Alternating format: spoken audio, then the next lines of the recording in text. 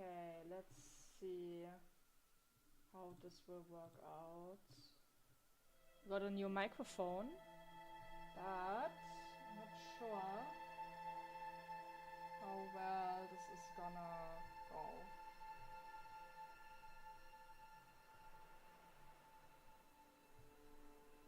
So, also can't hear myself anymore, which is kinda annoying. But let's see. Let's just start. I hope the game audio is fine because that also changed.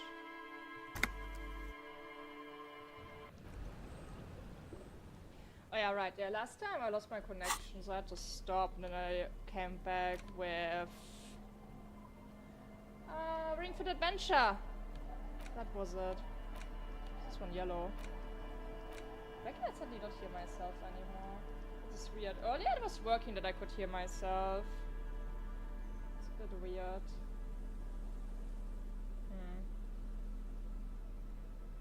Anyway. So we talked with her. Ooh, what's this? Food! Perception. Okay.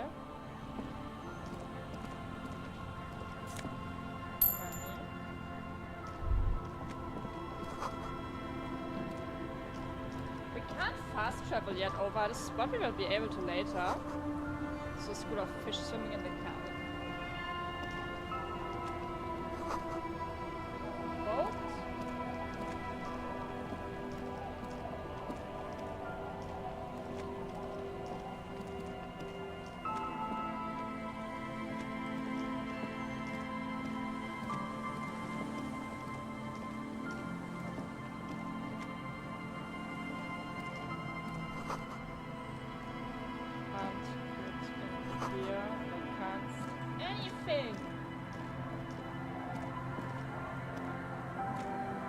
Yeah,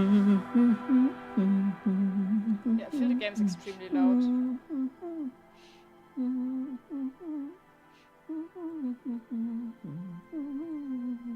You're not sure about the melody, yeah, that seems but better. it might be South Samaran, possibly Sigayan, also known as the apricot suzerainty. Hi, Gold. Gold, if I sound weird, if it's too quiet or something, please tell me, because I'm currently, hi Groovy, I'm currently having a new microphone, and my entire sound settings need to be made new. But I finally got it to work. Welcome to the fishing village. Sounds Please a bit lean quiet, in it sounds closer. far away. I have cataracts. Okay. I sound far away. Is this better? Am I now closer? Like this? What? That's better? Okay. Well, then the only thing I did was remove the pop filter. Sounds a bit better. So, let me... Yeah, I can probably hear this, which is a bit annoying, but nothing I can do about that one. So... I'm now basically eating the microphone, almost. So, better overall, or still where? Not good.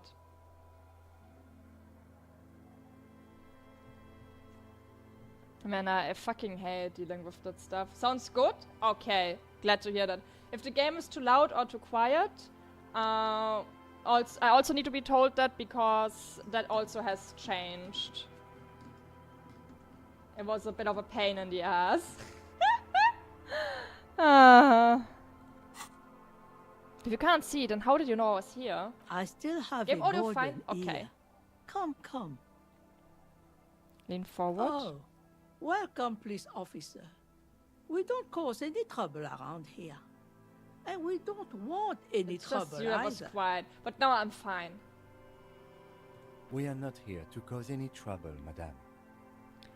I am so glad that the soundbox I ordered it yesterday and it arrived today already. I thought it would arrive on Monday or so, but nah, it just arrived today.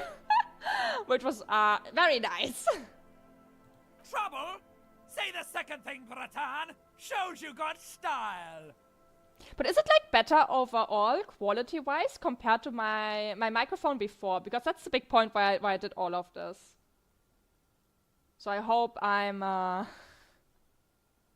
longer sounding like I'm on Xbox Live.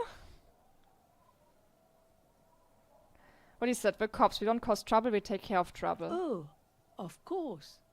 Last time we saw you around here was 12 years ago. It's You indeed also doesn't came like to take Xbox care of Live, trouble really? then. Hell yeah! You did. But still, in Martinez, you're considered an ill omen. Wait, I've been here before. No, not you personally. I meant the RCM.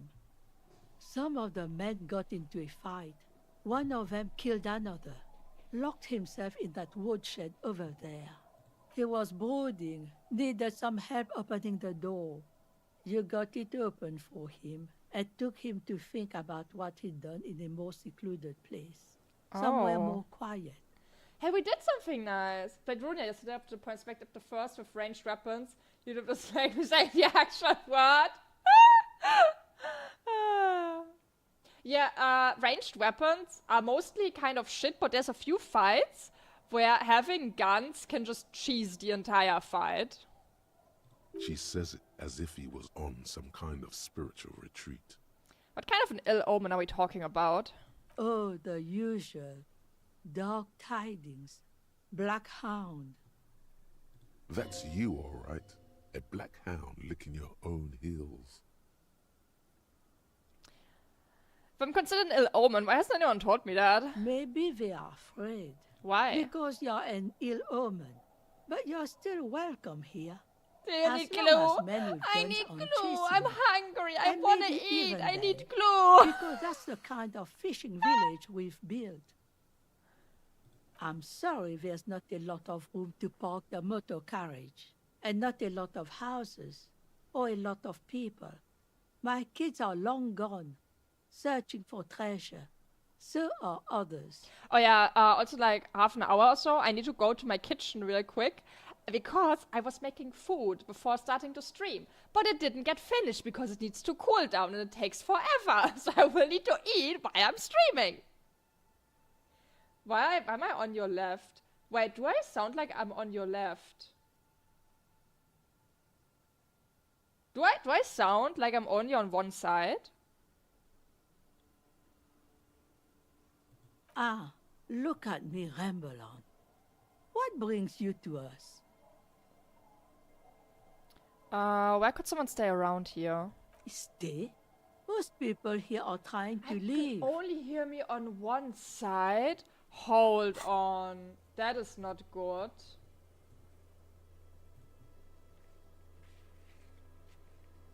I have... Wait, it's fine for you.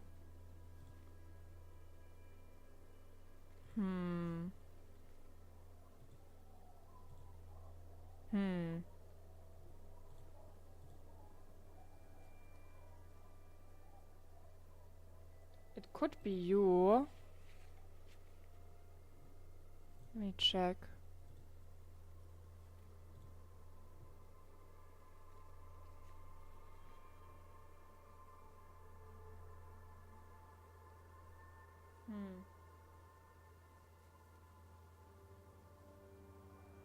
Okay,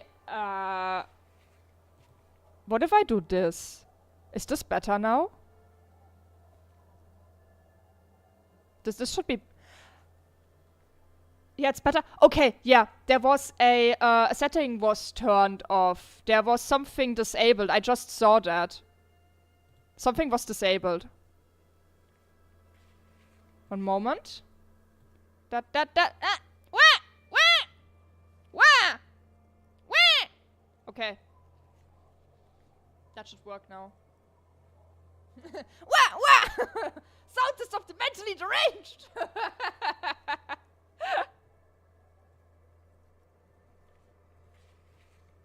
Yeah, beautiful. Wah! high quality. Wah! That said, if lodgings is what you're looking for, I've got a free room in the shack. How much is it? I won't charge you for it. Take it as a gesture of I get a goodwill free from the room. village to the RCM. Well, aren't you just giving it to me? No one is using it, and God knows it's not much anyway. You can stay there. Okay, I'll take it. Don't make an old woman regret opening her house to the place. Well, if you are not in the Nice. hostel in the morning, I'll know where to find you. Here, in a shack. What is this fishing village? Just us. It's barely I a can village buy stuff anymore. now. We almost don't exist. What do you mean? This is pretty much a non-place. A gap, a blank spot on the map, just a cluster of nameless shacks on a nameless street. The place is so pornographically poor, it's not even funny. Pornographically poor? What is that word? It's got to be something here. Tell me. Over there, you can find more of the same. Shacks and trees growing wild. That's the pox. The pox. What's that? An old military hospital and its surroundings. Or it used to be It's hot. during the time of the suzerain. Oh no. After the war, it was turned into a goodwill hospital for shell-shock veterans and folks looking for some quiet in the old sanatorium gardens. Now the area is crisscrossed with nameless streets and makeshift cinder block houses, shacks as far as the eye can see. What happened to the hospital? The goodwill ran out. The staff left and the place was shut down. It's long gone by now. Who else lives in this village? Well, there's Lillian and her kids. A few new folks live in the house to the east, but they're away right now. And then there's the drunks. Not a pretty sight, but there's little we can do about it. Home is home, even for them. I met Liliana already. Lillian is tough. Tougher than the men here, at least. If it wasn't for her and the kids, this place wouldn't have a spark of life left. I haven't seen any drunks yet, though. Sooner or later, you'll see for yourself. Don't have to look long to find these guys. Is there a way to make a little money around here? Here, for you, no officer. The only money we have here is some coins the drunks tried hiding from their women and then forgot about. This place is pornographically poor. The lack of wealth is the one thing we've got in abundance. Riddles. Fits with the general ambiance here. Aye.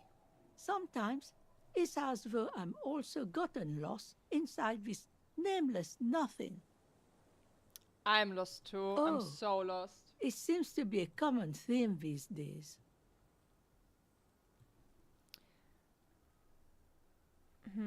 I think I'm in the process of finding myself again.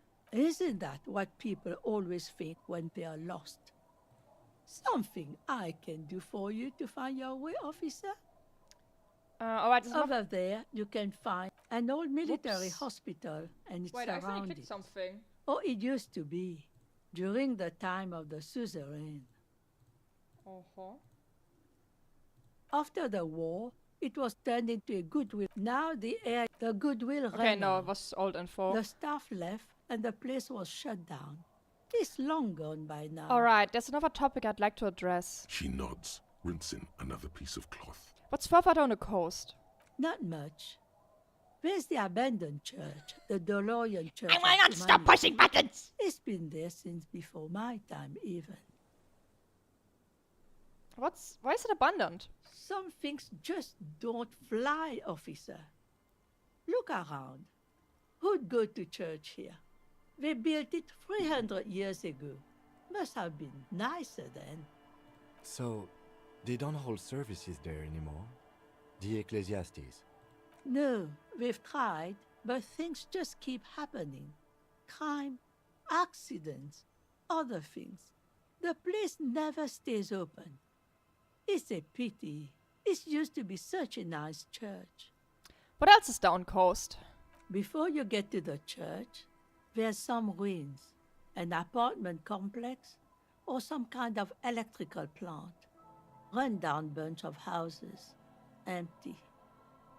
Anything else of note? Of note, the old fish market up on the boardwalk, but it's closed. Who'd want to come to a fish market here? No one. That's why it's closed. It was once a bustling place. That back when I explains was it young, honestly well. And so was everyone else. Now, what catch we do bring in goes straight into a lorry for the Delta or somewhere else. That's it? There's gonna be more along the coast. What? You're one of those real estate people with big plans? If you want a development opportunity, you can check out the abandoned building over at Land's End. Used to be a supply depot, we think, sending goods and ammo across the bay. It's jammed shut though. We tried to get in, see if there was anything to sell or scavenge, but it's impossible. And now you know everything there is to know about this coast. Tell me about yourself. Why exactly are you here? Me? No one. Just an old washerwoman. Hi, welcome in. Mother called me Isabel, if that's what you're asking. And my married name is Sadie. Now it's your turn, Mr. Lieutenant W. Freighter Harrier Dubois. Quite a handle you got there. So many titles. One of them double. Goodbye. I'm not gonna ask them to sign the stupid thing. The door has seen better days. The The thing layer of to paint has started to peel build off the due youth to the center salt here and wind because from the I sea. do not want to Even the cooperate lock with looks slightly Everard. rusted. I'll wait outside to give you some time and privacy to check out your new living arrangements. But just so you know, after we are done with the day, I'll still be staying in the whirling in rags for the night. We'll meet in front of the shack in the morning. The key turns with a satisfying Whoa! click. Home! You can enter the shack now. Hell yeah! I got stuff. An old mirror hangs on the wall. You see the reflection of your face in it, adorned with the expression. I don't know really to pay guard. Exactly! I'm so happy. I can now finally buy stuff. I'm gonna check it more out in the evening.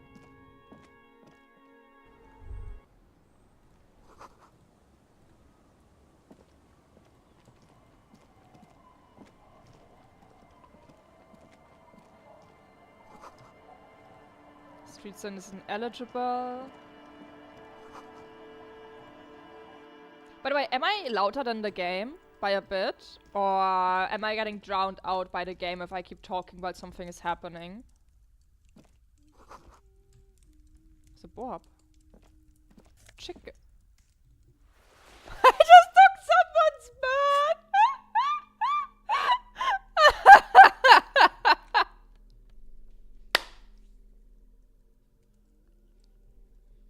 Why could I just take it? Oh, it's mine now. Ruffed grouse taxidermy. Hey, kid, I just took your bird. Hello, mister. She clutches a small stuffed animal. Occasionally, she twirls it around. I heard there was a girl here who has armored gloves. Is that you? Oh, I had gloves. Very big ones. Heavy, too. Where did you get these gloves? Found them when Lemmy and I were playing hide and seek. In an empty house. Where no one lives. I think someone hid them there. Okay. She doesn't want you to think she stole them. And where are the gloves now? I hid them. The twins were gonna take them. They're stupid. We are going to need those gloves. It's for important police business. Oh. They're in my sandcastle. Behind our house. Thank Under you for your sand. cooperation, You can break the civilian. castle. It's not very good. What is this? Short a stuffed bird you took from the ceiling? It's a grouse. You might be able to get on Gart's good side if you replace the broken scooter you almost certainly broke. Oh. Can I have it? I know someone who really likes stuffed birds. Sure. I mean, you already took it. I don't like it anyway. It looks angry. Are you Lillian's daughter? Yes, I am. Little Lily. You know my mom? Yeah, we met earlier. That's nice. My mom is great. She's never angry or anything. What's that thing you're holding? It's Lammy. He's my friend. Sort of. Like... Lambie is a stuffed lamb that, admittedly, has seen better days. One of the eye buttons is missing, and the fur is tattered in several parts. Okay, well, pleased to meet you, Lambi. Lammy usually doesn't like strangers. But you're also fuzzy, like Lammy. Bye-bye. Bye! A helpful child. Huzzah!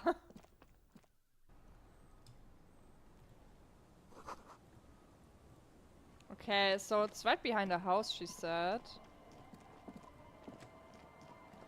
Somewhere here. Man, this area is so big. Weather has not been kind to Lily's little sandcastle. Aww. The once mighty towers are quickly eroding What away. shame, it's You gonna can get see something punted. shining back to you from what must have been Get a vast flip-flopped, idiot. underground catacomb network.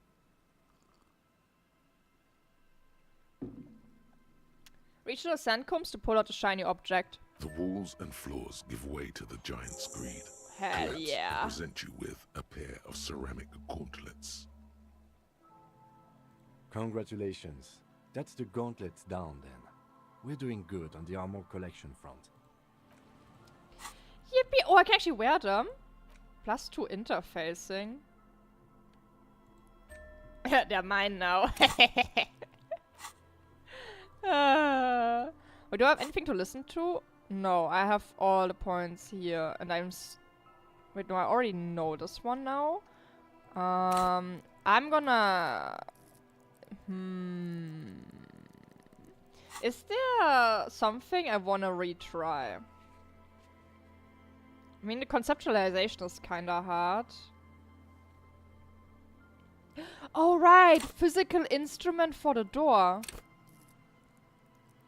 Oh shit, I can't level it up. Oh! Oh, I see! I can only level this one up 2 times. Because I only have 2 points in physique. Oh shit! I screwed myself over with that. Oh no. Well, I'm gonna keep it for now. As you fold your fingers into a fist, you realize you could knock anyone out. Yeah, I with didn't know one how that punch. worked. The white ceramic gloves wrap around your digits comfortably. Your movements cause tiny little clicks, like dice Basically rolling needed somewhere with far clothing away, just to offset as that. the plates reorient to your motions. I'm really responsible for this. This is just to protect me from harm, not to show off. The hardened vitreous enamel, at once sleek and voluptuous, adds a glow to your cheeks and a spring to your step. Just imagine what a full suit of this stuff could do for you. Yeah, hopefully. 1 down, 2 pieces to go. Here I come. 2? Are you sure you're correct there? There was a helmet too. 3 pieces more like. Oh, drugs! Ambitious. I would like to avoid the drugs.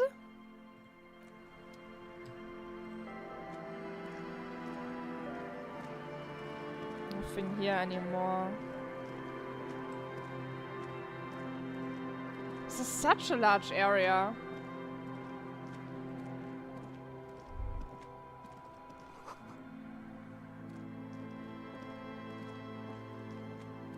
Let's go back to the village.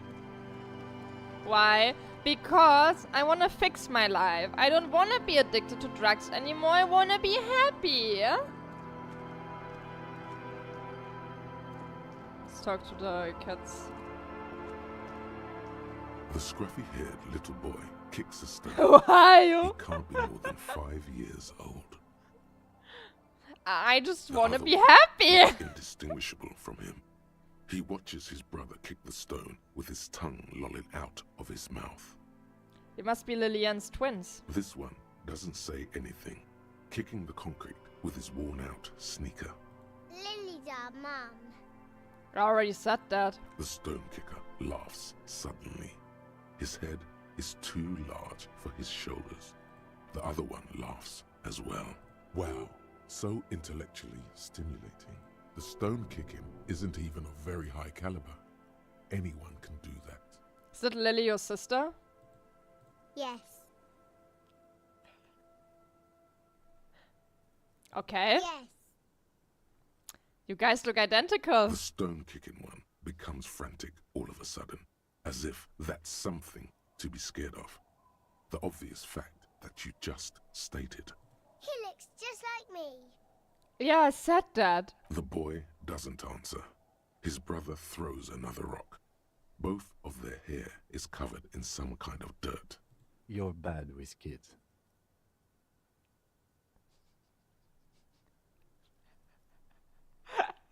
It's impossible to be good with kids. They're too stupid.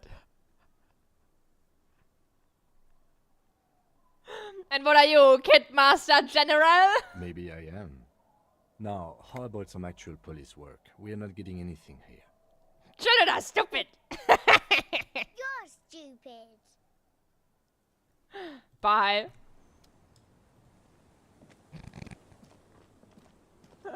Just call him dumb for good measurement, you know. Money. Construction material. A bottle.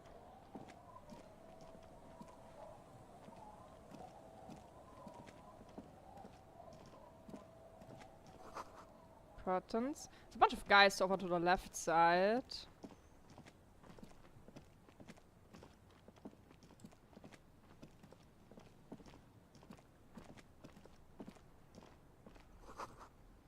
Dust.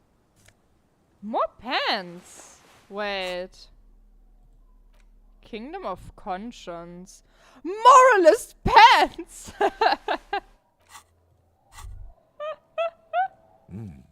These are some wonderfully regular Pants pants. suck. Not too tight, not too loose, moderate in every sense. You'll blend right in at some pleasant dinner party. I know you do. These inter-Isolari pants are like wearing a perfect compromise. We look like a in normal your person by nether now. No one will call the moral intern on you like this. That's for sure. You're a little more moralist now, buddy. A little more normal. Even if you didn't want to be. Damn! Can't believe I'm fixing myself.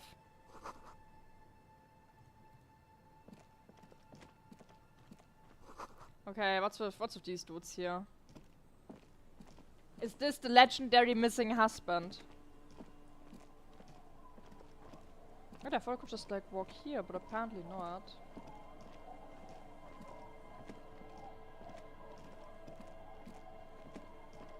From I can fix it to I can fix me. I can fix me, yes! I don't want to You be stop sad mid-step anymore. and put your hand on the garish necktie. Huh?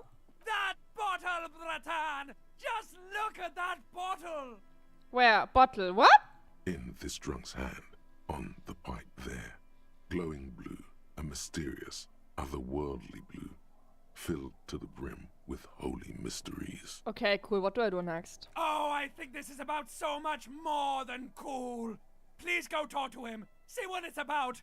I'm drawn to it. The hell?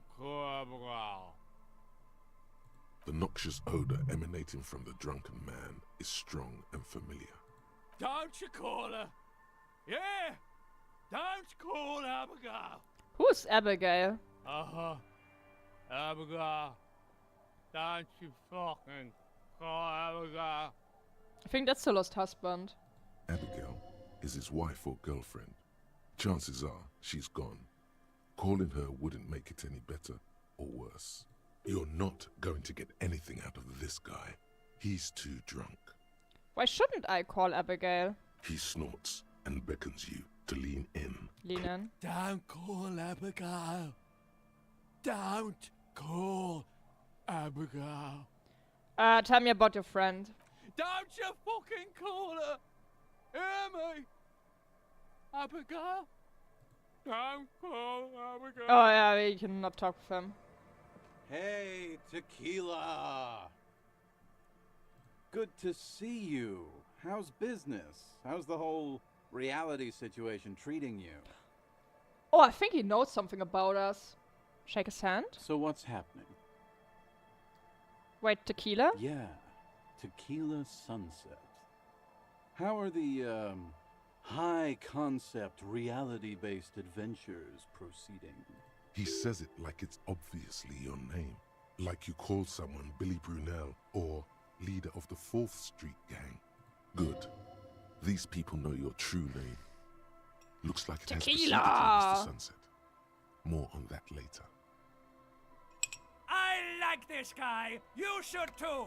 He respects you by calling you your true name. I've re-entered Reality Conquered to bend it to my will. I am the law. That's the spirit. I used to shape reality into my image a long time ago. Those days are over now. Sadly, things aren't going that well in Idiot Doom Spiral Land. Haven't found those keys yet, haven't won that great piece of ass back. No word from my business buddies. This guy's your buddy. You feel it immediately. You belong to an organization, a fraternity of drunks. What do you guys do around here? We are saving the world. Please. Please don't call. Don't call. Okay, we're drinking. We're drinking alcohol. That's what we're doing. I tried to save the world once, a long time ago, with enterprise, creativity, and willpower. But that didn't work out. So now, it's a pirate's life for me. What's a Tequila Sunset? You keep saying it. It's you. You're Tequila Sunset. How do you know this? We've met before. Don't you remember? Yeah, he knows this already. No, you sure don't. No. Aha. Do you want to know how Tequila Sunset came to be? Tequila Sunset. Something ominous there. For some reason the name Tequila feels very foreboding. Maybe I shouldn't learn what it means. Go ahead! Tell me. Let me take a sip to moisten up my chords. Tequila Sunset rolled into Martinez last Friday. And by Tequila Sunset, I mean you. The man, the myth. Wait, did we meet on Friday? Hey, let's not jump ahead of ourselves. This is your story. Stop interrupting. You got here on Friday to solve a case, hoping to be the early bird who gets the worm. And by the worm, I mean the buzz. Because as far as I know, all you did was get piss drunk. Word on the street is you went around the local hostel telling people that you're a police officer, and that it would be really fucked up if you shot yourself in the head right in front of them. That's pretty high concept, if you ask me. Yeah, we definitely did that one. The lieutenant's brow is furrowed. He's listening as casually as he can. What happened then? It was a late Saturday night when we, the Union of Moribund Alcoholics, were getting our drink on. Nothing remarkable about this. We get our drink on 24/7. Makes everything warm and glowy. I trust you know the feeling. Oh, yes, you do, Bratushka. The only thing better than that is putting the pedal to the metal after you kiss the tie. And off we go. One moment we hear the sound of a motor carriage revving up somewhere on the plaza, followed by a series of dings and bangs. Do you remember the sound of wood cracking? The billboard?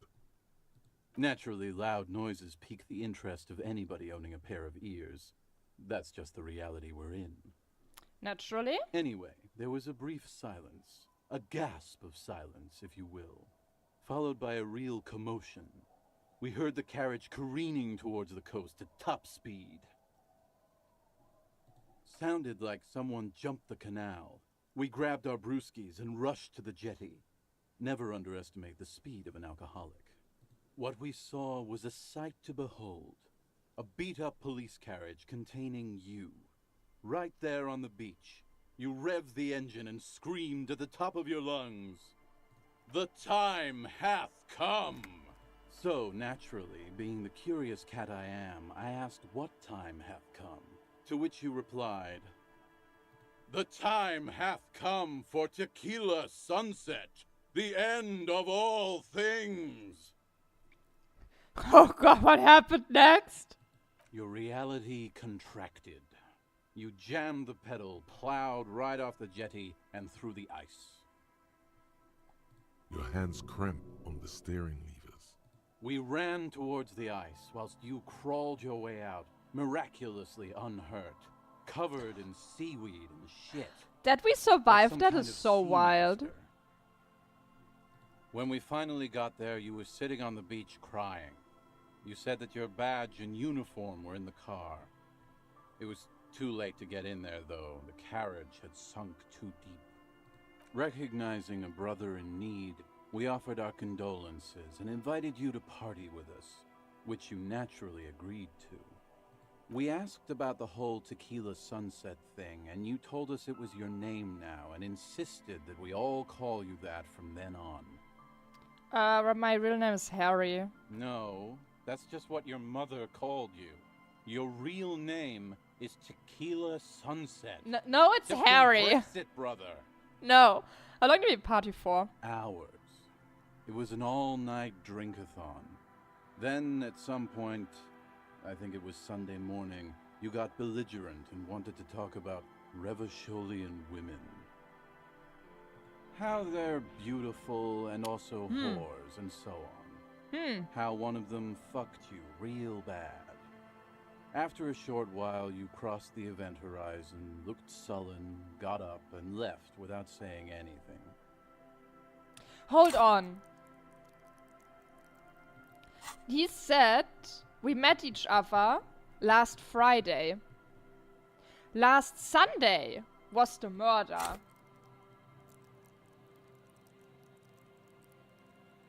We were here before the murder happened, if I understood that correctly. Wow, that's quite a story.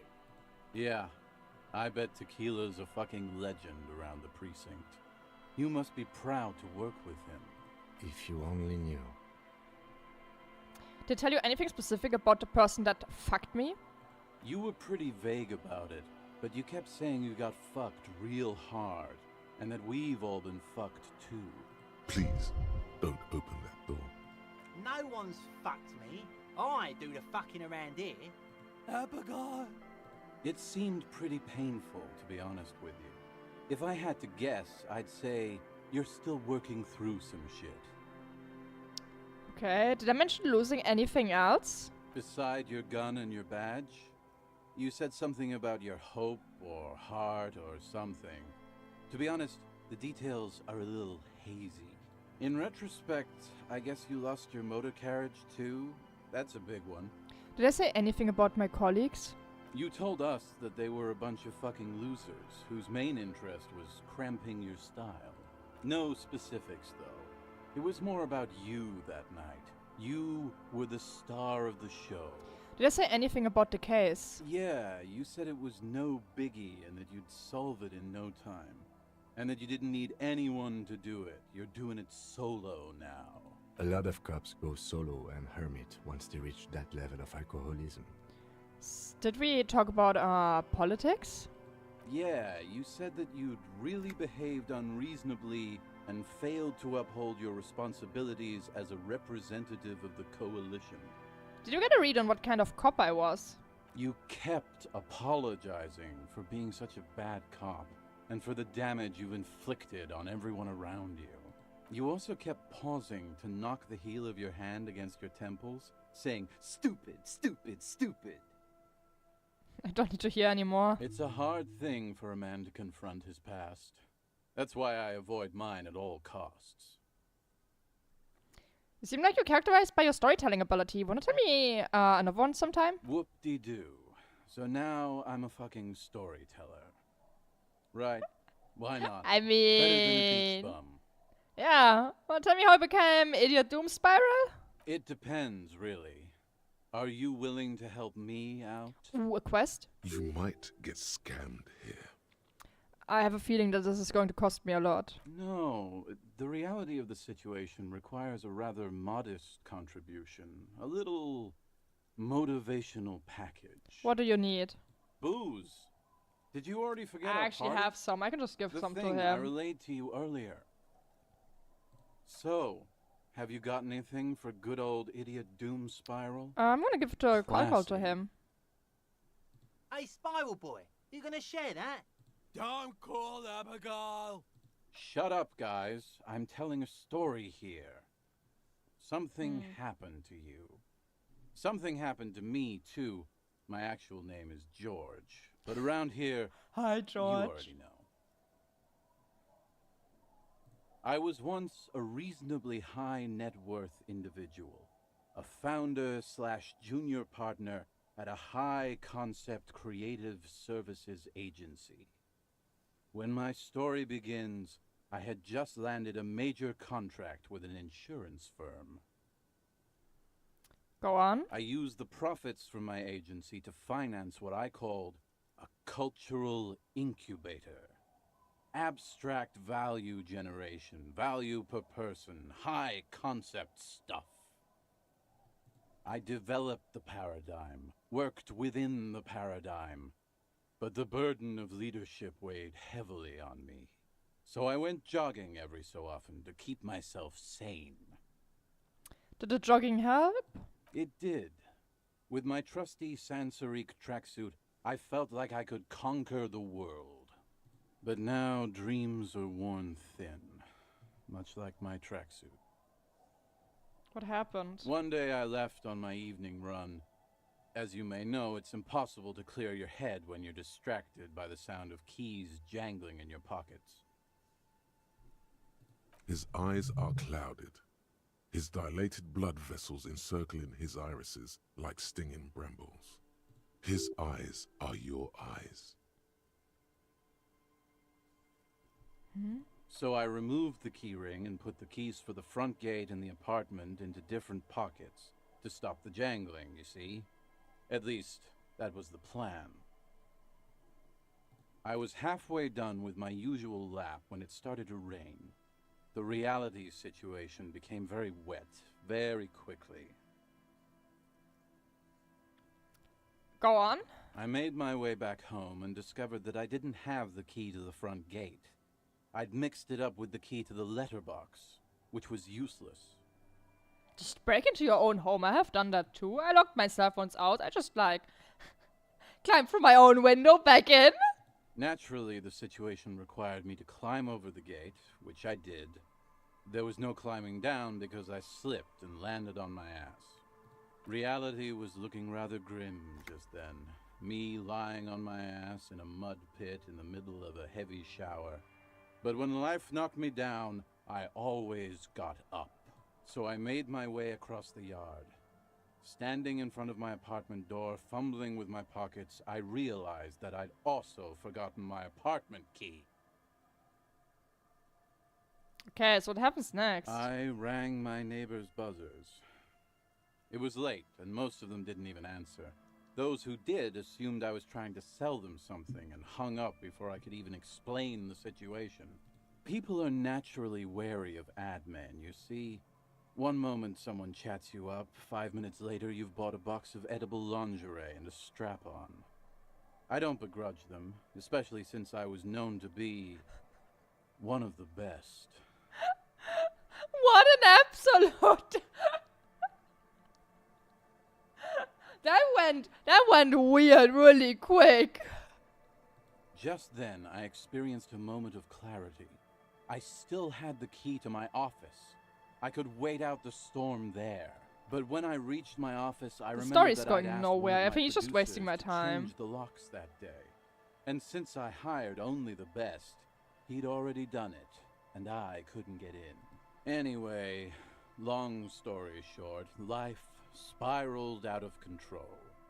I haven't gotten into my apartment for years, and my girlfriend left me because she didn't want to date a homeless man. The company, well, you see where I'm going with this. So, now you've heard my tragic tale. What do you think? Like nothing you've ever heard, huh? I feel like there are some steps missing. Tequila, I've thought about this series of events for a long time. If there was anything else to it, I would have thought of it by now. Why didn't you go to the authorities? Well, at one point they came to me, but, you know, I didn't have any ID on me. So they tossed me in jail. This for 2 story is way too dumb to be real. I can't say it increased my faith in the RCM. No offense, gentlemen. I literally can't believe it. Me neither, Tequila. When I lost my keys, I lost more than access to my apartment. I also lost my leverage over humanity. I wasn't a high-concept creative director anymore. I was just some homeless asshole with a premium Sansorique Lycra tracksuit. You can't imagine what that does to a man's confidence. Anyway, that was Yeah, all this the was a story waste of one time. bottle gets you. Almost empty, this one. You too, Tequila Sunset. As you turn, a bright light catches your eye, making you squint. Where's it coming from? From a distant sunset, a stage light, flash photography, nowhere in particular. It's just what superstar law officers do.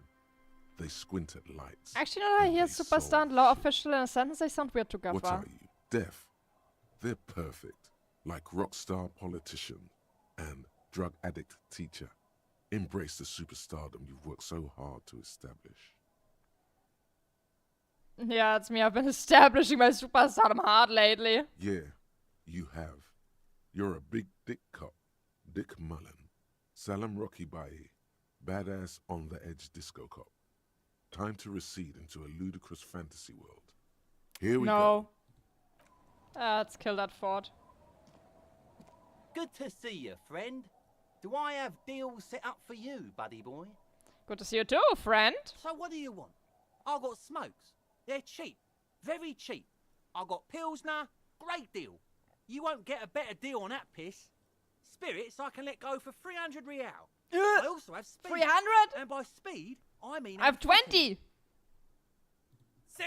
There it is, Bratushka! The spirit! Let's buy the spirit! 300 real is a lot, but this has to be done! It's our end game! I don't want to listen to my necktie. Snap out of it, Bratan!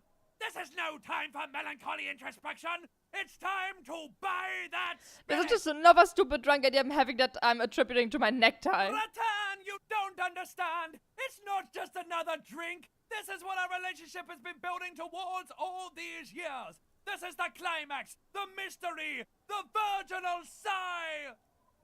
You No. have to buy it from him! Get it off him!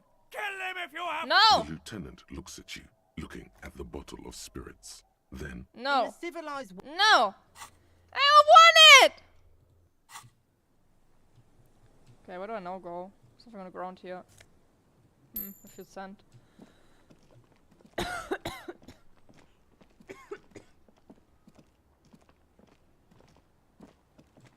Let's go up north.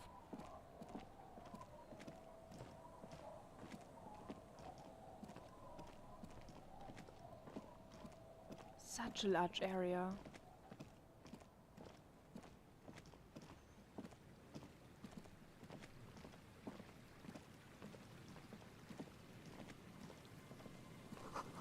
I need to have a motor car runs these roads. Box here. Money!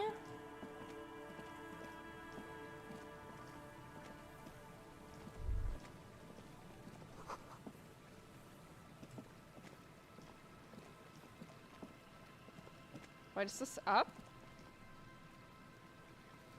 Yeah, this is up, okay.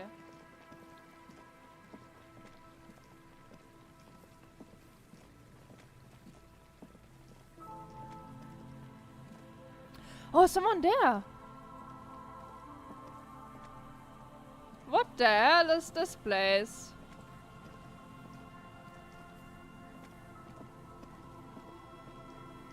And Mikhail noticed the windows, especially with how there are no windows on the south side. This was to deal with. You officers, come to investigate the historic subtext of West Martinez? I'm Tran Heilostam. You must be Kim Kitsuragi, right? I was just telling my son about this building. Not a lot of people realize the historic significance here. Very rich in hypertext. Nice to meet you. Hold on, hypertext? Yes, hypertext. Young Carp and the collection of cultural hyperlinks. Wait, what was it about the window before? Oh yes, so Mikhail. They had to deal with monitor glare, especially in the summer. They still had vector monitors back then. That was 49 years ago. So they didn't have windows on the south wall. You and Kim know each other? No, I can't say that we've met before, but I've heard of Kim, of course. Mikhail, say hi to the officers. Mikhail's a little tired today. We spent all night trying to run Orbis on his radio computer. Have you heard of it? It's a programming language used in Grad. Quite tricky, but he wanted to play this Grad-made adventure program. We've been getting really into Worms lately. The man speaks in the artificial cadence of a professor, or someone who's been on too many radio shows. But I assume you're not here for giant worms when there are so many real things to see. Just as I was telling Mikhail before, this is where the Coalition landed in '08. We could be standing on what is the most interesting landmark in Revachol West. This man is your half-brother. You feel it. But why? What? Well, get a load of this guy. He really enjoys his trivia. The Orbis programming language was named after its inventor, Victor Orbis, a cybernetician from Grad. They run Vox in the Occidental countries. What's so fascinating about an empty old building? Aha! But it's not just any empty old building. What not a lot of people know is this used to be the R&D department of Felt Electrical. And Felt, which now sells ink cartridges mostly, was once a top dog in the turn-of-the-century cybernetics boom. Hold on. What's R&D? Look at the building looming over you. It looks old and weathered, with seagulls picking apart its stone and metal carcass. Bushy undergrowth has taken hold of the collapsed rooftop. Some kind of bird has set up a nest on a broken windowsill. Wait, what's an R&D department? Apologies, it's an acronym for research and development. They don't use it anymore. You're probably more familiar with RTD, Research and Technological Development. Maya Kalpa, you are not familiar with that one either. This man is a bookhead. I don't think I've ever heard of this Felt Electrical. That's not surprising. Only a vestigial ink cartridge and ferrotape manufacturer remains. They started out as a midway electronics outfit in Königstein 2 centuries ago. After an aggressive move to Revachol, Feld became a global player in the emerging personal electronics market of the pre-revolutionary era. Still, Tricentennial was beating them in business machines. But Feld had an ace up their sleeve. Or should I say, they were developing an ace up their sleeve? I'm mixing my metaphors here. What was that ace? It was here in Martinez, possibly in this very building, that they developed So they're searching prototypes something in for this a ruin. tape computer. An elegant folding mechanism of rollers and ferrotape ribbons, portable enough to be a take-it-home solution. Revolutionizing business machines, possibly even bring them to the average consumer, which is a feat of engineering even today's giants, Rehm, ICN and ZAM, haven't achieved yet. What happened? Indeed. What? The revolution! Unfortunately, their moonshot project never made it to the market. Feld's move to Revachol backfired. The revolutionary government liquefied their assets and expropriated those very advanced prototypes, possibly from this very building, or one of the adjacent ruins. All of this was built by Feld, even the boardwalk. Wild Pines built Martinez proper as a resort for their middle management. Feld built this side of town for R&D. You're saying that Feld Electrical built this boardwalk? Yes, they even built a pleasure wheel, but that got destroyed in the war. A pleasure wheel? Yes, to lure in their star engineers. What the hell's a pleasure This part wheel? of Martinez was nothing but reeds before Feld arrived. They had to make the prospect of living here attractive. It was supposed to become a global center for innovation in cybernetics. But history had other plans. What happened to the engineers, the company people? Oh, I'm afraid it didn't end well for the boys. But this story is a bit too dark for little Mikhail here. Now, if you were to ask about tape computers... Wait, is he saying that we should just bypass the excesses of the revolution?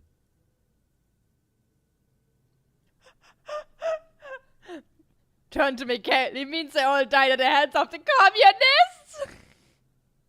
Officer, Let's go. I told you this chapter of history wasn't on Mikhail's curriculum yet.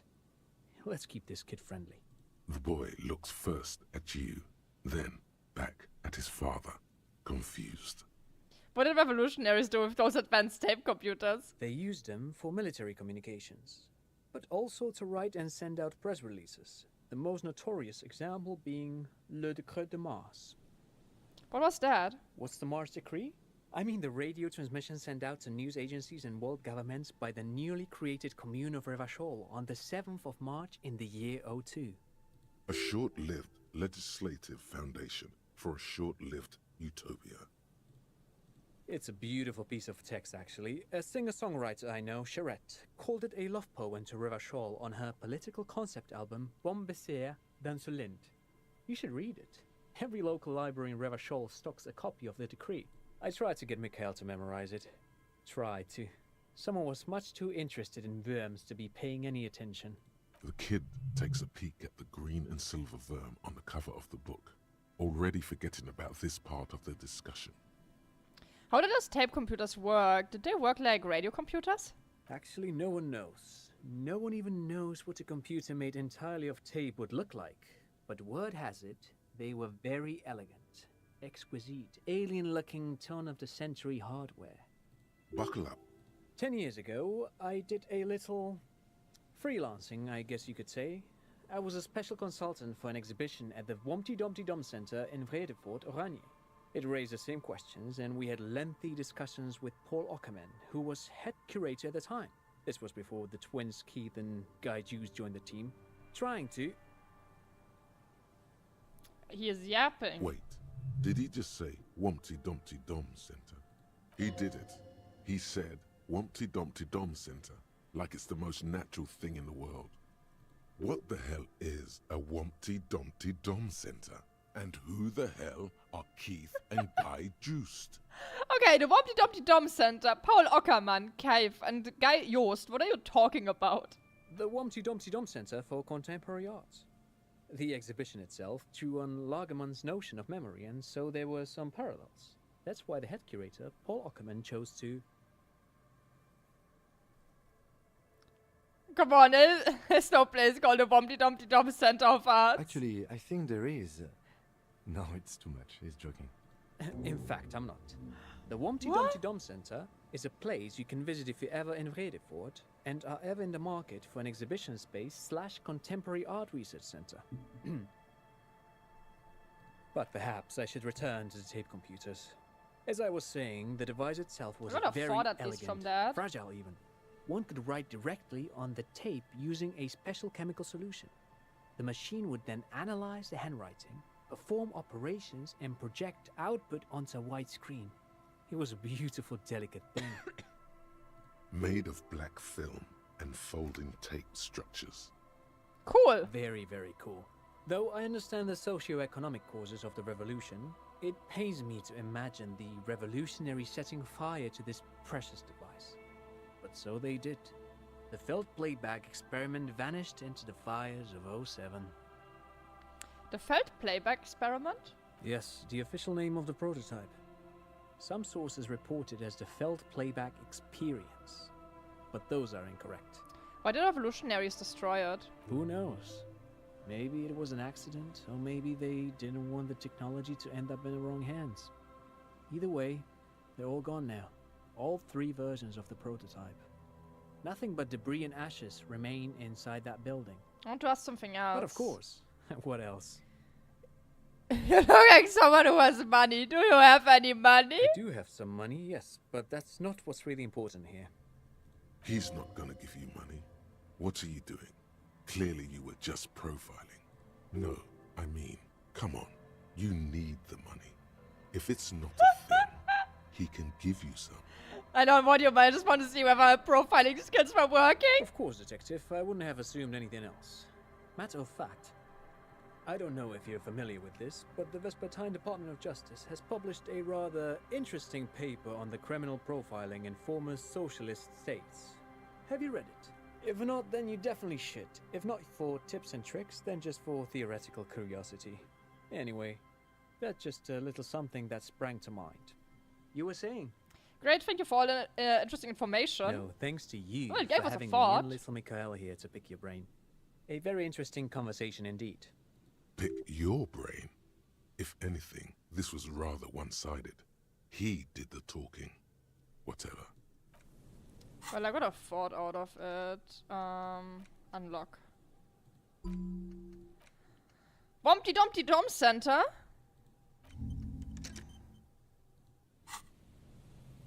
Let's learn about it.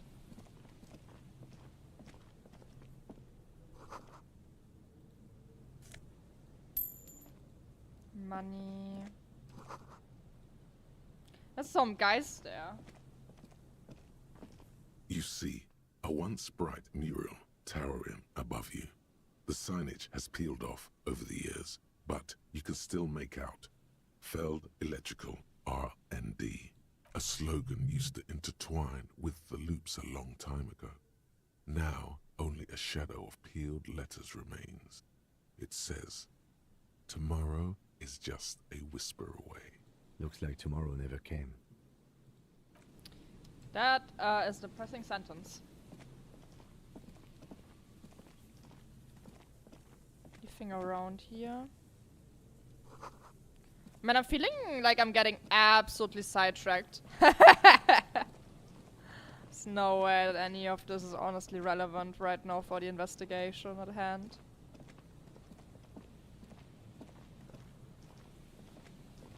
Oh, it's a big area. Wait, there's something down there. There's a thingamajig to interact with. Ooh. Quick travel unlocked. Church? Oh.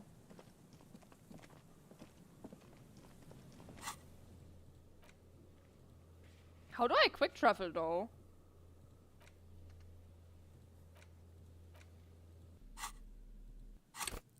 I don't know how to do that.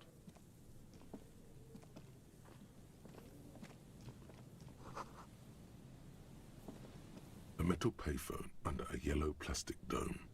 You could use it to call someone, unless you're out of change. What do we call though? You hear the tone. The machine is inoperable. Put in 10 cents and dial a random number 0052403155. Calling.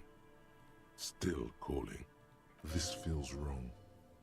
Should you be doing this? End of tone. Someone picks up. Wah! Pierre? Is that you, Pierre? Yes, it's me, Pierre. So nice of you to find the time to call me. It gets so lonely. Even the animals have died. It's only even when you're with people. Are you sure you're Pierre? Your voice, it's different.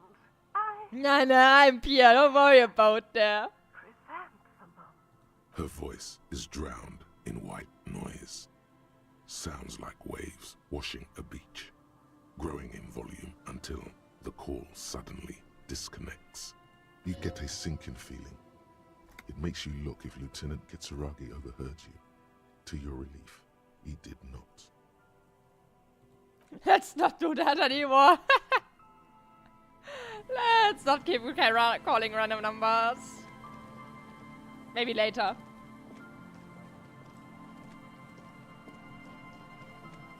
What is this? Someone has left an unidentifiable article of clothing on this railing. It smells really bad. Touch it! The cloth, if you can still call it that, makes a soft crunching sound as you thrust your finger into it. Take a look. It's streaked with dried seagull shit and tangled with pieces of seaweed. Birdie The doo doo. dangling arm suggests that there might be a jacket beneath the crust of filth. It seems likely that it was left in the surf until someone laid it out on this fence to dry out. Unfortunately, that just seems to have stiffened it into a shapeless mass. Please tell me you're not taking that with you. It might be a clue. A clue? You think our suspect is a seagull who's been defecating on unsuspecting jackets? No. Me neither. You should still take it. I'm taking it anyway!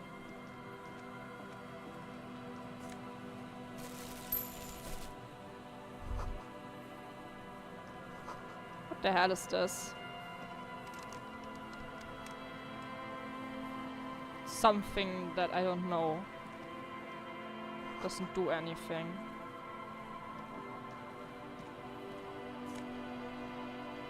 Ooh! Gear. Actually, yeah, my clothes are getting rather full, but there seems to be scrolling, so I don't need to get rid of anything.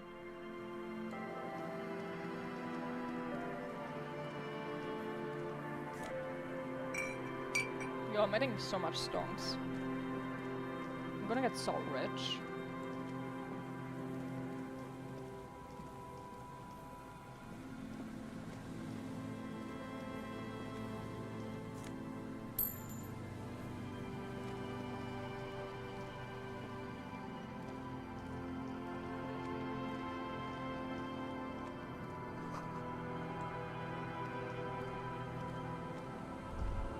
Oh! The smell. It's awful and familiar. Hold on, what is awful? Cover your It nose. doesn't help. You can still smell it. What is it? Don't you recognize it? That hideous pungency. That faintly cloying Oh, sweetness. someone's dead! Only death That smells person's like a corpse! Something cold wakes in the pit of your stomach. Fear. It is death. It must be. Heads up, Lieutenant, something's not right here. The lieutenant has already brought a handkerchief to his nose. Oh yeah, that looks like a clearly dead person.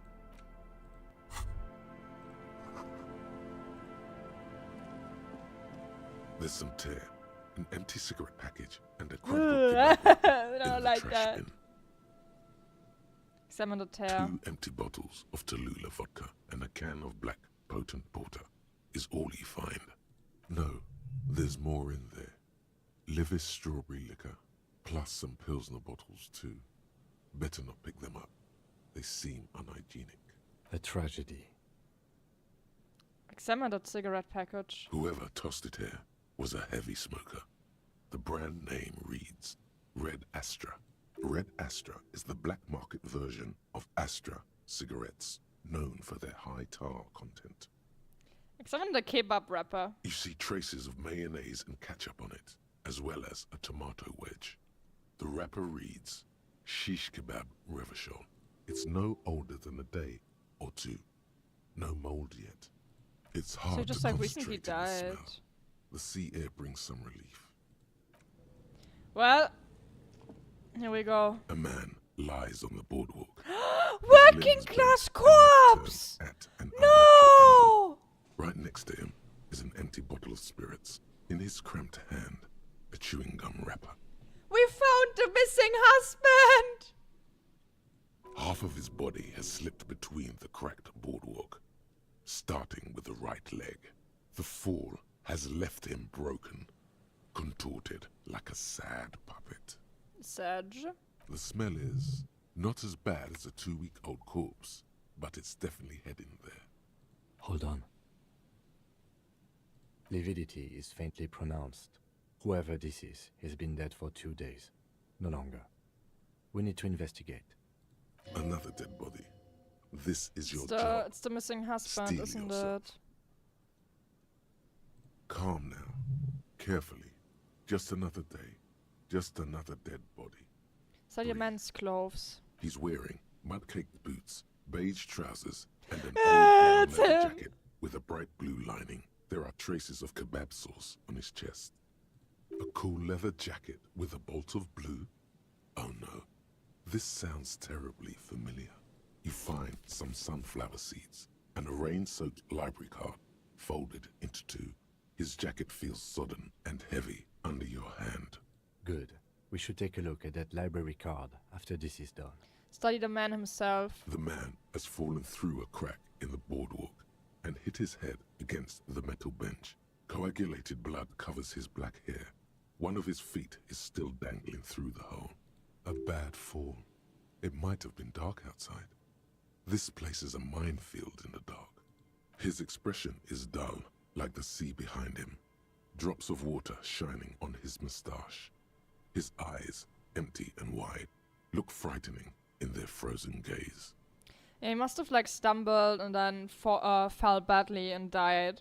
It happens a lot. Like, it's surprisingly how quickly you can just die from like falling in a stupid way.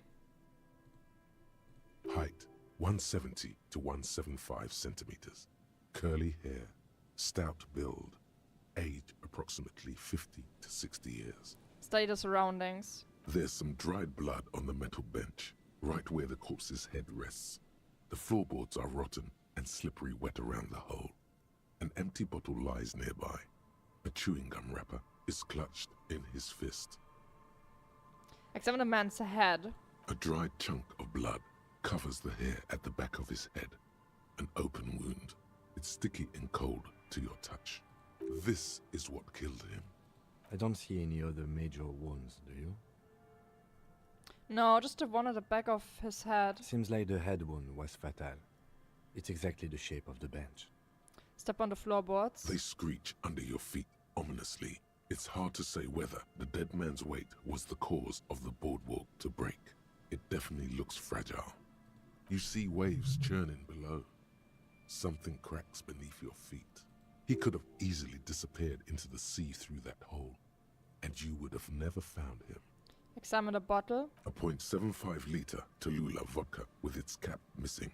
There's hardly anything left inside. Tear all around us. I'd prefer if you didn't collect them this time. It's not proper. True. It feels disrespectful.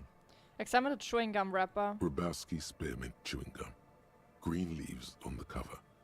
The man's mouth is half agape from the terror of the fall. Look in. The blackness of death. Stench. You think you see white chewing gum too. He ate the whole pack, right? It's to cover the smell of alcohol before going home. The worst thing is, I've seen it before. Almost the same scenario. Even the chewing gum. It's always the same. In a ditch off a road below the 881, he thinks. A young father. Then he shakes his head to make the memory stop. Step back. The entire boardwalk creaks in the wind as you take a step back. Who is this man? Looks like one of the locals. He'd have to know this spot We to know come who he here. is. You don't just walk over here. But that's just a lazy assumption. What do you think? A dead working class man with a bottle in his hand? Don't Yeah. deceive yourself. You know who this is. We know who this is. It's the working class woman's missing husband, dead on the boardwalk. The woman you met at the book stand? Why do you think it's her husband? The leather jacket, point at the man's clothes. It matches her description perfectly. The bright blue lining? Well, he's definitely someone's husband. What do you think happened here? Death by misadventure. He slipped and fell through the boardwalk. A truly unfortunate accident. If it wouldn't have been for that bench, he'd be alive. Do you think he was drunk? Point at the bottle. Oh yes. What about alcohol poisoning and liver failure? Some symptoms of acute alcohol poisoning could have definitely played a role here. Severe confusion, respiratory depression, unpredictable behavior. But I think that death arrived through head trauma, not liver failure. What about the kebab? What about it? The deceased ate some kebab. It's probably from a nearby place, maybe in the box. Sometimes a kebab is just a kebab. Could it be related to the lynching? No, I Yeah, don't see no, it anything that doesn't. points in that direction. For now, let's treat this case as a simple, albeit sad, accident, unrelated to the murder case. Agreed. If this somehow converges later, why not? But keep it simple for now. Someone should be held responsible for this broken boardwalk. It's dangerous. They'll seal this place off after the news reaches the coalition officials. I doubt that they have enough Oh, resources no. to actually repair the boardwalk. Not that sealing it off would keep anyone away. All it does is keep the city council's hands clean. It does seem to be a pretty straightforward misadventure, although there's still a question of identifying the body. What should we do with him? From where I stand, I can see two options. We either take the case and follow the leads to identify the body on our own, or we report back to the station and leave this for our colleagues to handle. We found him. We should finish this. Alright, we should first examine the library card you found. Then we can call the station from my kinema. Let them know we are taking the case. I mean, we already know who it is. It's not much of a mystery here. Yeah.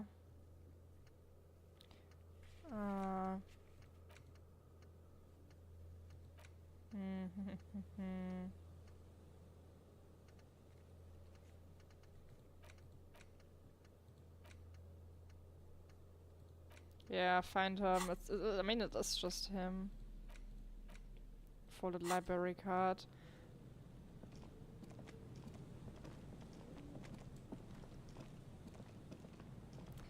Well then, shit happens. Don't drink too much.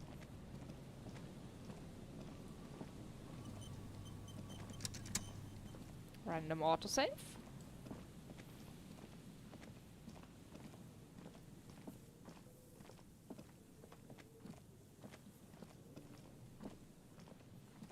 I'm gonna leave the payphone alone for now.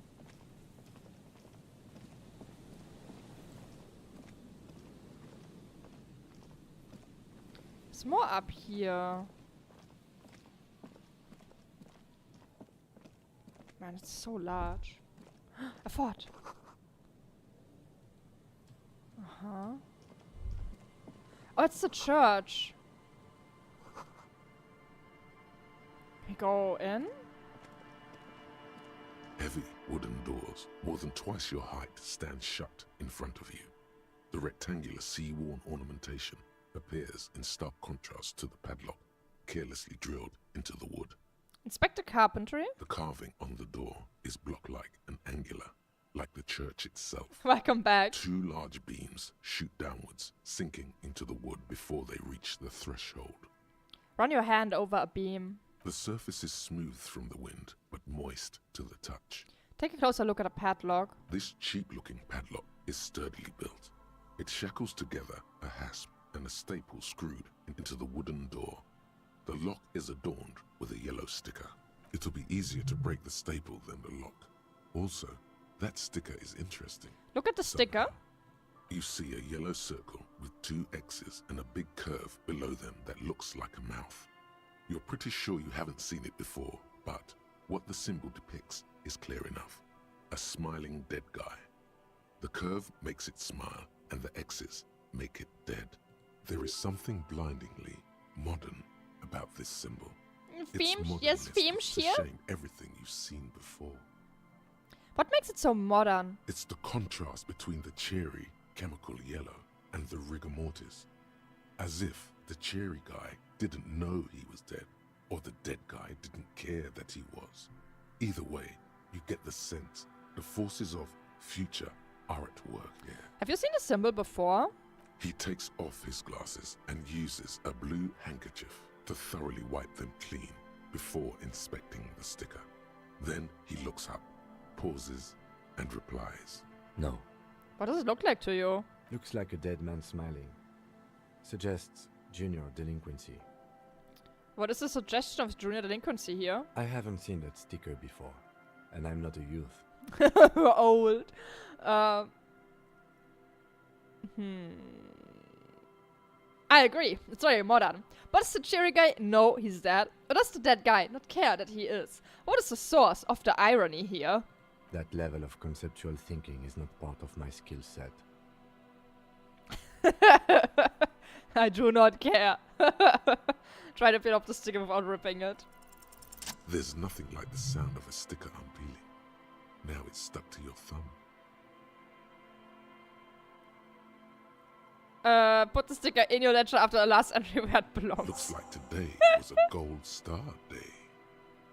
Inspect the staple. The padlock passes through a staple that's been hastily attached to the Ooh, wood. sticker. Closer inspection reveals that one of the screws is not a screw at all, but a nail. The work has been done recently and is unprofessional, to say the least. Should you want to get through, it might be easier to just pry the whole thing off. This is where Mr. Primer comes in handy. Maybe we should circle the building first and look for another way.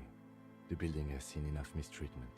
Should we start with that kick drum coming from the eyes? I heard a sound before. Yes, the pulsing bass. A sure sign of junior delinquency. Somewhere east Or of you just here. break in with the primer. There's something on the sea ice there. Fine. Do I have a sticker now?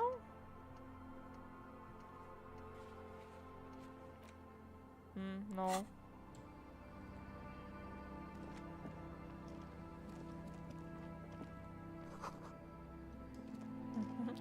Oh, money! Found a payphone? Yeah, I did. I called once and there was an old lady and I pretended to be someone called Pierre. But I haven't used it more. Because I have the feeling that if I keep calling people there, something weird is gonna happen.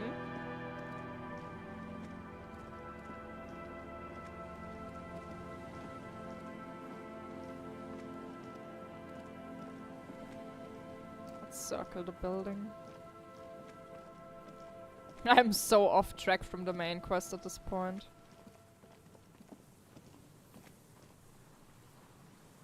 You're sure it's very worth it? Ooh. Yeah, I was like, oh, should I do it now? Or should I, like, just not get baited? If we pass by it again, I'm gonna do it. Where's this place? A bunker.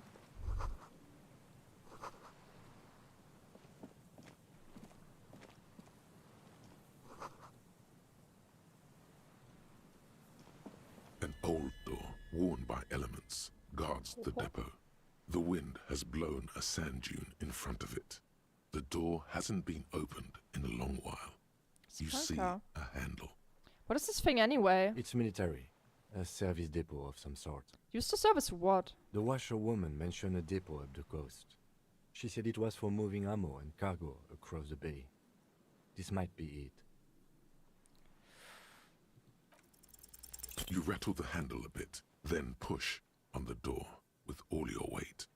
It does not budge. Wait. Not only is it locked, That makes no it's sense. also jammed shut. That was 2 6s. That was... Why did that not work? There was 2 6s. Doesn't it always succeed? The door's shut tight. How can we get in there? Hi, We don't Shark. get in there. What do you mean we get into, like, everywhere? Frankly, you're just going to have to accept the fact that you can't get in through every single door. No! No. We've gotten into every door thus far. That's what we do. We open Yeah, I doors. had a We're 12. cops. That's our perk. Even Everard knew that's a part of our MO. I'm not gonna accept this door could be a part of the investigation. Relax. No one's hiding in there. If we can't open it, others can't either. And thus they can't get in. At least you can think about opening about doors in general. They are, after all, fundamental to your life. Perhaps got something useful scammed. would come from this. Walk away. Fine. So sad. Bumpty Get 5 Dumpty EXP? Center. I mean, yeah, it is. Bumpty Dumpty Dump Center? You're at home, stupid cop. Not with the art crowd. You hate them. Everyone hates them. Even they hate themselves. It's nauseating. An industry built on sprezzatura and sparkling wine. And, let's be honest, tax evasion schemes. The Wumpty Dumpty Dom Center is the heart of this unholy symbiosis of aesthetics and tax optimization. And now that you've internalized it, you can have a piece too. Wow. Plus 10 EXP in tutorial. Minus 2 suggestion. Pretentious wanker! I'm a wanker! What a shit thought. Regret.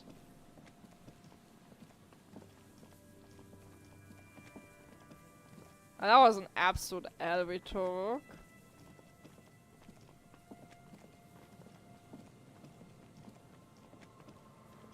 Man, there is so much stuff here. It keeps just going.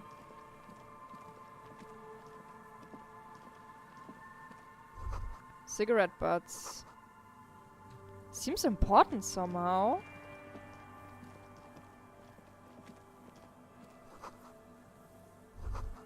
Too rusty to climb.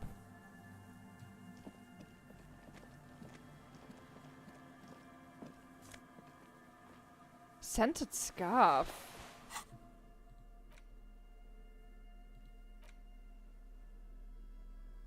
Huh. Interesting.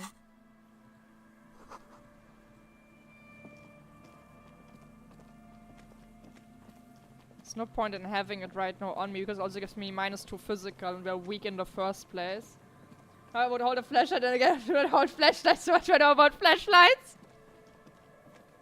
This is perfectly fine to hold it that way. Nothing bad will happen. Well, time to just trot back.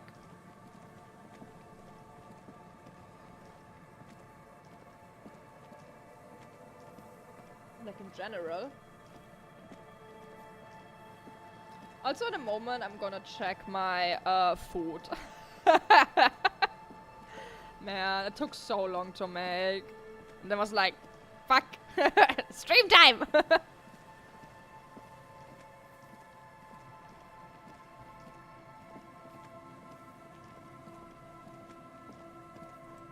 I wish I would have higher walking speed though. That's the one thing that's kind of annoying me so far.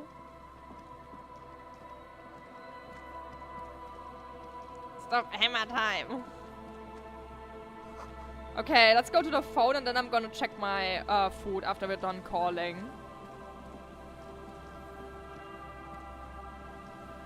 You pick up the handset. There's a tone. The machine is operable. Another one? Calling.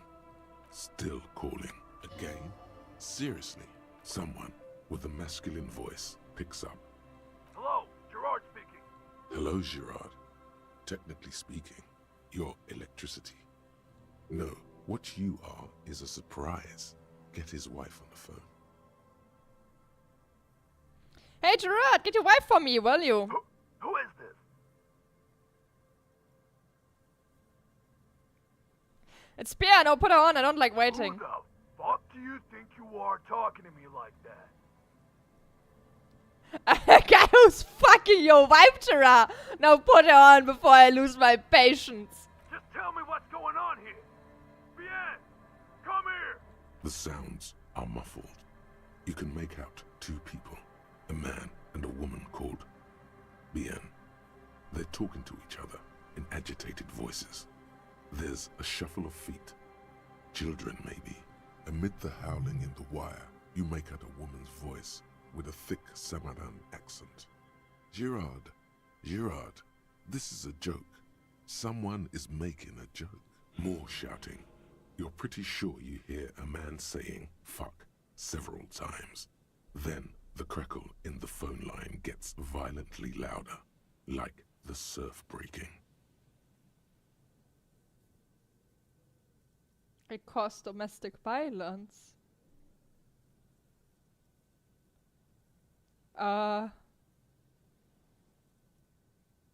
It was funny, I would do it again. You hear a faint thud. You could swear you're hearing furniture falling over.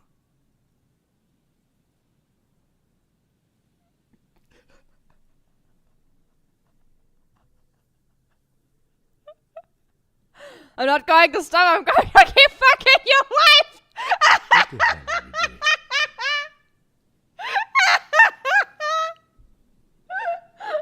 You're right, Kevin went wrong home, did wrong, I shouldn't have done this. You're right, you shouldn't have. Let's just go. I've had enough of this phone booth. You pick up the handset. There's a tone. The machine is... The lieutenant shrugs apathetically, then walks a little distance away to concentrate on his notes. Looks Another like one. he'd rather not get into it again. Calling, calling, calling, still calling, still.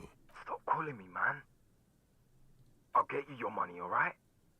I just need till tonight. Let me work. Yeah, well, a slight change of plans. I want us to deliver to the Rolling in Racks in Matinee. Tethys. Hey! You're not Tethys. Screw you, and don't ever call here again. You're fucking with some serious people. Disconnect tone. Are we about done with this now?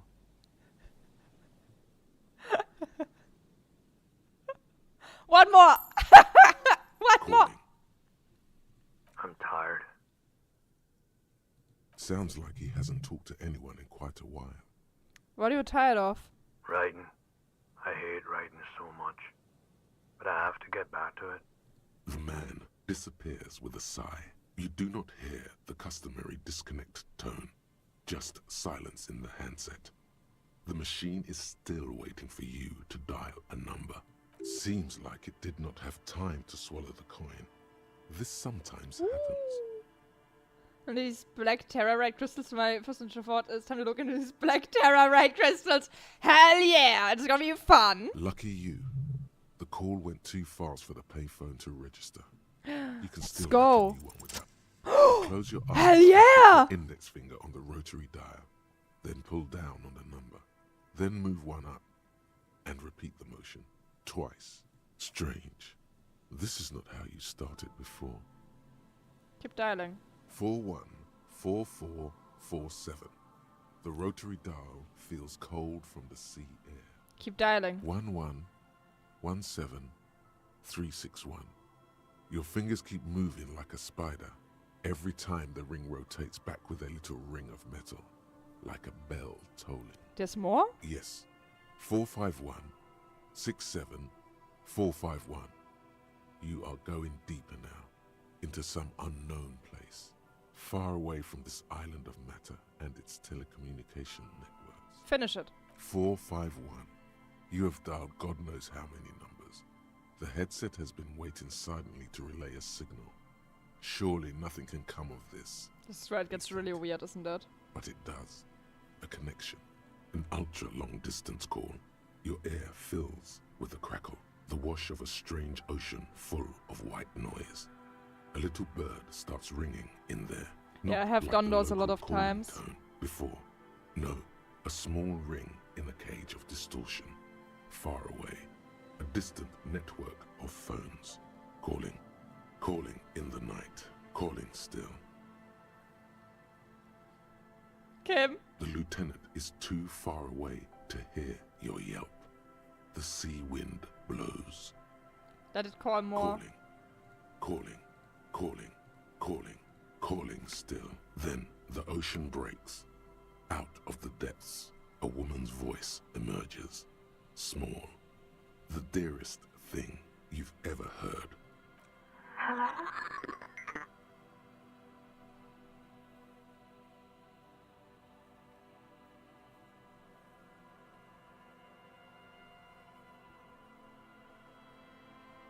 Who is this? Dora, who is this? The connection is bad. Dora. The name feels like a gift. A gift that was meant for you. To make it possible to live. And fight. In the distorted distance, you hear someone turning next to her. Bed springs rattle. Don't react. Whatever you do, don't react to that last thing. Don't react. It doesn't matter if you react or not. You still think you hear a man's voice in the background. It's covered in pain and white noise. Hello? Who is this? Your voice is so beautiful. No, no. It's you, isn't it? It's you.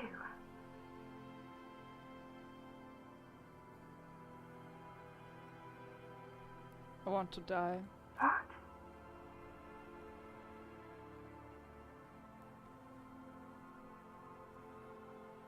I don't know why I said Oh that. no. Is that you?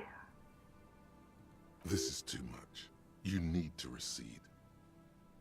Creature's a creature. I wish I was the wind. Oh no, not this. What time is it? I can't tell you why I might have a secret plan to win mankind 3,000 years of peace of this planet. I have to be ominously vague. You're not ominous, Harry. You're drunk. You only have 2, maybe 3 things left to say before the change runs out. I'm not drunk or high, I'm just hurt. Why does it hurt to talk to you? Oh God. Hey, Do you know what time it is? It's so late here. It's 4 o'clock, Harry. I need to wake up in 2 hours.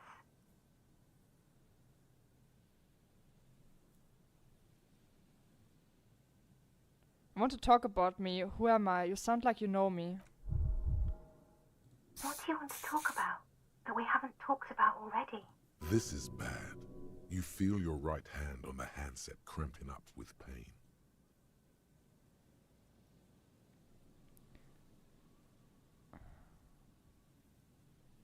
My heart hurts. I'm gonna have a heart Oh attack. no. Please stop. Please, let's just hang up. Where are you? You sound like you're in another world. I'm in Morova, sleeping, Where are you going in 2 hours? to work. Where? The academy, where I work.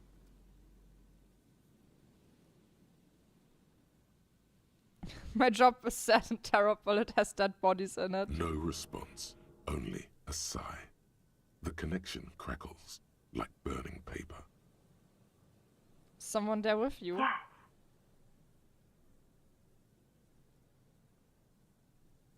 Hello, I'm a detective. I'm doing a case. There's a hanged man. She does not answer anymore.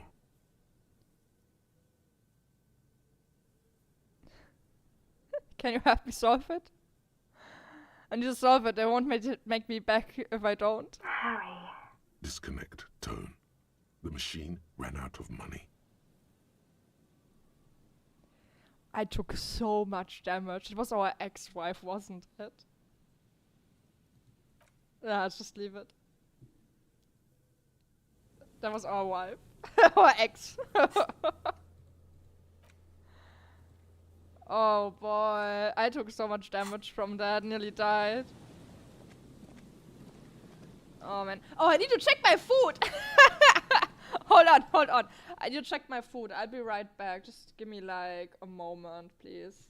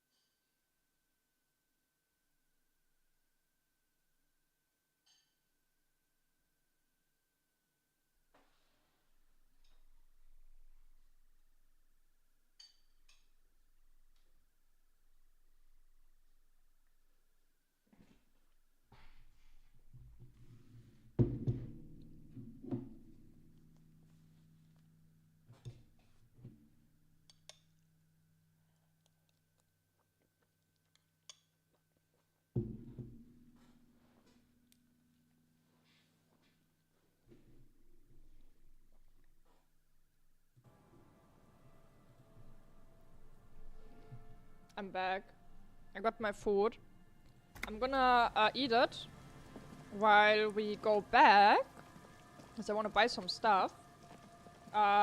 So I'm just gonna mute myself while I eat and walk.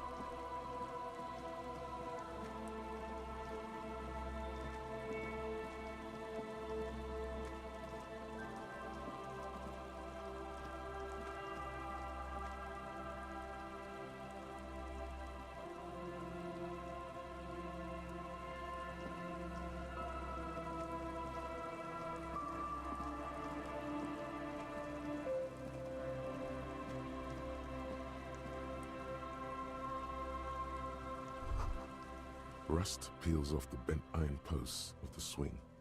The wind whistles through the skeleton of the small house behind you. There's desolation. In this yard? He's assessing the situation. How long ago was it abandoned?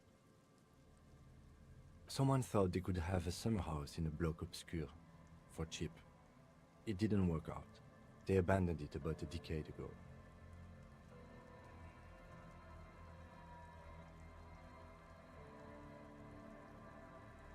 A black bloc, a part of the city left unrenovated after the war, or one that has fallen to gang violence, or has become inhospitable in some other way.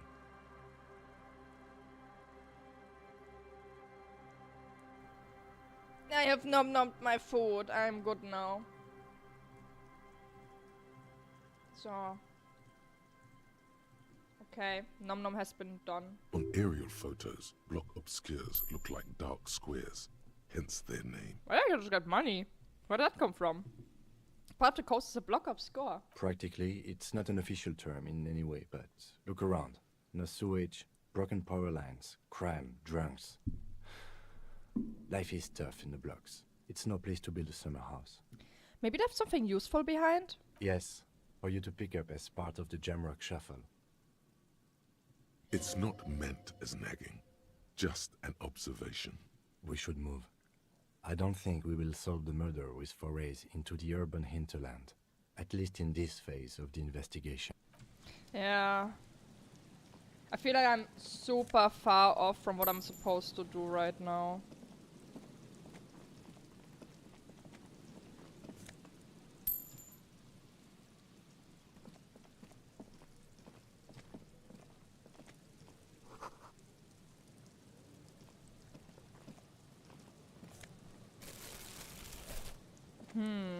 Should I go back to the city already? I need to... Smallest church in... Sense. Okay, but of things I can interact with. So, the thing is that... Right now I don't really have any quests. They're useful to do here.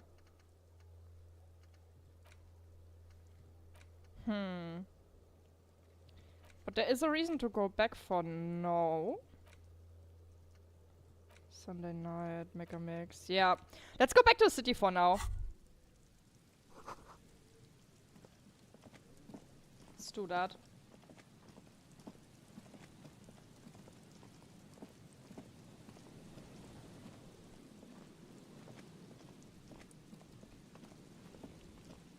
Also, how does actually the fast traveling work? Because that's something I don't understand so far.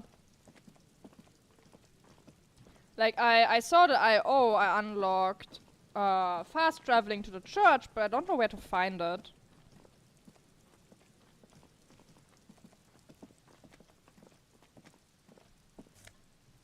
Money.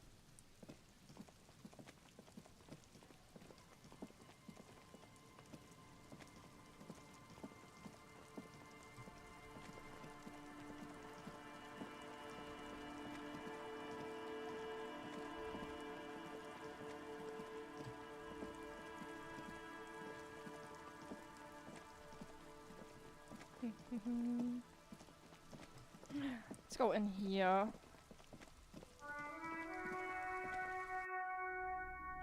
How much is this? The boombox's weight on the shelves. Oh! I can just get That it! gold and amber Harmon Waushi stares at you longingly with its tape reel eyes. Can I just play a tape on one of the boomboxes really quick? Sorry, man. I can't be giving out freebies. He no longer complains Never about have, my won't flashlight now. in his eyes. Can I get a discount on this boombox? A discount? I do have to keep the lights on, man. It's 12 real. Remember, he doesn't like music. He likes sounds. The Dorgunner Megamix is his type of tape. Certainly, he'd give you a discount if he knew you'd play something so experimental. Just doing anybody's work. I've got the Dorgunner Megamix here, an era-defining work. Let's do 4 real. 4 real is offensively low. But just this once. For the music, concrete, cop. That actually worked. How? What? Okay. And Hell here you yeah. are. Quality sound reproduction on the go. It'll play anything, wherever. Turn any tape into a conversation of sounds and shapes. 12 is that was such a steal. Let's go.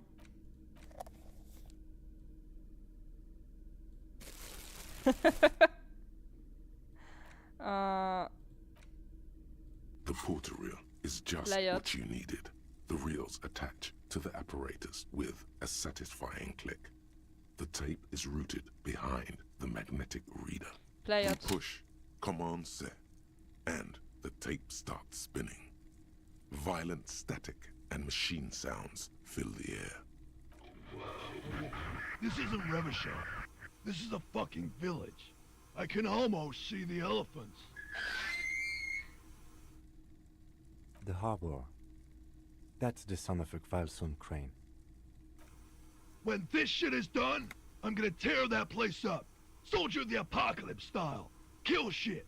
Dogs and chickens too. Gonna run a room, Cordy. A real nice room. I don't give a shit. I'm fucking done. I'm done mentally. I'll fucking do them all in. Rape that disco cunt on the counter. You know, the dance a whore upstairs. Do it Kohoi style. Never did get that taste out of my mouth. The lieutenant presses the button marked Arete on your porter reel. The tape stops spinning. What was at the very end? Silence? End of recording. What do you think? It seemed authentic enough. Probably recorded off the shortwave, then edited to seem more incriminating. He sounded like he was on patrol around the harbor walls. I agree, he also sounded inebriated. Still, There's more going on here than we know. Who's this Corty? one of the other mercenaries, I think. The one he was talking to. A friend of his. What's Chohoi? A village on the Samaran Isola, in South Safre. Grad committed war crimes there, the kind of thing he talks about. Oh! You think he was there? Who knows? Maybe the tattoos would have an answer. Or maybe Kohoi is just merc talk for atrocity, slaughter. A symbol of soldier of the apocalypse style conduct in a civil environment. Okay then, what now? I think we've got a few more questions for class here, don't you? This seems to contradict her testimony, at least to some degree. I think what's going on here is that, like, yeah, he talked about doing that, but it didn't happen. As you take out the tape, the boombox tunes itself back to the cheery radio again. again, spewing out beats like it's a Friday night.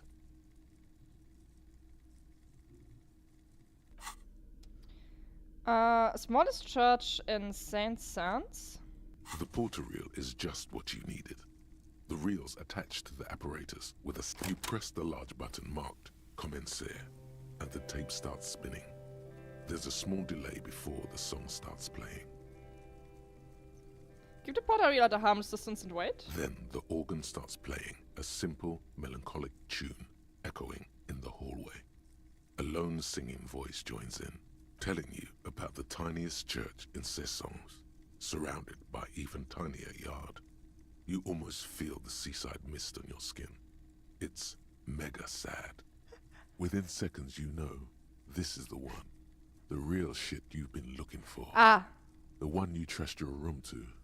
This one tells it like it is. This is your tune. A click, then silence for a bit. Then the tape stops spinning. Could I sing this for karaoke? I think I could sing this. Of course you could sing this. You could take sad to a whole new level with this. And you already know the lyrics since you've listened to it like a million times. Yup, they're all here. All 3 verses. And the B-side of the tape contains the instrumental version. It's like the world itself is telling you to do it. Only one obstacle stands on your way. Nothing can stop me now. God.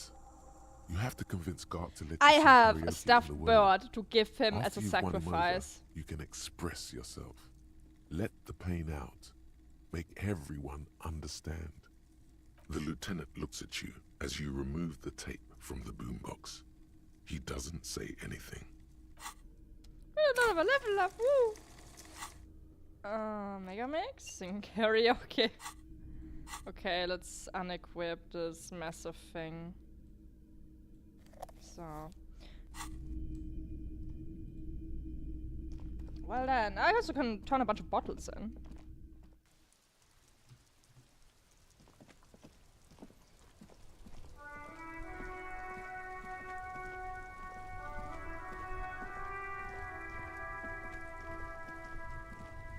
I also need to call them about the other case with the other corpse we found.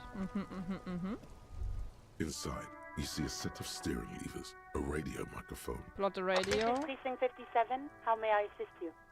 I need to report a dead body on the Matinee boardwalk. One moment. Can you please describe the body? Age, sex, cause of death? An undefined middle-aged man, height 175 centimeter. Dark hair, medium build, looked like he slipped, fell through a hole in the boardwalk and hit his head against the metal bench. We suspect he might have been inebriated when he fell. There were bottles all around him, and traces of vomit on his shirt. Any signs of violence? No, it seems like it was an accident. No field autopsy necessary. You can hear her quickly typing in the background. What about his belongings? Did you examine his clothes? He was wearing boots, trousers, and an old leather jacket with a bright blue lining. I found a library card from his pockets. Any information on the library card? I haven't examined it yet. You can hear her sigh audibly on the other side. So unprofessional of you. Pity. Do you and Lieutenant Kitsuragi want to take the case, or should I assign it to someone else? We're taking the case. I have assigned the case to Lieutenant Kitsuragi. Please follow up on this library lead to identify the man. We'll send someone to take the body to the morgue. That's all for now. Thank you for reporting in. Is there anything else I can do for you? Could you run a serial number from a pair of armored boots for me? Sure, officer. What's the number? And the make of the armor, if you know it. E50 100 1000. The maker and model of the armor is Fairweather T500 VE. Got it. I'll contact the ICP database immediately. Call back tomorrow. Hopefully they'll have dug up something useful by then. I should have done this way soon. I completely forgot about that. The International Collaboration Police, ICP, is an inter-Isolari law enforcement service. The crown jewel in the moral intern diadem. Along 57th, over and out. in the cabin, you see a set of steering levers. Okay, well. At least it's a little bit forward now. Droplets of rain fall on the white on blue police livery of the motor carriage. Wait, why am I even thinking about this? Wasn't I supposed to... Do something important? Something murder-related? There's always something important. Doesn't mean you can't take a moment to admire this piece of machinery. This is a Caprice Kanema, The Caprice Motor Corp's follow-up to I'm their getting highly so much successful money. workhorse, Oh my god. Caprice 40, So and nice. the answer to the Lum's racing breed, Ferv series. With its air-cooled, rear-mounted 12-cylinder compression ignition engine, driving the rear wheels through a 4-speed manual gearbox, the Kanema is able to reach 100 kilometers per hour in 13.5 seconds, and go on to a top speed of 180 kilometers an hour. Want to roll over on the first sharp corner? The high center of balance is offset by a large battery bank mounted at the bottom of the cabin, feeding all the auxiliary systems and making the Kanema effectively a mobile power plant. Turn your attention to the motor carriage itself. Even at a standstill, the unibody Caprice Kanema looks sleek and dynamic. The cabin is tilted frontward to give it a more aggressive, hunched look. Someone has waxed it recently.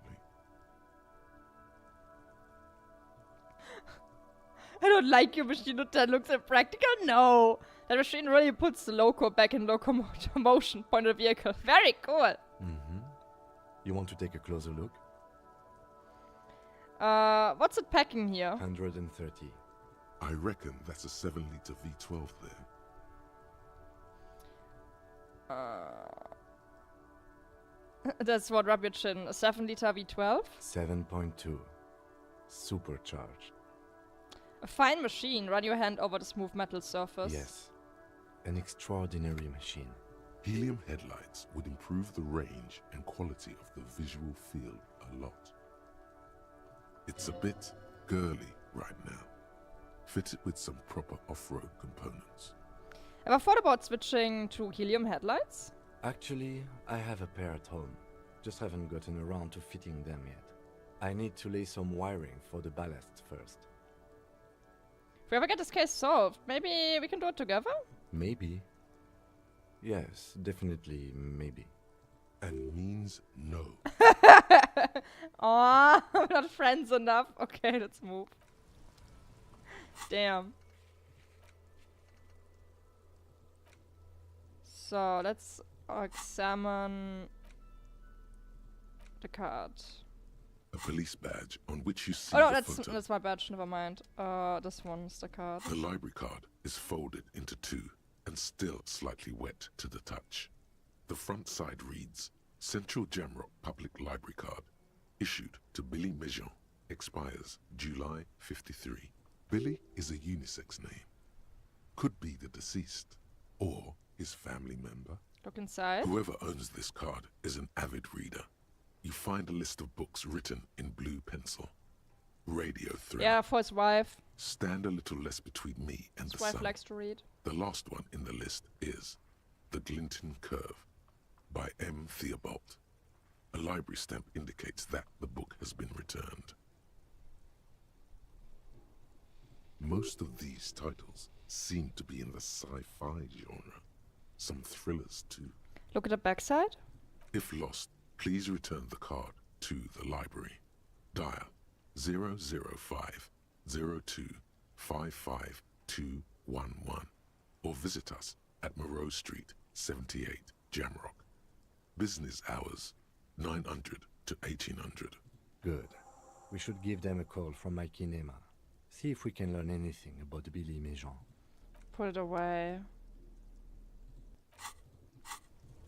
Well, good thing that we're already here. Inside, you see a set of steering levers, a radio microphone. Upload the radio. Precinct 57, how may I assist you? Connect me to Jamrock Public Library. Hold on, officer.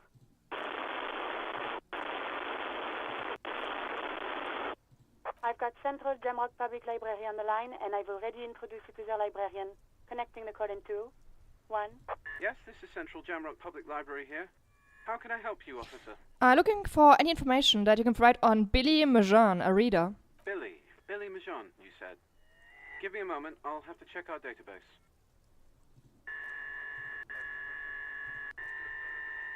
Yes, hello, are you still there? I found Billy Mejean's home address, is that alright? No phone number, unfortunately. They're too poor to have a phone line. Yes, home address is fine. Here we go, sir. Rue de Saint-Ghislain, 33B, apartment number 20. It's in Martinez, I believe. Cape Side Apartments, it says. That's all.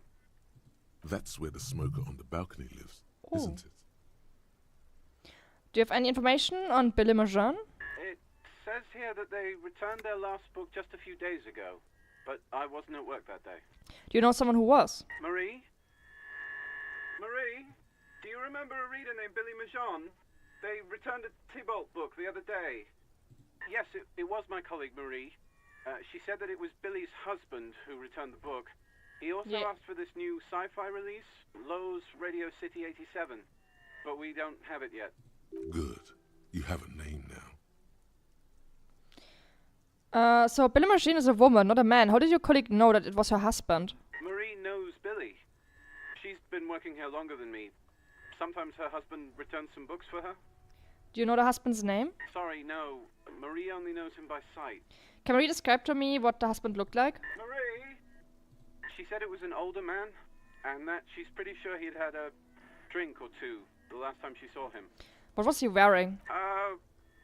1 second.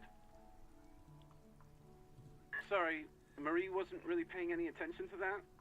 Thank you, that's all from me. I have no other question. Happy we could help. Goodbye, officer. Anything else you need from me? I am done. In the cabin. Okay. Too bad I completely messed up with the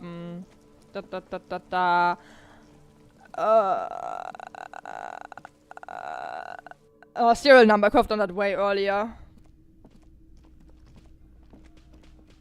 I can probably talk to these two now a bit more. Yo, Gata, I got you a new bird. Can I help you? Gata, I found a new bird for the whirling. What? It's so big, I just thought it would look nice on the wall. I'm that kind of cop. What? The interior decorating kind? You know, I'm sorry. This is actually a nice bird. A competent piece of taxidermy.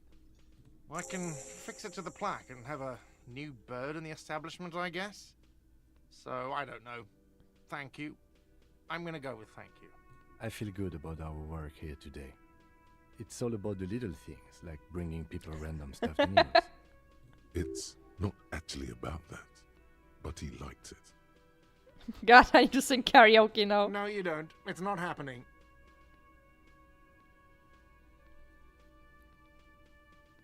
It's my way of apologizing for the trouble, of course. Please let me say I'm sorry. By causing more trouble, I think we're good. It's part of my quest for self-discovery. Help me. The Whirling's not a charity or a musical therapy clinic. It's a commercial establishment. You're going to scare Why do you away even have the customers. PA system if no one's going to use it? It's for no one. It's a prop. I'm not letting anyone use it after the great karaoke catastrophe of 44. What happened in 44? A lot of people got killed because some arsehole wanted to sing karaoke. It's not a prop, it's for your clients. I know it's used. Okay, yes, it's for some clients. I'm a real client. I've paid my bills. I have the right to use the karaoke machine. Ha! Well, we don't have any tapes. They all got stolen. It's alright, I have my own song with me.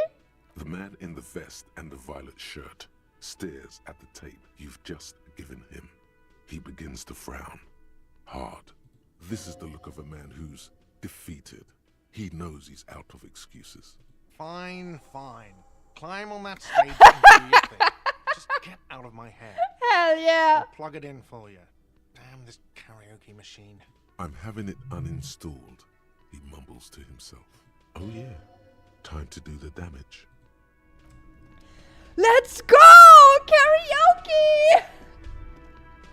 The stage is all set up for your performance. Feels silent. You can hear the pellets creak under your feet. You feel a little dizzy, a little unsteady suddenly. So, are you ready for your thing now? Let me know when I should turn on the karaoke carousel. There are some people out there, but mostly a post-meridian slumber has fallen on the premise. Not super lively. It would be wiser to perform in the evening, no? But the choice is yours. Look, Kim, we're going to sing karaoke. I can see that. Test it. Immediately, a loud feedback noise startles the room. You feel like an amateur. How are you supposed to hold the mic? Should you just sing into it? Where should you stand? Hands. Where do you put your hands?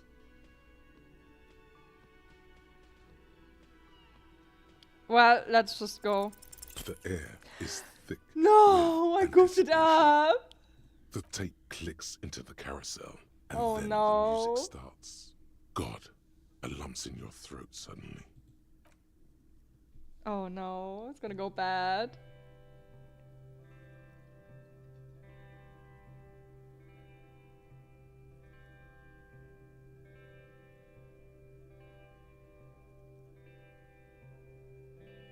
I would often go there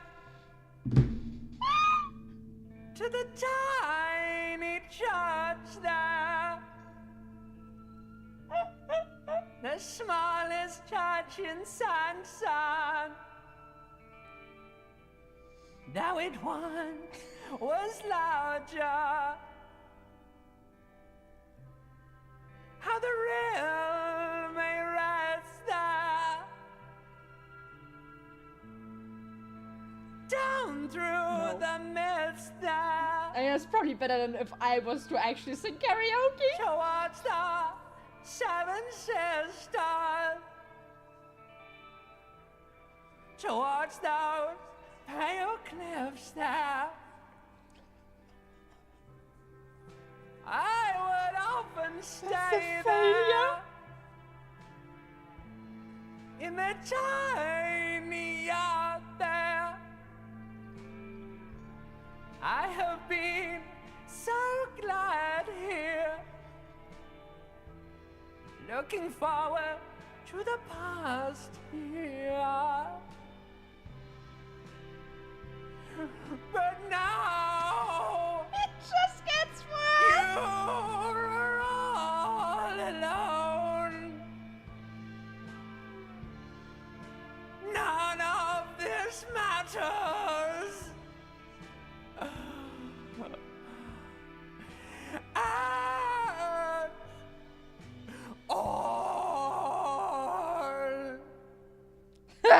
What a disaster!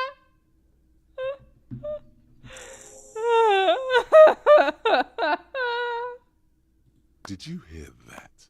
The most pathetic applause in the world, made of pity, no matter the time of day or how small the audience. This is a pitiful applause.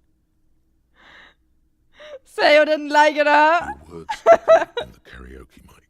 They sound sparse. The room is almost empty. Quit yelling into the mic.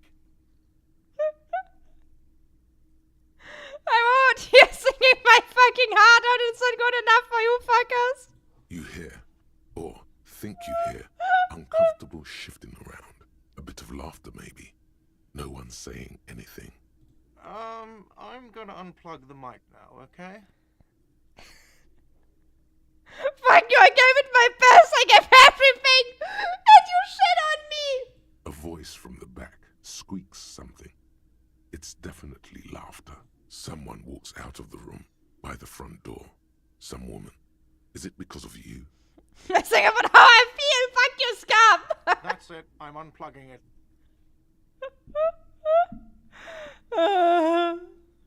That's it. You're unpowered. Let's go, officer. These people wouldn't know a good performance if it beat them in the ass. You liked it? Detective Dubois, it was downright tragic. Now, let's go. I mean it, he thinks.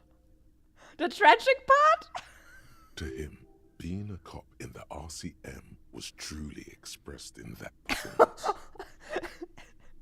That is the only appreciation we needed for this.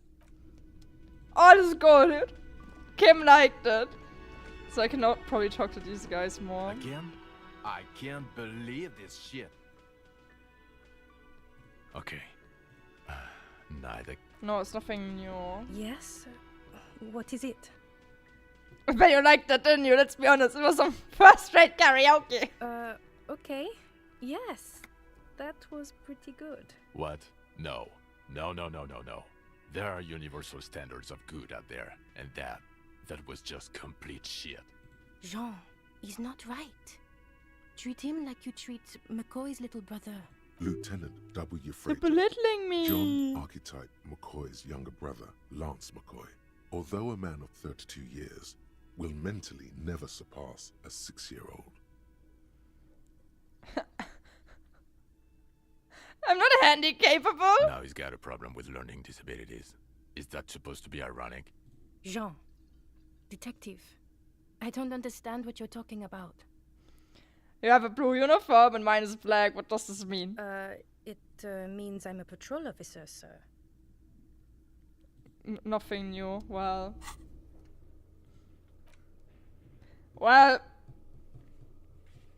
we did it. We sang karaoke. Ooh, can we go up here?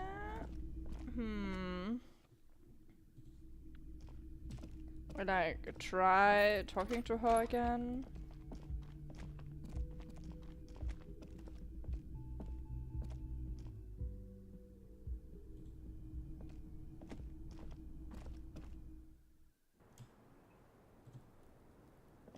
We already... Officer, oh yeah, we what have brings listened you to up the here in the recording. Does rain? this Stacy intend to commit rape? She puts her coffee cup down. I mean, yeah, he intended it like he said it when he was drunk, but we know that it didn't happen. With a soft ring, as the porcelain meets the metal table. Did he? I never said he was a good man, or that he had good intentions. Only that he was never bad to me. She doesn't care. If anything, she sounds amused. On his tape, he specifically identifies you as the target. Where did they get this recording exactly? It's intercepted radio chatter of the deceased, recorded via a de-encryption station. It's authentic enough. Does he say he's gonna do it Soldier of the Apocalypse style? Something of that effect, yes. The phrase was used. Yeah. That was practically his pickup line. Did he say whores a lot?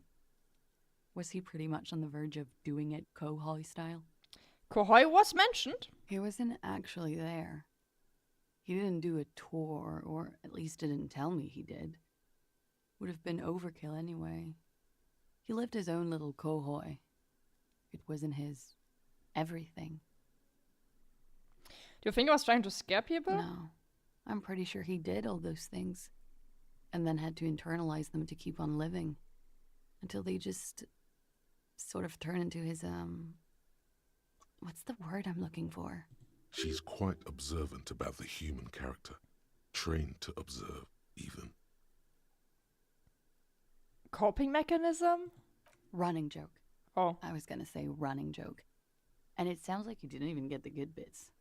Lely's punchlines got way, way funkier than that. Oh, we got a name. He was like the Seminoles conflict, the Kohoi massacre, and the 36 famine in Yezut all rolled into one person, then cast in Orani ceramic armor, which he wore in bed and in the shower. You like this kind of stuff? We're all scraping up any happiness we can find, officer. Going around with our little scouring sticks. You, your first love, Mr. Kohoi here. Did he tell you he had actually done any of those things? He and Martinez, I mean? No. We were too busy laying waste to our own nervous systems to direct any of the fury outward. He seemed happy, I guess. At ease. As much as a man like him could be. What kind of man was he? Before you go, ask for details. She seems okay to talk about it. Thank you for clearing that up, miss. Whenever you're ready. I'm interested to hear what Titus Hardy has to say now. She takes a very small sip of her coffee and smiles. I've had some time. Can you tell us more about the victim? Like, for example, his name? Actually, officer, I didn't know his name. I just called him Lely. A nickname? I guess. He came from Lelystad. It's short for that. And it was his army name, apparently. He said his real name wasn't his. I tried to pry it out of him, but it was no use. Lelystad. That's a good start. We have a few questions you can help us with. A few things a field autopsy alone can't answer. The young woman cranes her neck, trying to catch a glimpse of the page the lieutenant passed to you. On it is a list of autopsy observations recorded neatly in blue ink. The last missing pieces of a puzzle of flesh. Where's Lelystad, the place, I mean? In Oranje, officer. It's, I think municipality is the term. A nowhere town there. The Lelystad municipality has few boroughs and even fewer cities. It's made of agricultural plots near the border of Gottwald. Executive summary: cows, silos, and wheat. You were almost right, officer. That means his race was occidental, not mondial. I'll update the form. You are both from Oranje? Yes. We were compatriots. Did that bring you together? No. He was too old for that. And from another part of Yeah, it gives me money. I don't know what I think his accent. I think what brought us together was in Oranje. It was bad habits. What was it?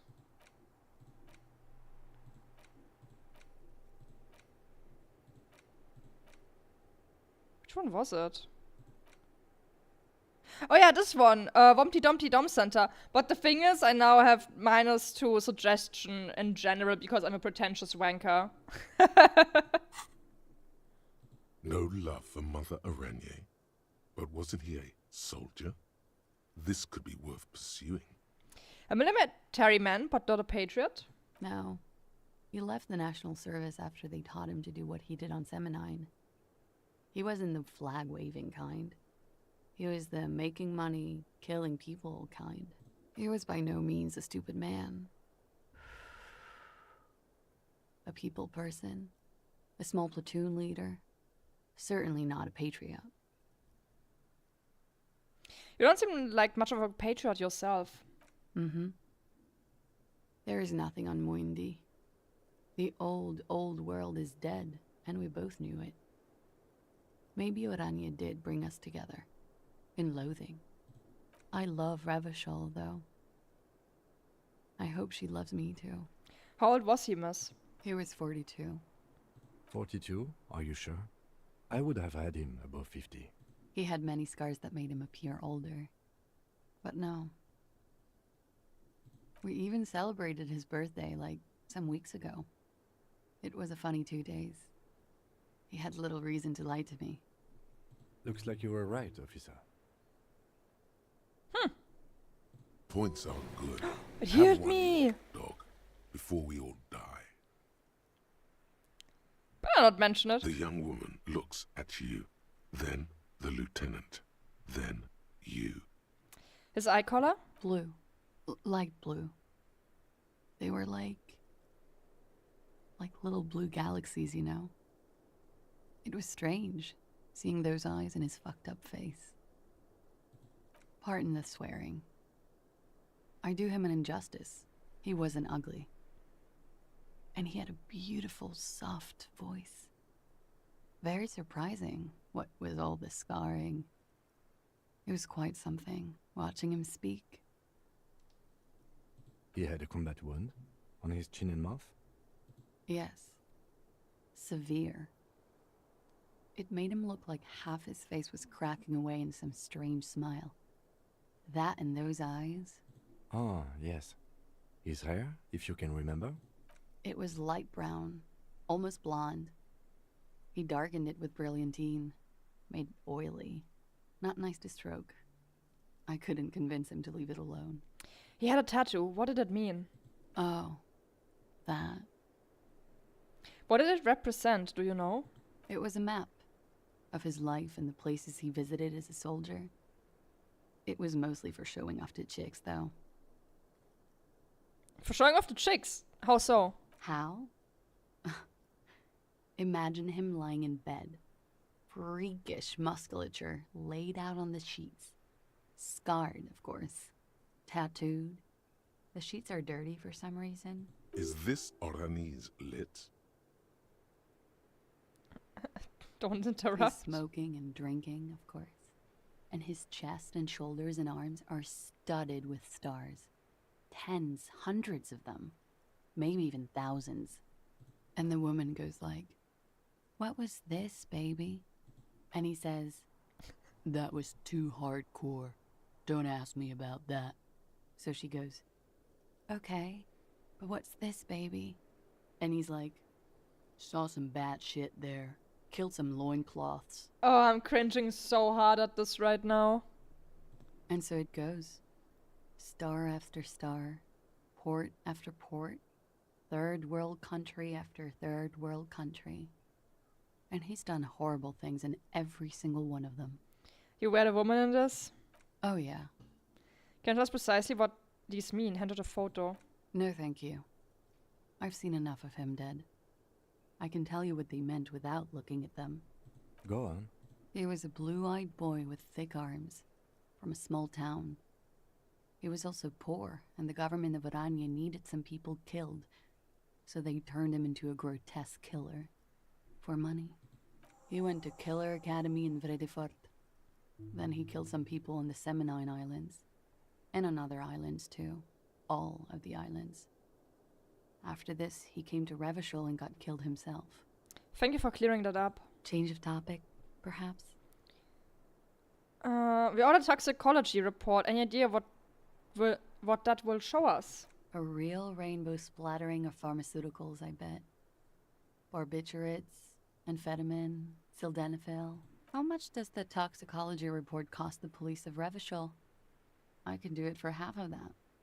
Save you some money, make some myself. It's quite expensive, miss. But we'll manage without your help for now. Perhaps, miss, it was communism that killed him. Is the Union communist? They're a couple of shades pinker than that. Now, Social Democrats. They're not hardcore in that way, is what I'm trying to say. What are we talking about anyway? This politics shit is a lot in the morning. Is it even morning? It's not morning, but I think yeah. she's just tired. She doesn't know what you meant by that. I think we're finished with this line of questioning. All right. Level up! Coolly, gracefully, she pours herself more coffee. So turn to this later. Wait, stop. That man, bloated beyond all recognition, was 42? It's what she said, yes? Below the damage, the weeks of decomposition, all the swollen indignity of mortality. He was 42 years old. Where's this going? How old are you? That's where this is going. 45,000 liters of raw alcohol has left its disfigurements. What lies beneath, you wonder? You could ask either one of them. Kim, how old do you think I am? Huh? How old do I look? How old? 58. Oh my god, it's really old, really. You asked. You're probably right. Actually, make that 54. Alcoholism has severely impacted your appearance, and I was wrong about the age of the deceased. Wait. This requires scientific measurements. Bring it on. I'm not afraid of the truth. To the laboratorium. Good thing we just leveled up anyway. We have 2.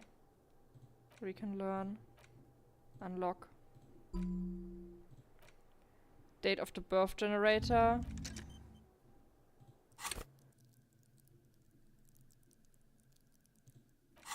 Do I have another point? Oh, I do have another level up point. Unlock. And then one more door. Can I open? The same small, No. heavy door. I'm locked out of this. Go to Megamax, talk to Titus about the door gunner Megamax. Ask another for the tattoo's possible meaning. TLDR, what she told us about the tattoo is not worth anything, probably.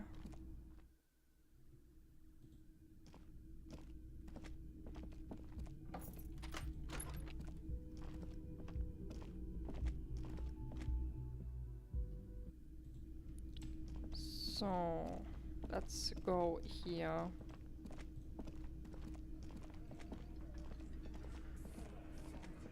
The clowns are still hanging around. What is it now?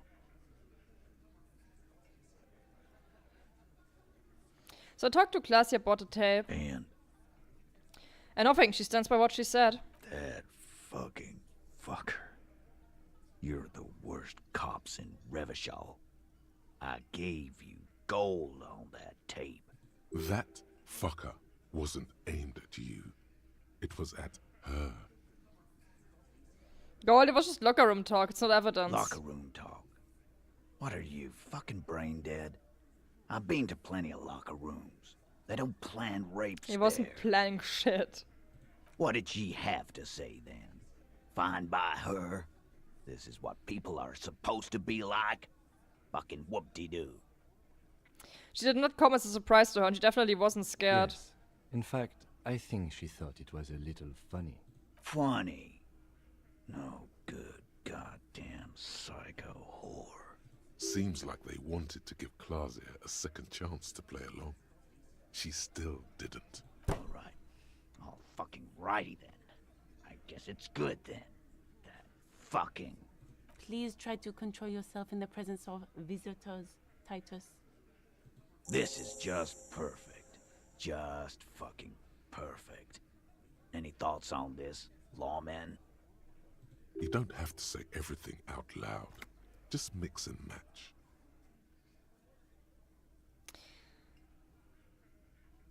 I think you had a lie planned, but you didn't play along. I asked for your opinion. Not a bedtime story. Tell it to your grandma. Say was the last chance for her to do what was planned. But she didn't. She knows she can't lie to us. Unlike you. Fantastic. So now, you remember how to do your job. I'm so sick of this piss. We should get something harder in here. Yeah, guys. We should get a party going tonight. Why? Maybe not then. Success. They admitted to unlawful collaboration to derail the investigation. Maybe she isn't who you thought she was. Nah. I know her. She's just a girl. In over her head. She's not some helpless girl. She handled a mercenary well enough. Handled him? She got into some stupid shit with that guy. Shit we had to take care of. Yes, yes. We heard all about it. And the fact still stands. You were more disturbed by the tape than her. Be sorry if me teach us what really happened. I already told you. We fucking hanged him. There's less gusto in his voice now. His men too are growing increasingly silent. Come on, Titus. It's been a long day. I'm tired of running back and forth between you. I can see you're tired too. Why don't you just... You know what? I am tired. I'm tired of you and the whore upstairs. Next time you see her, tell her Titus said, "Fuck off!" That lying, scamming. We're done. This is over. You understand? Yeah. On the floor, beer drips out of the can into a small puddle. No one does anything about it. What is this quiet funeral shit? What we need is some beers in us. Bartender, 20 beers for the Dock Workers Union. Why do we make it 40, huh? Why do we make it 100 beers? You're not loud enough. 100 He is beers? so fed up. Now we're talking. Hoppity hop over here, cafeteria manager.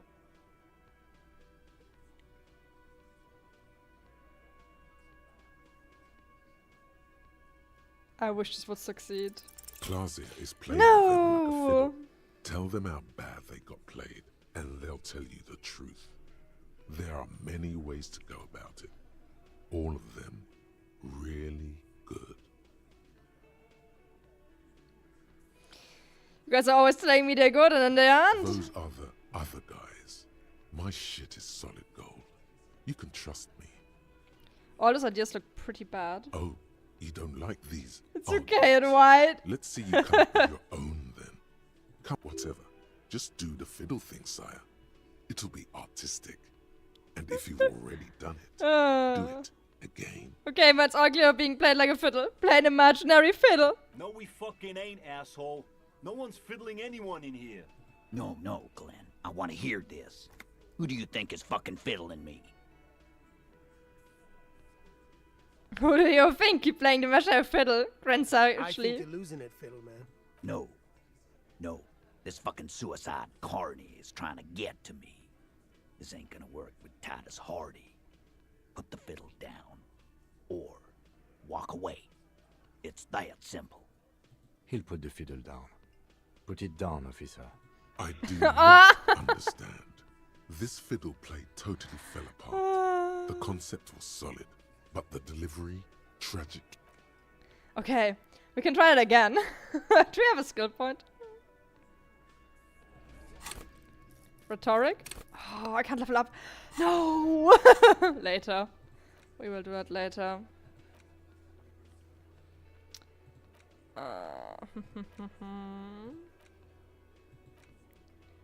Okay, so I'm gonna turn my bottles in, and I'm gonna try to buy some stuff.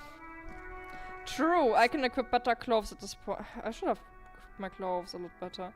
Hold on, let me just undress myself real quick. Hi there, welcome in. So I'm gonna take this. Dispense suck.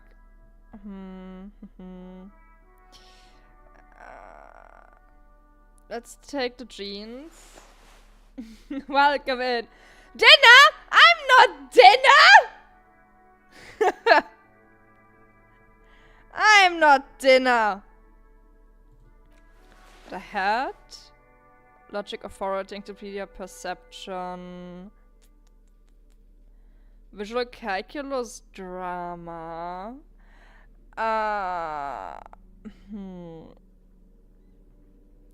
Let's take this then. Shirt wise.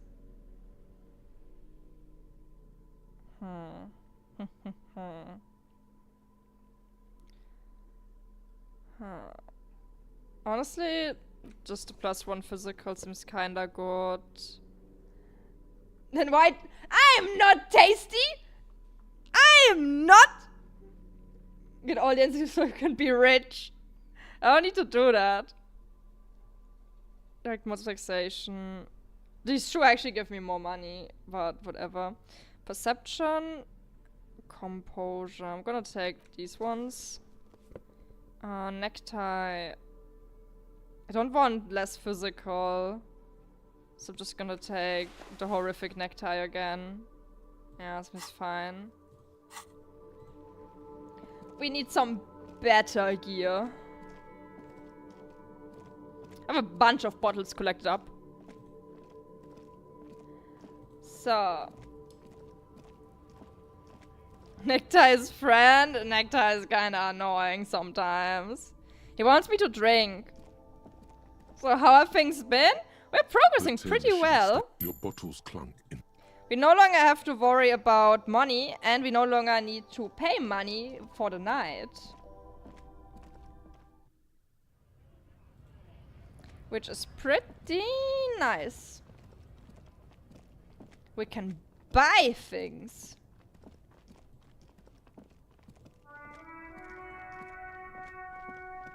So I wanna visit the lady.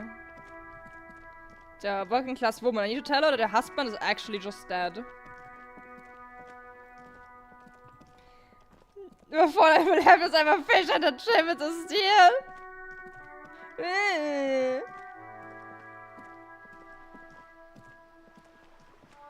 I don't want a fish and a chip.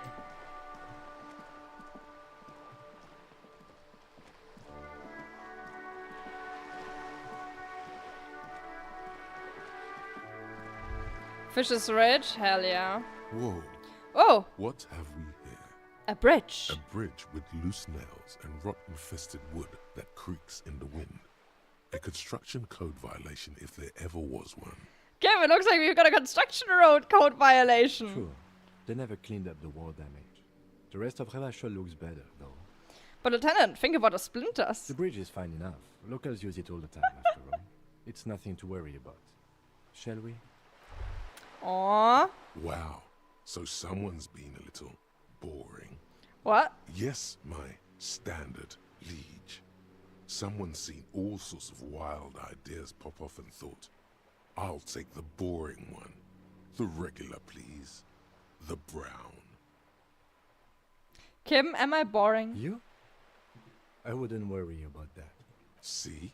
You're so regular and vinyl brown. He doesn't even want to talk to you about it. What is this? Pick on me for not being crazy enough? That's the least of my concerns. No need to be defensive. The regularity, the brownness, the cut and dry have their appeal. Mean, A yeah. very standard appeal. Look, I'm just trying to do my job. No need for extravagance. Of course you do. Let's get right to it. My lord's coppo type is regular cop. I'll let everyone know. I'll send out a telefax. Wait, this will be my copper type now? Yes, the type of cop you are, sire. Think of it as a caste, a class even, a nation of regular law officials that you belong to. It comes, of course, with the usual benefits. Nah. Good, of course. Nah, I don't want that. Can I do anything here? Just an ordinary wall. Nothing to see here. Conceptualization. Do I have stuff for conceptualization? I have a +1 here.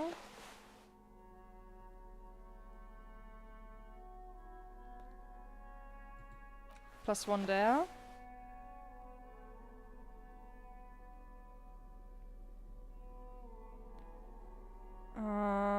Okay, let's see. Just an ordinary wall. Nothing to see here. Yeah. Why? Yeah. Why must we stop? What is going on with that wall? It's so weird.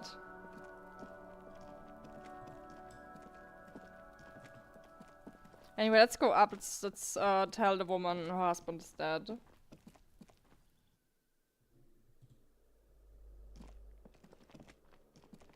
It's a bit too early for the other dude, though. Over here. A weathered brown door. The number reads 20. Something smells good. Soup à l'oignon. Soup. The lieutenant motions Onion to soup. you to go ahead and knock. This is the door. You already know it's the right door. This is going to be so hard. Man, I feel bad for the woman. The only reason why I even got her to like give me this quest was for annoying her that her husband might be missing. Don't knock. Just leave. You don't need this. You don't need to sad it up. Knock. Hello? Who is it? And someone turns down the radio. This is Billy Marjan's home. Is this the police? Please open the door. The police? Yeah, A have fun moment, looking. Please give us a moment. Tidying up. Nervously. Come in. The door is open.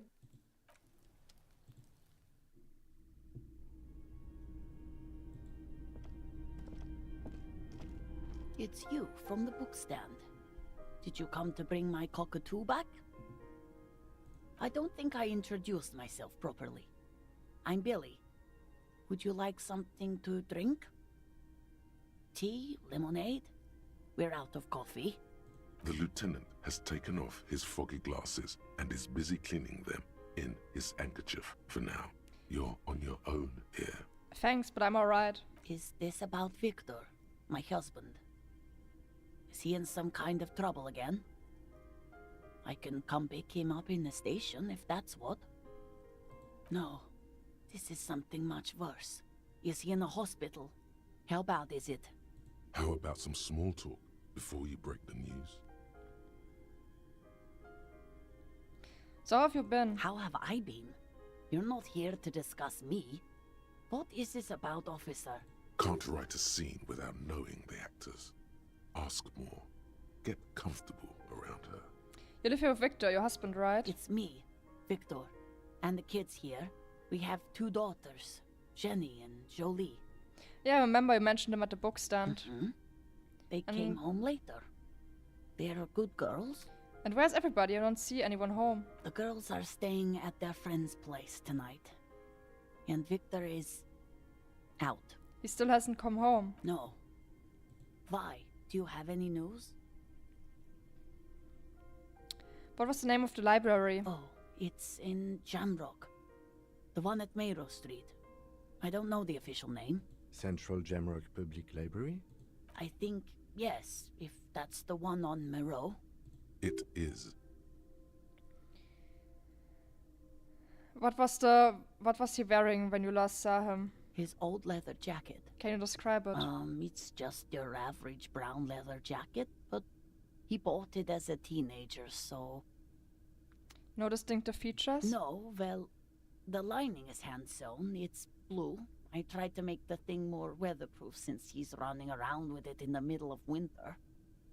What was he supposed to do in the library? Just to return a book of mine. Why? What was the name Why of the all book? those questions, Detective? I think it was, Thibaut's The Glinting Curve. It was pretty good. To your knowledge, did he make it to the library? No. I guess I'll find out when he decides to come back home. It shouldn't be long from now. He's never gone for more than a few days. There's something I have to tell you. She folds her hands across her chest. I'm gonna be so upset if I fail this check. I don't want to. But we have to. I don't want to do this.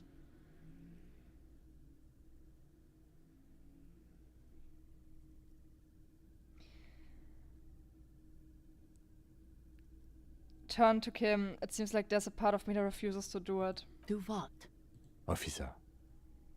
Too late. You ruined it. Just say it now. Her husband's dead. Excuse me? What? What did you say? She's in pain. She's in so much pain. And so are you. Your chest is burning.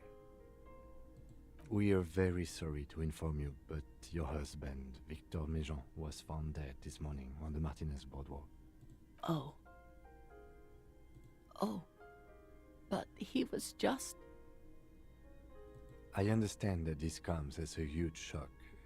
I want you to know that me and my partner are here for you if you have any questions. We are very sorry for your loss, ma'am. What happened to him? Tell me. He fell and smashed his head against a bench. And you just found him there? Lying in the cold? How long had he been there? For a few days at least. She doesn't reply. Her eyes well up with tears as she struggles to keep it together. You hear the clock ticking in the children's room. Is there anyone we could call for you? A friend, a family member, someone who could be here for you? No. I just need to tell my girls. Unreal. God. Should I call them? Should I tell them to come home?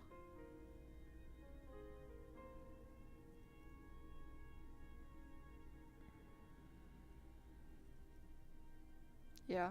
All right. I'll call them. Just tell me, what do I need to do next? Where is he? Can I see him? He's in the morgue. And who should I contact? He was taken to the city morgue. The local coroner will be contacting you shortly to arrange the funeral. Here's his number, in case you want to contact him earlier. Is there anything else that the RCM could do for you?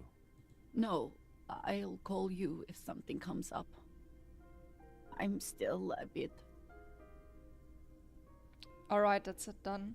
Again, if there's anything we could do for you, then don't hesitate to call the RCM, ma'am. She just nods, distant and inconsolable. The bed springs rattle beneath her as she begins to shake. These are her last reserves of strength.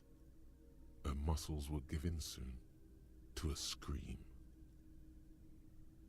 I'll take it from here. Thank you.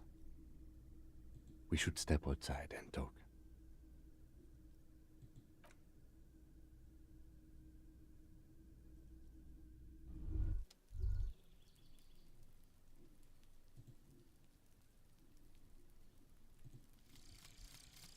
one more door. There is no way to open the supply depot door. Accept it.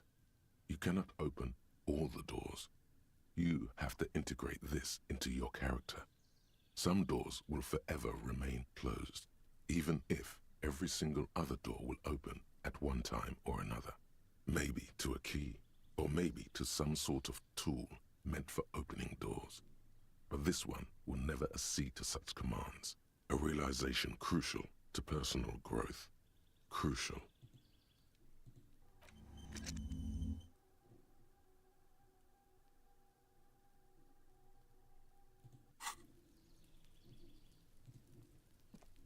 So, the death notification.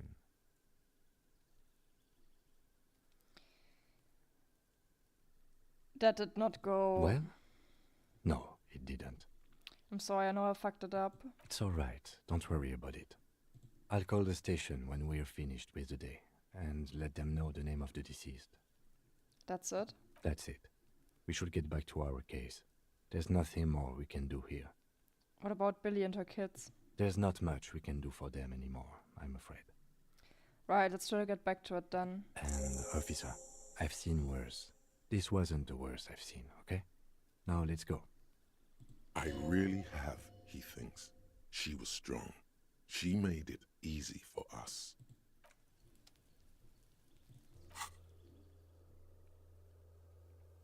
I'm upset I missed that check. Wah wah wah! Hello there, thank you for the follow. Missing that check hurt. That dice roll was pain.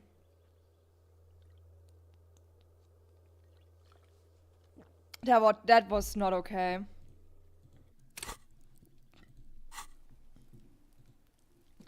So, it's still too early to talk with the other guy.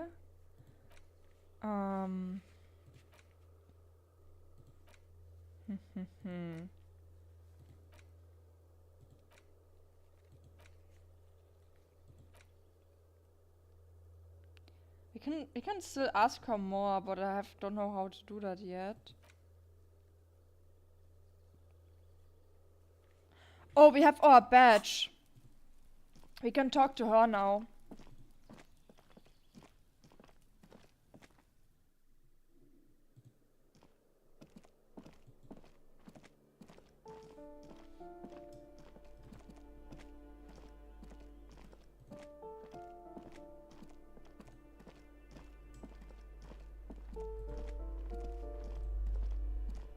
So, it's the shortest way.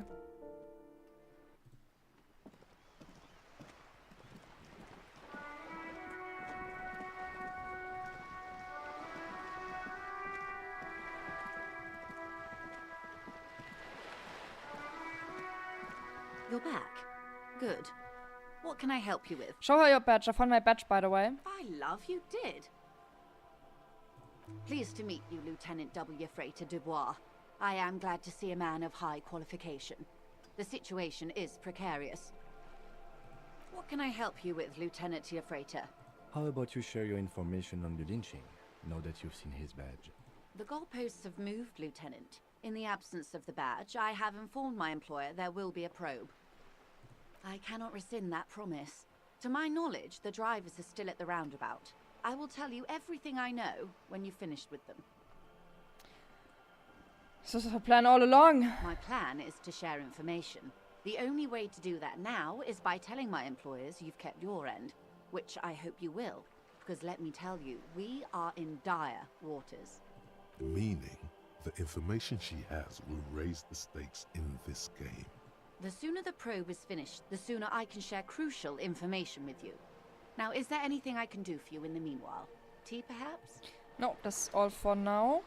Okay.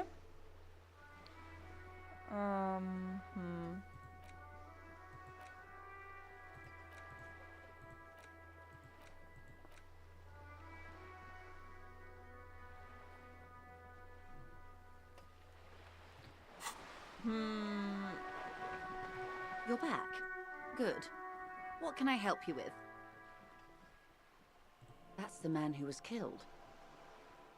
I'm afraid this is a discussion for once we've cleared the lynching question. Wait, how are you looking at the photo tied to lynching? Better not tie the fourth day to the bat's day on this. I hope there is something else I can help. Of course. Of course. Don't tell her you've met Everard right away. There's time.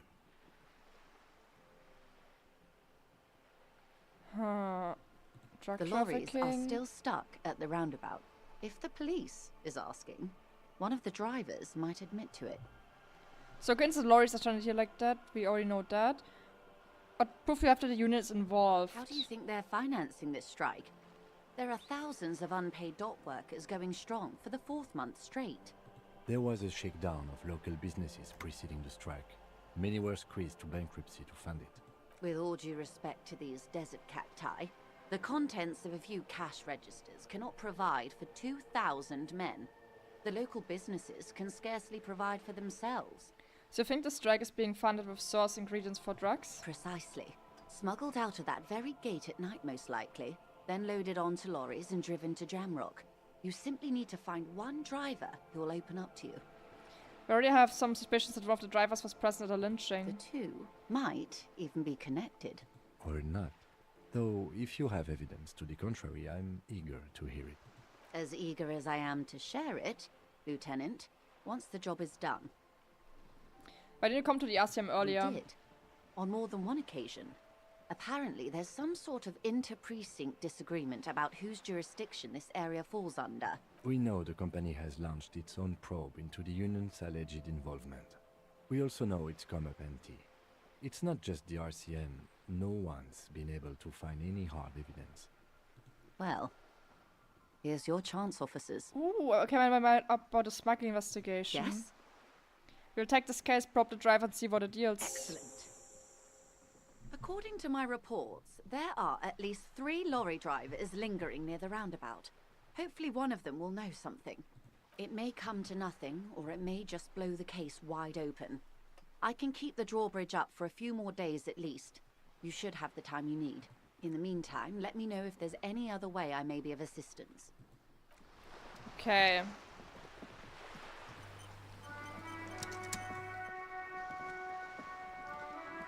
So we have that done.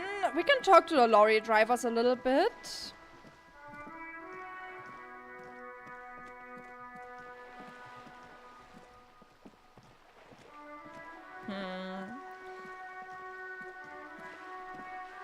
I know that for one of them we have an empathy check that we can do, but not sure if it's unlocked right now.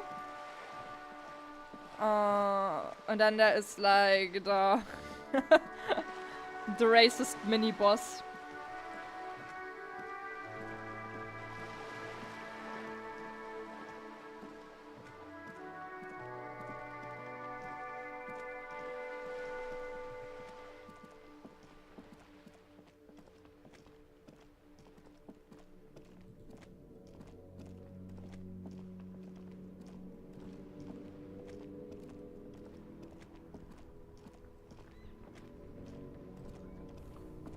Still here. Stuck in this damn jam, my man. You seem What's like a up? man who knows about drugs. Ah, man. Me and narcotics go way back. Had some good times surfing the psychic waves of my own consciousness, you know? But those days are behind me. There are other addictions in my life now. Why the inquiry, my man? Let me be straight with you. I'm trying to figure out who's smuggling drugs out of Terminal B. We have a credible lead, sir. Someone on this roundabout is waiting for a bulk shipment from the harbor to load it on their lorry and drive it to Jamrock. Not me, man. No way. I don't need any trouble. Shit's bad enough anyway. This jam's got folks up in arms, and I'm afraid it's headed toward a conflagration. Who do you think would be conducting the drug trade then? Look, man, I try to stay away from the criminal underbelly of Revachol. I'm a guest here. You really need to find another man to probe with those questions. We wouldn't say he's lying, sire. Yeah, my empathy is locked for this. I mean, we know it's the guy up here. It's not a surprise.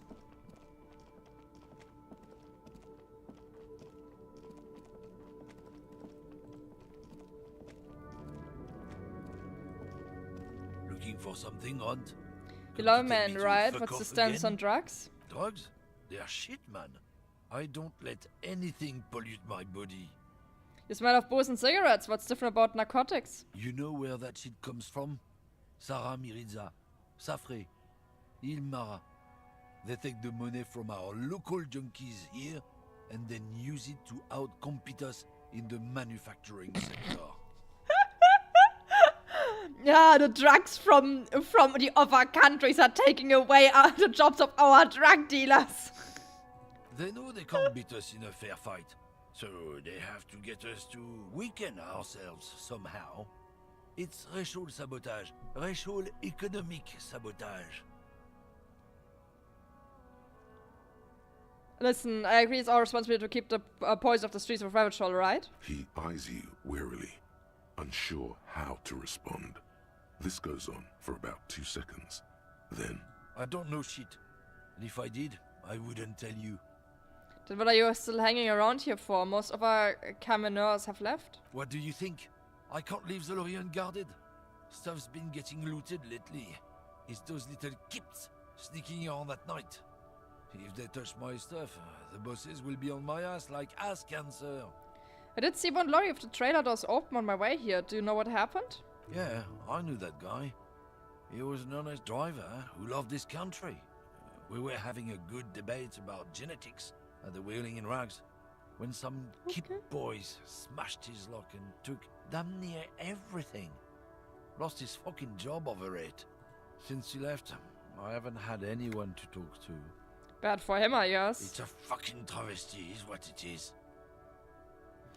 If it's not you, then who's running drugs out of Terminal B? Isn't it obvious? Fucking Sealang, that beady-eyed South Samaran. His little side business is a scam. I wouldn't be surprised if he was peddling drugs as well. Who's that? He's a Samaran guy who likes to pretend he's some kind of business. Oh, it's the guy at the south. He's just selling his employer stuff. Stuff he stole after he broke the seals on his Humanox lorry. Where do I find him? Just follow the smell. It smells like apricot and oil when you're nearby. Yes. Where is he? Looks like I offended your partner there. Too bad.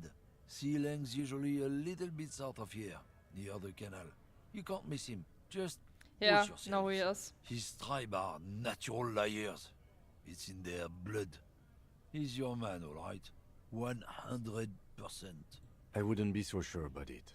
Not until we've heard what Sealang himself. I still think it's this guy, honestly. Guess so. He's just trying to smear it on the other dude. Or am I biased? Because I dislike the guy makes me think that he's just trying to smear the other guy.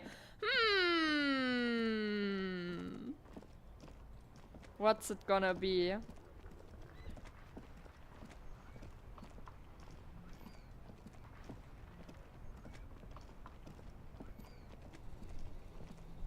He did it. We will see.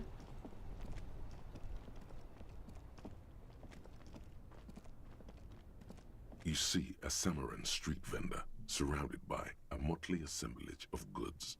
When he realizes you're looking at him, his face breaks into a wide, welcoming grin. The name Sealang is embroidered over his breast pocket. Happy shopping, officer! Everything's cool here. What's so cool? Everything's cool. The goods are cool, the customers are cool, the place is cool. And one more thing, officer, you're very cool. Bang, bang, bang, bang! If I'm cool is unimportant, I have police questions for you. You're right, officer. 100%. No playing around then. Strictly business. Maybe I can interest you in some premium menswear instead. Where are you from, Sealang? Me? It's a boring story, officer. Who cares about the past? I'm all business now. All Revachol. This man probably comes from Seaguy, sometimes known as the Apricot Suzerainty, an archipelago in the Samaran Isola. Sounds good. Let's get back to business then. Very cool. I like your style, officer. So, Sealang, what's your stance on drugs? Drugs? I don't go in for that, officer. Drugs ruin lives. Unless you're into drugs, of course. In which case, drugs are excellent. Mwah! Tasty, tasty drugs. Aha. We're looking for... I'm super into drugs. Very cool. A lot of the coolest detectives do drugs. Sadly, I don't have any drugs on sale. Or at my home, or on my person. Sir, it appears to be true. No drugs in sight. Not in the box of sunglasses or under the speakers. We're looking for a lorry driver who's transporting drugs out of the harbor. Who he or she is in this traffic jam. That's even cooler. You investigating that and all. But, I am not a lorry driver. I'm just a street vendor. I don't know anything about that. A blatant lie, sire. Yet he tells it with such conviction. We'd believe him if we didn't know better. But you are a lorry man. Another driver's identified you and your lorry. Who said that? It's the fat racist, right? I bet it's him. He has an agenda against me because I'm an immigrant who works harder than he does. He's a hater. So you admit you're a lorry driver? No, I just said I work harder and he's an asshole. I'm... okay, maybe I'm a lorry driver too. A little. But that's not the most important thing about me. That's my day job. This is my dream.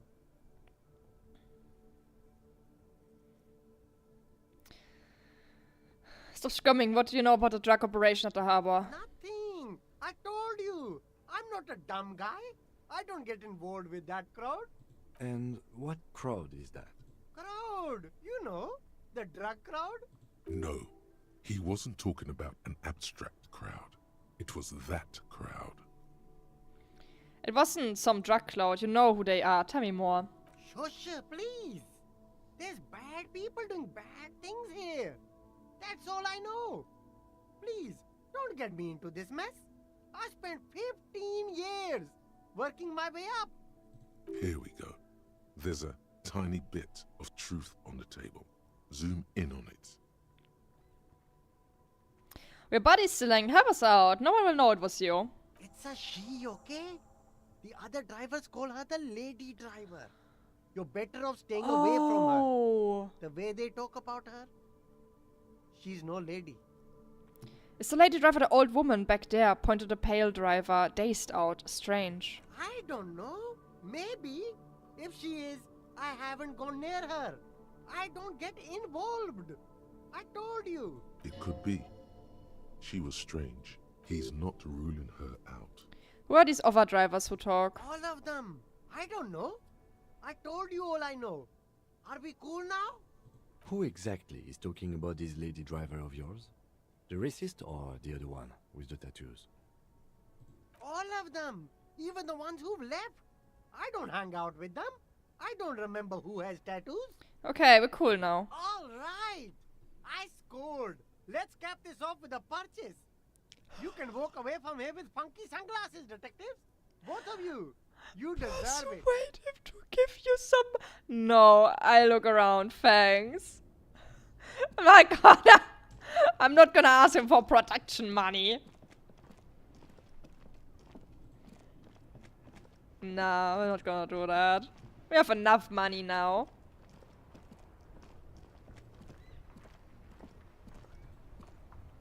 So let's talk to the lady. Don't really know if if she even will respond. But she has to.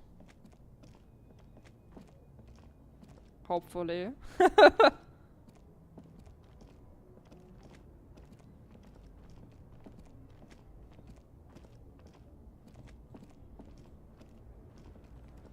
Grandma, I have come to talk.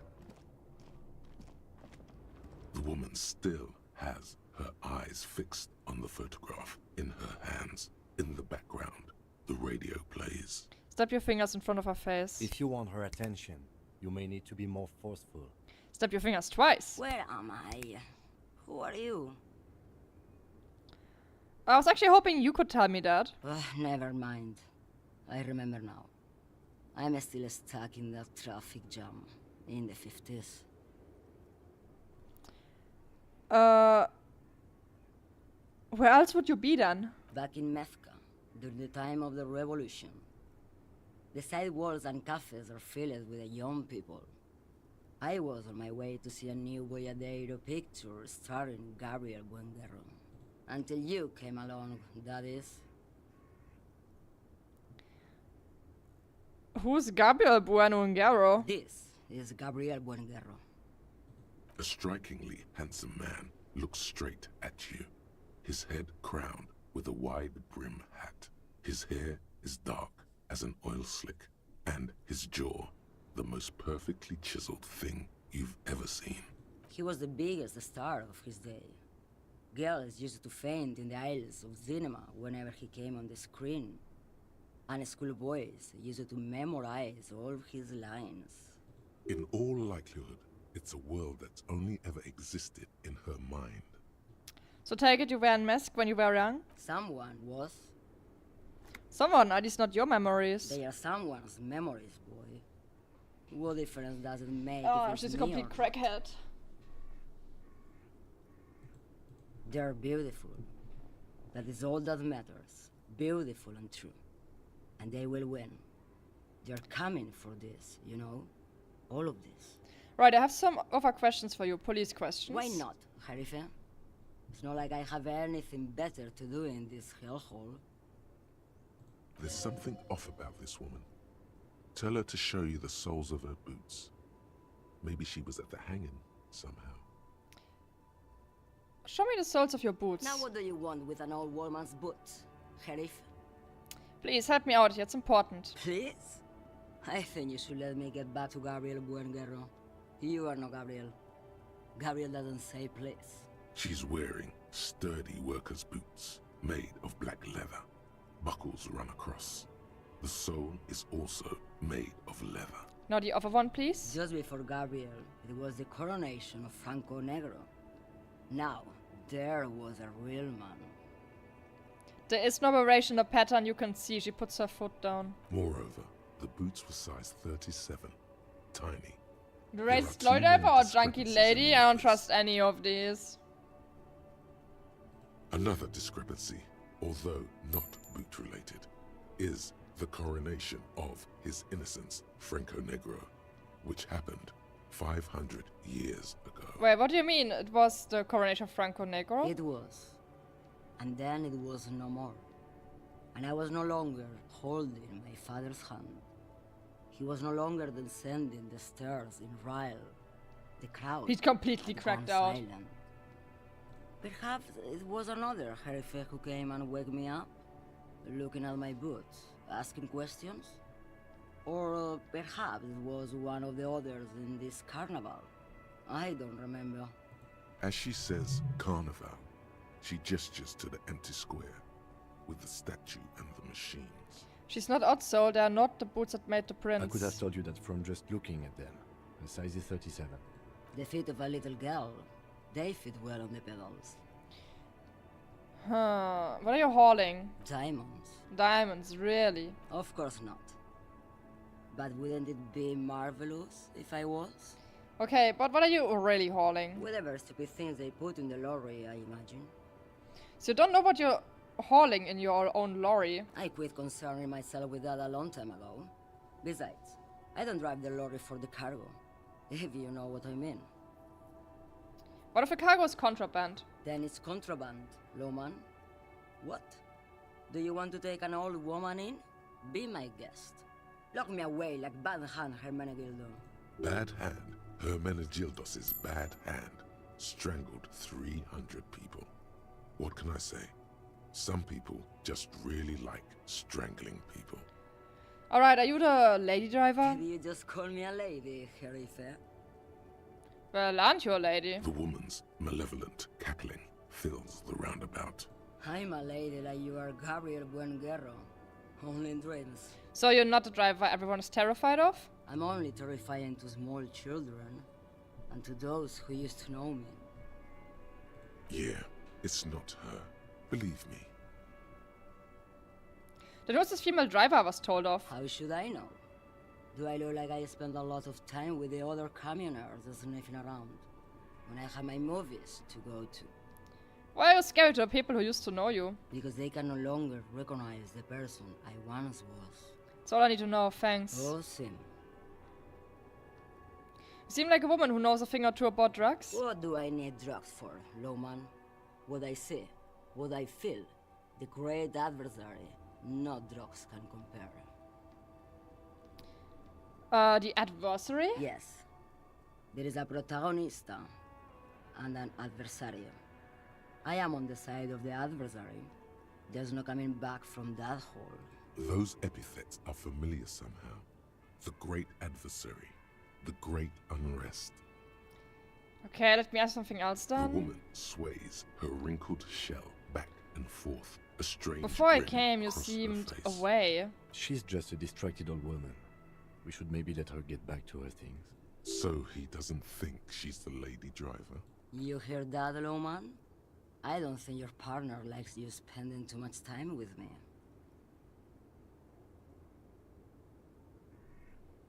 Should you drive a lorry if you get like that? Oh, don't worry about me. I'm one of the best camioners around.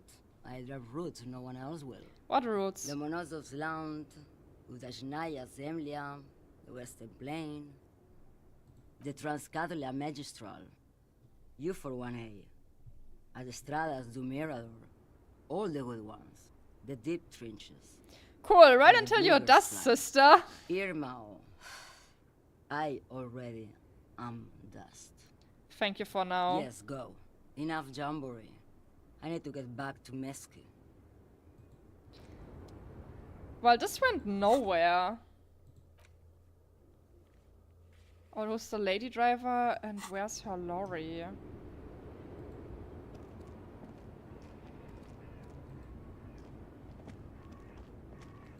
The lady driver and her lorry. Huh.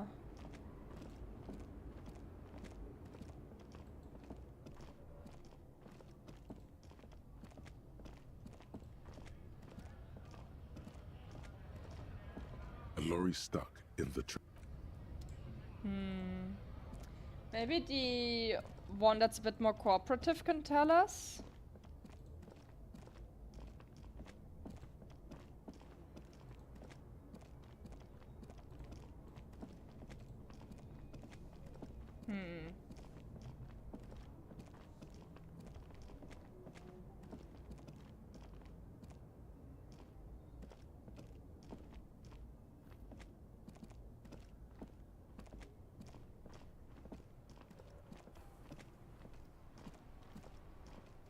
Still here. Stuck I in heard this damn that jam, one of the my man. drivers is a woman, but I don't think up? she's here. Do you know this lady driver? I don't want to talk about that. I don't mean to pry, but I need your help. She may be involved with the drug business. Man, I was hoping it isn't going to be her. All I can say is, she isn't around here anymore. She isn't some evil drug trafficker. And I don't know where she is. What's this person? What's her name? Thank God I don't know. People here call her the lady driver. She kept her name a secret. From me too.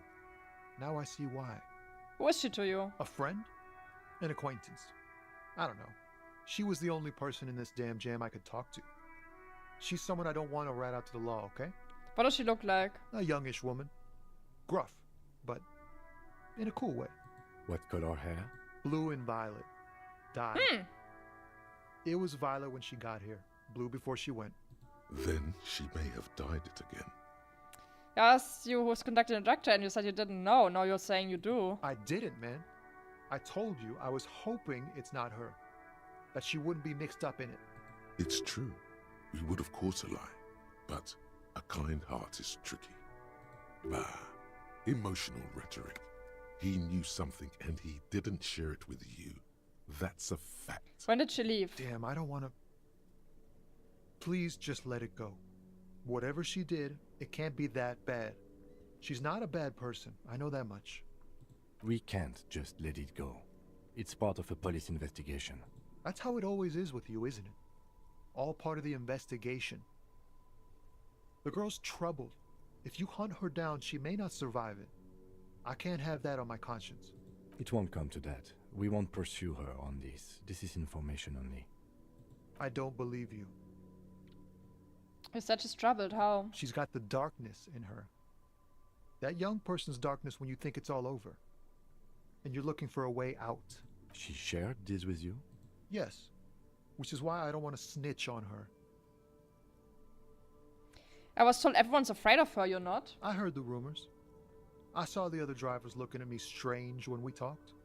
And she told me, too, that she's had a violent life. But I wasn't afraid of her. More like for her. Did this violent life include drug trafficking? Well, it looks like it did now. But we didn't talk about that. We talked about life, you know? She talked about her mind. Hold on, her mind? The way it worked. The trouble it was giving her. When she left, did she leave her lorry behind? Fuck, man. Go grill someone else with these questions, okay? There are plenty of drivers here who couldn't stand her, or were afraid of her. They'd be more than happy to rat her out. Wait, this guy says they're friends, then acquaintances, and he's okay with others ratting her out? Push Tommy and it will break his heart and his spirit. Don't expect you to be pal. Now is not the time to focus on feelings. You need that info, son. So right with all of us ratting her out, you just don't want your hands dirty? Fine. I don't want to be a butcher. And I don't want to be a knight either. I just want to be a person who can sleep at night. A little fame wouldn't hurt too. Fine, I'll drop the matter for now. Thank you, friend. Yeah, it's like the other guys will give me the info. There's no really a need to keep pushing him specifically. It's not, if it's like the last resort, then yeah. Looking for something, Hunt? They've been giving me the run around Fess Up. Where's the lady driver? I don't know what you're talking about. First, you knew that Seleng didn't do it. He did something. He stole his employer's goods and another lorryman's job. You should be thankful for the tip. He's been expecting this. He's really puffed himself up. Just tell me which one's the lorry. Listen up, fuckwits. You don't scare me. You cops don't run Revachol West. You don't run Martinez. You don't run anything. Just tell me who the goddamn Levy driver is. You're all bark and no bite. The real dogs are up in Jamrock. Everyone knows that. You mean La Puta Madre? A legendary, and not in a good way, crime boss from Jamrock. Controls what is probably the most powerful organized crime outfit in Revachol West. Looks like the lieutenant has a plan. Let him do this. Yeah, him. Cross your arms and not? Then I presume you are familiar with his peonies. Yeah, they're his little bitches. He's got them all over the unions. Not just the unions. He has peonies everywhere. Some say he even has them in the RCM. Dirty fucking peonies who do Demons that anything talk for to him. you. These are my Multi-ethnic parts of drug my addicts. mind. The lieutenant adopts a rodentine quality. Be cool, sire. He's getting into this. Say nothing. You're not peonies. You wouldn't be investigating a drug thing if you were. No, of course not. We are not peonies. But if we were, and one of Madre's drivers were to be stealing from him, then it's a good peony's job to find out who that is. He's surprisingly good at this. Not bad at all. Look at him lurching. It's not a hard job. It won't take a long time. It won't make Padre Madre angry. But a stupid fucking racist is standing in the way, protecting this fucking thief. I'm not scared of you or the mob. I'm under the protection Let of him the cook. Lorrymen and Carters Guild. You've seen that corpse in the ceramic armor there. Did his shitty little guild protect him? Nah, you wouldn't just leave him out there if you... The lieutenant turns and gives you a barely perceptible nod. I've softened him up as best I could. Now it's on you to finish the job. Ooh, I need Half-Light. I am debuffed in Half-Light. God damn it.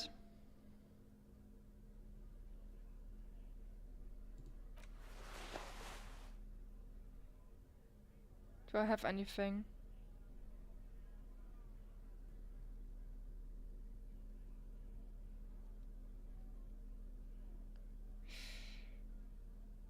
Nope. Okay, let's try it. Looking for something, Aunt?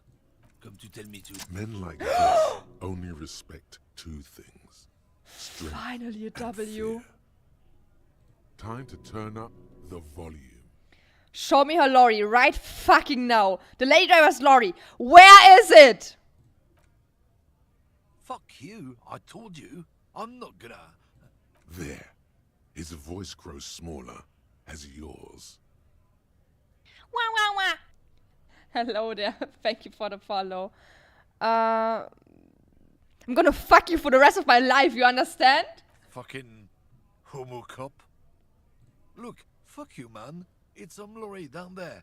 Green banged up thing. I don't fucking know who she is. When did she go away? I don't know. I don't even know her name. She just rolls with the fleet and acts like a Aye, big welcome shot. in. Some dyke, probably. I haven't even seen her for days. Now it's not a big deal for him anymore. This is how he saves face. Where exactly is her lorry? Past the monument. Down there. The Green Temple. Now leave me the fuck alone, okay? A small temple by the monument. Green. Let's get into that lorry. I am so happy we got that. We got lucky there. That was so good. Having so many quests done already. Yeah.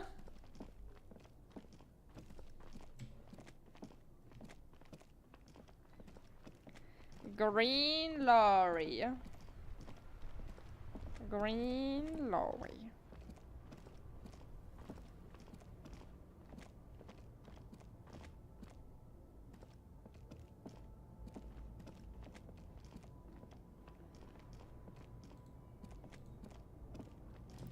Yeah, this one here. Let's see. This green found, A to Z, contemporaire, is parked in the shadow of the ruins looming overhead. It's seen better days. This must be the one he told us about. Unless he was lying. Try to peek in the window. The glass on the side windows is tinted and covered with dust. You can barely make out the shape of the seat and two steering levers.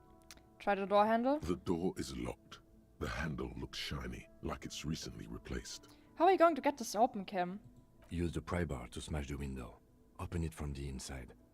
Good idea. I don't know how good it is, but this investigation has taken long enough. We can't afford it to take any longer. He's like, I'll just get it done with. Don't care. Just get it done. Well then. Let's go. Green found, A to Z. With a firm grip, you raise the pry bar. A glint of light catching on the tip. Call down the hammer of truth and justice. Release your secrets, lorry cabin. Welcome to River Shawl window! The window shatters, and droplets of glass fly everywhere, shattering over the lorry floor and pavement. Subtle. The smell of cigarettes and perfume welcomes you. The cabin inside is plastered with old movie posters. Actresses smile from the walls.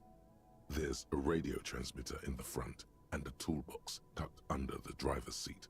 Some tools lie scattered near the pedals. There's something odd about the passenger seat. The seating fabric has been pulled tight over the lower side of the seat where the toolbox should be. Peel off the cover of the passenger seat. Voila! A stack of neatly folded papers has been stashed behind the seating fabric. You see 3 maps depicting a large metropolitan area. It's Revachon. Some of its routes and highways have been outlined with a pen. Bonne prise. Fold open the topmost map. This large map displays the elevated motorway called 881. The intake leading to Martinez is marked with a blue X. There's another X on the off-ramp at a place called the Old South. Toll booths at the intakes are marked with a circle. It looks like there are scant few ways of getting onto the elevated motorway that runs over Jamrock. And this person knows them all. There, hundreds of thousands of motor carriages roar on the 881. High above the mass of brown and red roofs that is Jamrock. The commuters don't even look down. The world ceases to exist outside the windshield. Where does the road lead? To Kuro, through the middle-income neighborhoods there, by the river, and then to Stella Maris and La Delta for work, while the men and women of Jamrock scuttle to their fates below the road. Fold open the second map. This municipal map from the 30s displays a complex system of storm sewers underneath a sub-district called the Pox, old military hospital, right adjacent to the 41st precinct. No storm will ever drown Revachol, the great solution to the riddle of history. Look at the third map. The final map displays a labyrinth of service tunnels left over from the construction of Motorway 881. A few routes have been marked with a pen, where the tunnels and sewers surface near the eminent domain and a traffic island in central Jamrock by the lake. Looks like the smugglers have infiltrated the road network belonging to East Motor Tract. The smugglers have infiltrated the motor tract. So it would seem. The RCM patrols most of these auxiliary roads, though apparently not all of them. Where does the contraband end up? Hard to say. This distribution network looks certainly large, yet still vague enough. It doesn't reveal much about the Besmerti behind it. Besmerti, that sounds vaguely familiar. The Besmerti is a Revacholian crime syndicate. They see themselves as the inheritors of the 14 Revacholian Indo-tribes. But really they're just violent gangs vying for control on the west side of Revachol. With cool names like La Puta Madre and Aura Masta. It's a dark parody. Who do you think is behind this? It's definitely not the Union. They just do some logistics. This operation has spread everywhere in Jamrock. If it's that widespread, then Madre remains the most likely suspect. Here's bad news. There have been attempts at a serious investigation before, but they haven't ended well for those involved. Return a stack of papers under the seat. Best not to disturb the scene. I'll have forensics go over the lorry and pick this up later. The stack of maps looks just like before, barely noticeable. The movie stars look silently by, and the pull-out toolbox has a rubber handle, worn from years of use. Pull out the pull-out toolbox. A metallic drawer slides out from the seat. It's empty, except for a folded newspaper. Unfold the newspaper? It's an issue of Peripherique from last Wednesday. A piece of paper falls out from its pages. Pick up the note. It looks like an article ripped out from a radio enthusiast magazine. Complex mathematical equations explain the basics of something called the ULAN frequency system. The ULAN frequency system? I've never heard of that before. I know of FM, AM, UKV, but... Push in the pull-out toolbox. The pull-out toolbox slides back into its nest. Check the rest, pedals? You wedge yourself under the steering wheel to get a better look. Seems like the few tools lying around here, a hammer, a pair of pliers, a rusty wrench, have been casually thrown there by the disorganized driver. But one odd detail does catch your eye. A piece of sandpaper has been glued to the throttle. Sandpaper adds extra grip. Looks like the driver has glued a piece of sandpaper to the throttle to offer some extra... Oh! Yeah, I get it. The reason for that is we know that there is something going on with one of her feet, which we know from the tracks. We've seen the consequences. I have seen the consequences of my actions, yes. Yeah, makes sense that she did that. A novel technique. The sandpaper would also rub off the pattern from the driver's right boot sole. Exactly. Yes. Do the honors, he thinks. Connect it yourself. One of the footprints at the crime scene had an aberration. One sole was smoother than the other. Which means that the missing lady driver was present at the lynching. Because I've killed him. I've killed a bunch of times. Wait, the missing ain't Hardy. Here. Looks like her, yes. And she's also the one running the drug trade. What a handful. Now we know for certain who's the missing 8th person at the lynching. Do you think that Hardy and his boys could also be involved in the drug operation?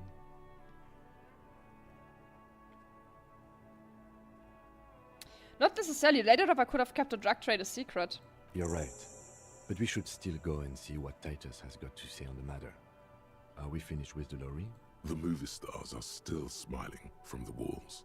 The radio transmitter sits on the center console and a faint smell of perfume is in the air. Admire the posters. These are movie posters featuring starlets from long-forgotten films from the 20s, the teens, even the 90s of the last century. One of them particularly catches your eye, a centerfold of an ingenue attached right above the back seat. There's definitely perfume in the air. It's spicy, with a hint of amberette, wafting through the bitter air of the cabin. What's that smell? The remnants of a sweet juniper-scented perfume, probably granate number 5. Study the centerfold? The actress is draped in a sheathed dress, one of her shoulders bared. The faded remains of an autograph run across the poster. She's looking past the camera. This is Tijan, a starlet from the dawn of cinematography, less known for her talent than her tragic, untimely death. What happened to her? She wasted away in a drug den called the Door to the River, not far from here on Boogie Street, a mixture of cocaine and morphine. She was afraid of the world and the camera too. Wonder where she got an autograph from then. Enough of the posters. The actresses and the rear Admire actor the radio. looks like the frequency dial is absent. It requires a key to work, but the key has been removed. Bye bye, Lucky Shaq! by the missing lady driver. Strange. There are so many radio stations saved here. Must be over 100 at least. Why would anyone need so many radio stations? For contacting an entire fleet of lorrymen, for example. This is all shortwave, UW and UKV. Looks like we are dealing with an impressive organizational tool. The nerve center of a huge operation. With quite a range too. Is there anything we do with the radio? Doesn't look like it. It's completely inoperable without a dial key. What else is here? The ghostly actresses and the rusty tool. Nothing else. Great. I think we got everything. A word, detective? Before we return to Joyce? Okay. Alright, we've finished here. Let's quickly debrief and go over what we found. So we don't do it in front of the company rep. There's something police would do. What do you think of all of this, Kim? Honestly, I'm quite worried by what we've seen so far. The evidence seems to point to a rather extensive and well-organized operation. I'm especially intrigued by that radio transmitter, particularly the sheer number of stations it can connect. Looks like this alleged drug trade casts a wide net. This means it's well funded. Technology like that, a major player must be financing it. I'm not sure what the ULAN frequencies are all about, but they may hold some significance. Perhaps it's a better way to connect between fleets while avoiding frequency bleed, or maybe it's used to tap into RCM networks. Oh, and the maps we found. They reveal the geographical extent of the operation. Looks like they've used abandoned tunnels and access roads to stay hidden. This is useful info. And last but not least, it looks like the Hardy Boys knew this driver, as we know that she was present at the lynching. This may be the Union connection we've been searching for. The probe and the case converged, he thinks. This was quite the find. Turns out this is connected to the Union. Like Joyce told us, yes, logistically. But don't expect to bust this open during our stay here. At best, this is an angle we can use against them, to other ends, as extra ammunition. But what movie posters? How do they factor into all this? As elegant as they are, I don't think they are relevant to the drug trade. Maybe the trader is some sort of a cinephile? Yes, well... Unimportant. Will the RCM open investigation into this? We should return to the murder case. See what Joyce tells us about the lynching. When we are done for the day, I call my station and suggest our narcotics department look into it. There are more than enough grounds to start an official investigation. Sometime later, when we are done here. We do not want to get caught in that. What are you thinking? The fact that one hasn't started already gives me pause. An investigation, I mean. Especially if the Madrid grouping is involved, and I can't imagine they aren't. It's certainly worrisome. Corruption. All the same, I don't like the idea of internal affairs descending on the matter. That won't help anyone either. Okay, debrief over? Debrief over. After you. Alright. So, I got a skill point. Do I have anything to listen? No, I don't. That's good, actually. Because then... What do I need? for the Hardy Boys, maybe. There, down here, rhetoric. I need rhetoric for that. And I don't know if I should use my skill for that. Skill point for that yet. Because I also will unlock tomorrow again. I don't really need to do it today.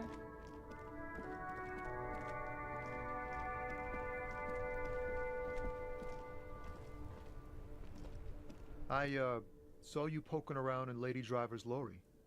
She in trouble? There's going to be an investigation. It's that bad. Man, what should I do? What should I do to help her? Last thing we need is more civilians involved. Yeah, maybe I should just keep my head down and work on my rhymes while I can. Let's plan with those rhymes anyway. Oh, you know. Tommy Leham's gonna be a musician. Sprechgesang, but with beats. I've got a lot of free time on the road to hone my craft. For a second, I was like, what the hell did you say there? Sprechgesang. The correct grammar is Tommy Lahom. Why Tommy Lahom? Tommy Lahom was taken. My real name's Jerry Lafitte. Tommy's way better. Good luck with that. Yeah, you too. Be safe, detective.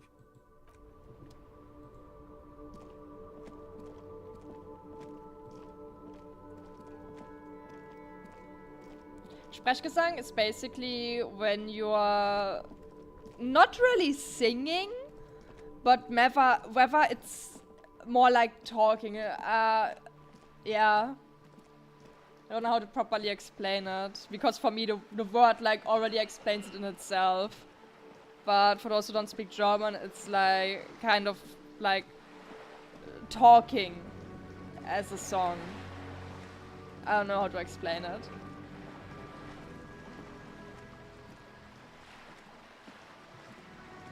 I don't think it's necessarily rap either.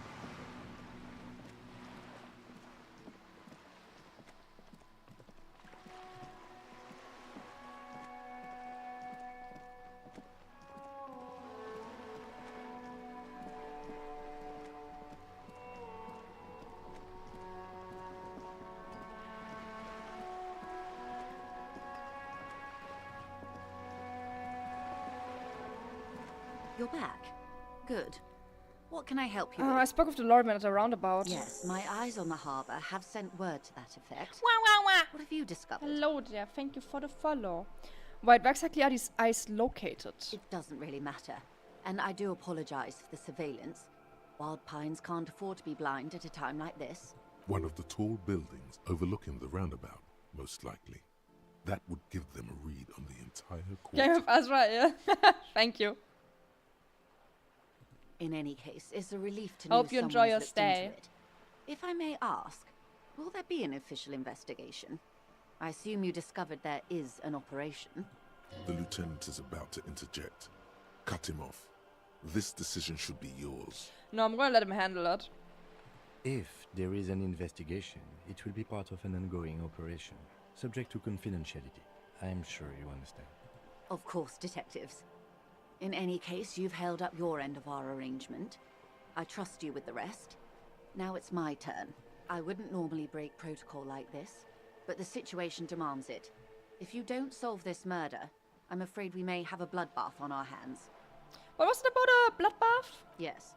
I'm afraid this strike may descend into a small-scale civil war, with possible consequences for all of Rivershoal West. Since you are sharing, man, this is also the RCM's worst-case scenario.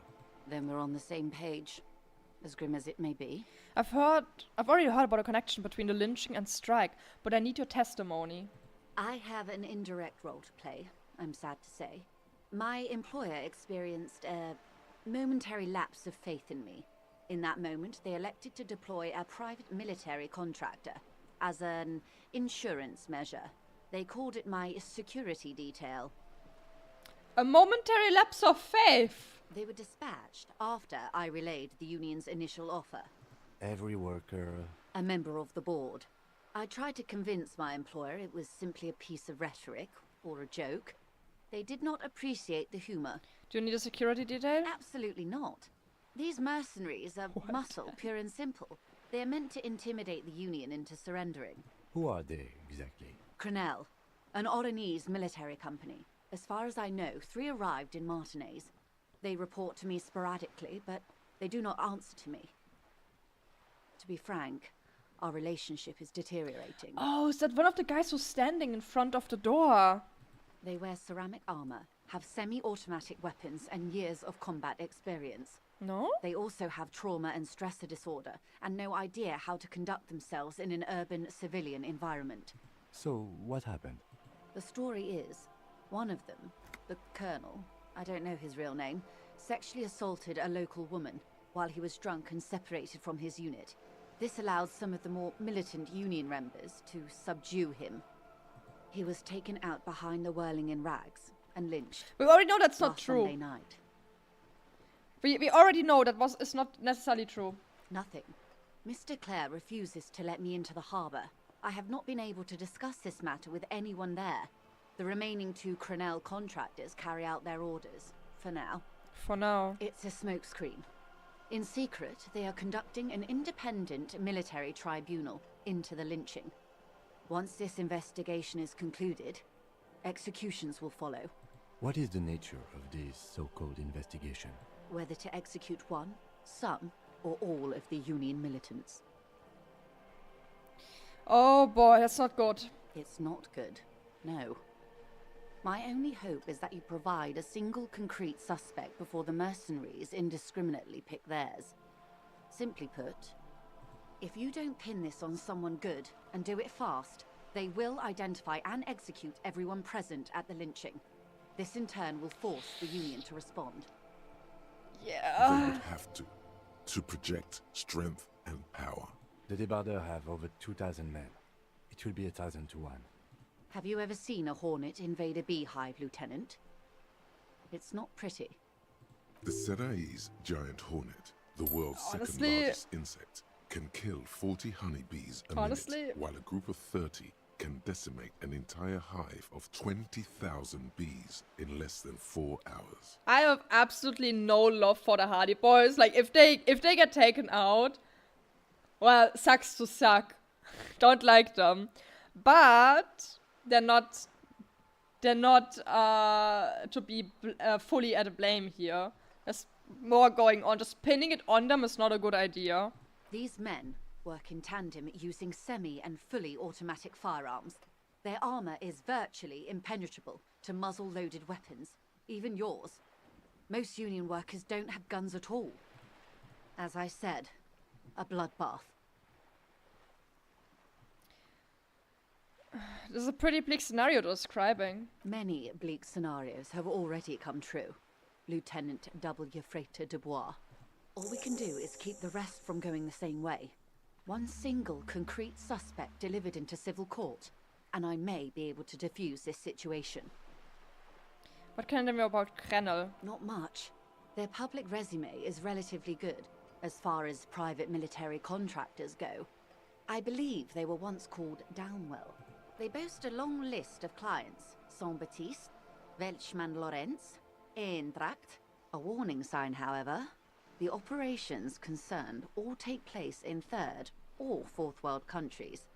Guarding facilities, escort missions and such. Meaning they're used to operating in war zones. Yes, all the good conflict corridors, Supramundi, Yesut, the Seminese Islands, countries that don't have a good record reporting atrocious military conduct on their soil. Okay, anything else you got on them? Sadly, no. Before this happened, I had little interest in them. Now that I do, I don't have the resources. If you still have access to the ICP's database, you could run a better background check than I ever could. It may take some time, though. Do you know a lot about the inner workings of the RCM and the ICP, man? In my line of work, it pays to do your research. I was prepared to deal with the RCM. I did not think I'd be dealing with a group like Crenel. Could you contact the company, tell them to call them off? I have. And they will. However, these orders take time to reach what is basically a rogue unit out in the field here. Until they do, it's all on us. She's being truthful. She is pressing them as hard as she can. He said the deceased assaulted a woman? Or he didn't. This is information passed on to me from some teenagers loitering around the canal. I cannot testify by it. Who did the passing on then? The remaining contractors. Their tribunal. It's what they believe. What did these teenagers by the canal say? That the man was killed because he assaulted a local woman. I've asked around a bit. This seems to be the accepted story around Martinez. And we know that is not true. Yeah. This does not come as news to us, but still. To your knowledge, where did this assault take place, if you know? Last Sunday night, at the Whirling in Rags, the hostel by the gates. Supposedly, the colonel was drunk, maybe on narcotics too. Either way, he's alleged to have sexually assaulted a woman. Sometime later, a group of dock workers got their hands on him. Don't mention it, and who was this woman? That's a good question, officer. I don't Stop have the giving that slightest info. idea. As I said, it's a rumour. About a rumour. In any case, it's what the colonel's remaining colleagues believe. Where are the remaining 2 mercs now? They've gone to ground, as it were. I don't recommend seeking them out. For one, they're almost certainly armed to the teeth. They don't have the same respect for the Revachol citizens' militia as I do. To put it bluntly, they think you're vigilantes. Ghetto savages. It will not be a fruitful meeting. Vigilantes. You're a professional officer of the only legitimate authority in Revachol. We still need to know where them are. You're likely to run into them eventually. When that happens, I'll be in a better position to mediate if I don't appear involved. Where are these mercenaries? One is obviously the scab leader. Yeah. At the harbor I know gates. that one. The one chanting the idiotic slogans. He's barely maintaining his disguise. The other has a vantage point in a building south of the roundabout. They were keeping tabs on you while you were canvassing the lorry drivers. One must be the goon in ill-fitting work clothes by the harbor gates, the scab leader. That may be so. I still hope you heed my advice.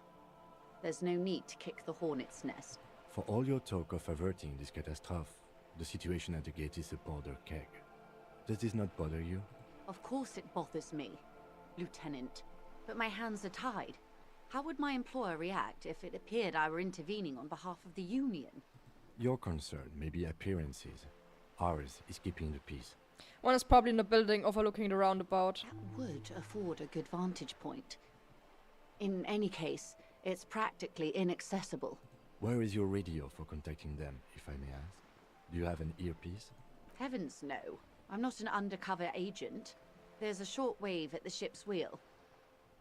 I had another question for you. I hope I can answer it better. This colonel, the one who was hanged, did you know him? If you mean did I see him alive? Yes.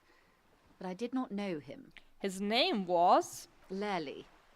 His service name. Yeah. Nom de guerre, most likely. He wouldn't divulge his full name. Only one of them did. A bad sign if there ever was one. Tell me about the others first. One is a man. Corty, they call him. A nickname as well. The other a woman. Phyllis DePaul. Corty is the gunner, I believe. DePaul is a radio operator. What would you say was his eye color, the deceased's? She closes her eyes, trying to picture the man's face, then shakes her head. I can't remember. The lieutenant was testing her, asking a small detail first to see if she knew him better than she let on. She passed. That's all right, man. Anything else? Nationality? What would you say was his age? He was 40. Or 50. It's hard to say which. He had a combat injury on his lower jaw. Yeah. It made it difficult to estimate his age, or gauge his facial expressions. This matches the dental reconstruction we saw on the body. And Glacier also mentioned it, I believe. What else? Nationality? Accent? He was, Occidental, I think. Light brown hair, a mixed accent, Oranese, or Messinian, maybe. His injury gave him an accent all his own. In a way, it was humanizing. He had to learn to speak through it. Through the injury. That's all I know, I guess. How much I only time met do him we once. have? Until the executions start? Truthfully, I don't know. It depends on their progress identifying the members of the lynch mob, and their impatience. They don't report their progress to you? Not on this matter. I'm afraid they consider this a personal initiative. It's a matter of days, not weeks. It's I enough am for sorry now. to have been the bearer of bad news. If there is anything else I can help you with, please ask. Oh, can you tell me about these tattoos? Of course. Excuse my hesitation before. For about half a minute, in silence. It was taken with a trigette not long ago. This is the man's upper body. There were no more markings on his hands or legs. Stay quiet, observe the woman's expression. Her mouth is relaxed. The accordion lines near her mouth vanish. The pearls of her eyes move slowly on the photo's surface. What do you think? Sorry. I was trying to see if I can read the web of interdependencies between these points. The stars. I can't. But that's how you read this story. The points themselves don't have letters, numbers, anything. Their size, location on the body, and distance from each other tells you what they represent. Like stars in the sky. Close. Port cities. This is an Oronese map of the waterways. A sailor's tattoo worn by wayfarers of the Dolorian century. Over 300 years ago, the sailors would mark their bodies to map their travels. What is the use of this map? The sailor's soul would use it to fly back home if they should die abroad. This is a sort of contraption to be reeled back in by. The silver cord, they would call it. Where is he now?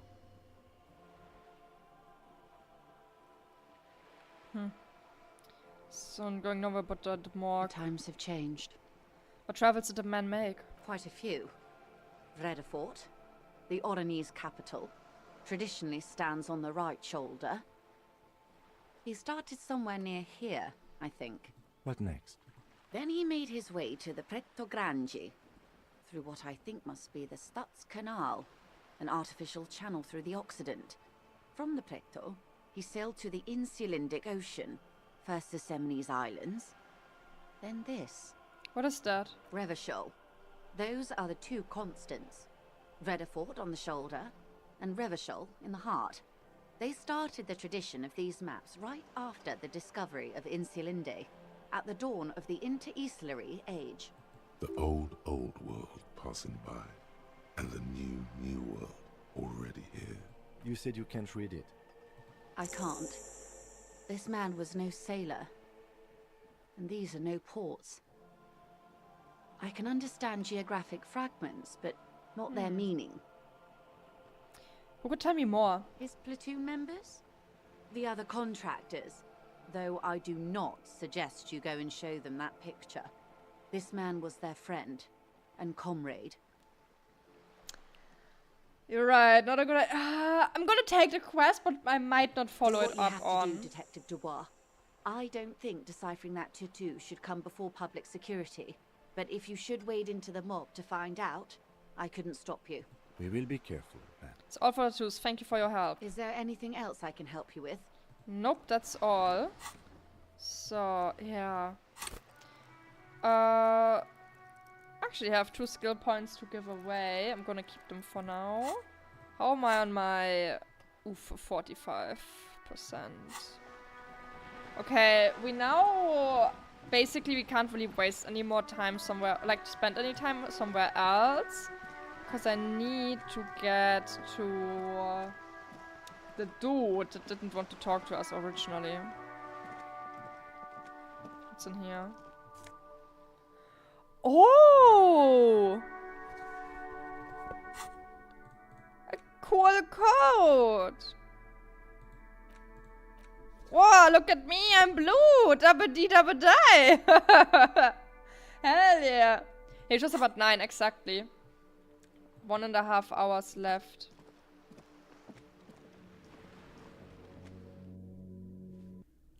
I like blue.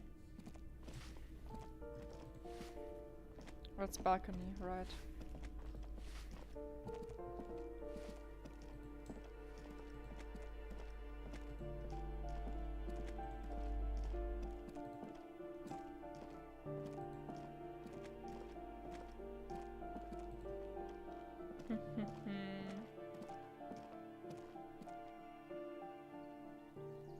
Yeah, here. Here at 9. I could inspect some stuff while we have to wait. I have the shitty poo-poo jacket. As you hold it in your hands, it makes an uncomfortable crunching sound.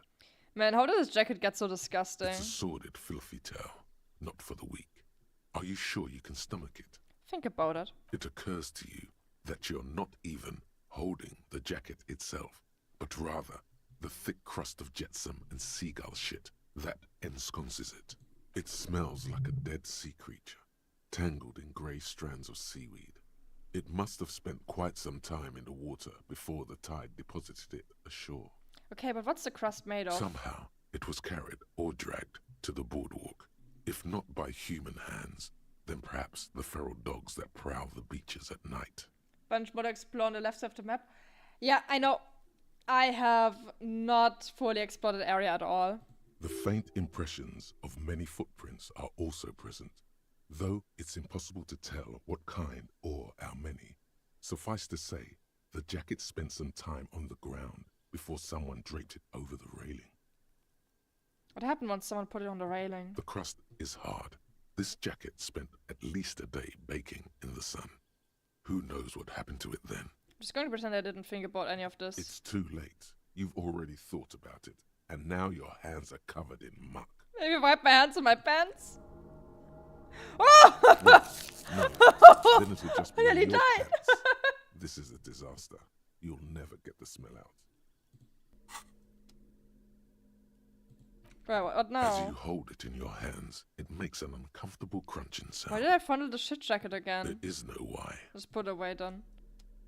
Oh, well, white envelope. Jar, mug. Fridge. Chewing gum. Nothing else to interact with.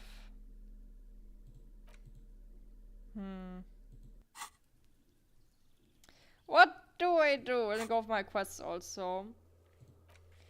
We still need to find the secret passage. We haven't done that yet. This will probably take a while. I don't want to do that. I don't even have boost right now. We can ask her tomorrow about this. We can find this guy probably by now. We still need to ask her by Sunday night. Can't do this anymore. I don't want to do this. Just want to do right now. Buy the spirits from no, we're not gonna do that. We can do this tomorrow. And we can also do this tomorrow. Yeah. We don't have that many quests anymore. We're actually pretty good. We're actually pretty good. Yeah. Hi there, Lito. Do I have any negative? I have a negative on drama right now and on reaction speed.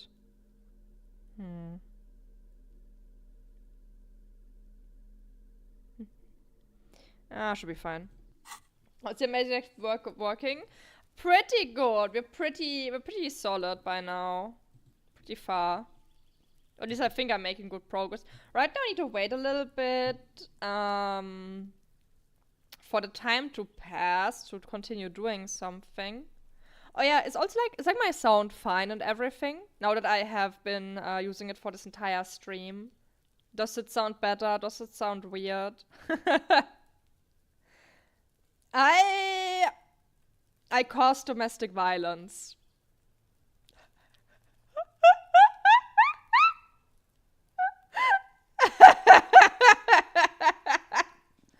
I prank called someone and they then started beating their wife. It was funny. It was very funny.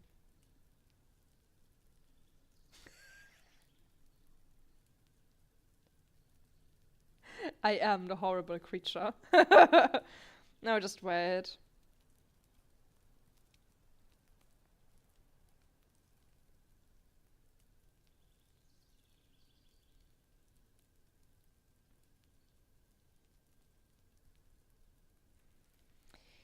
Yeah.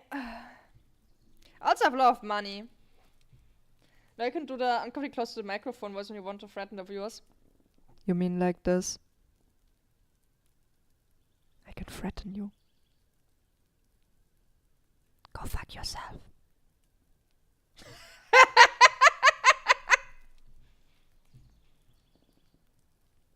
I'm lurking in your bathtub.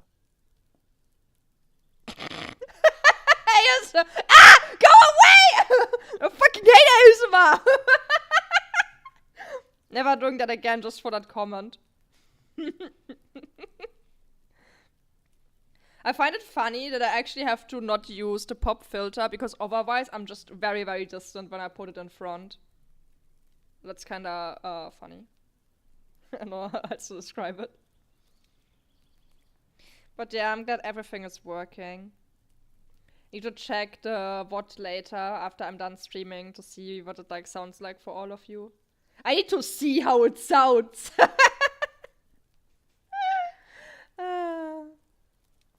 Yeah. I actually looked up it's our official breaking into your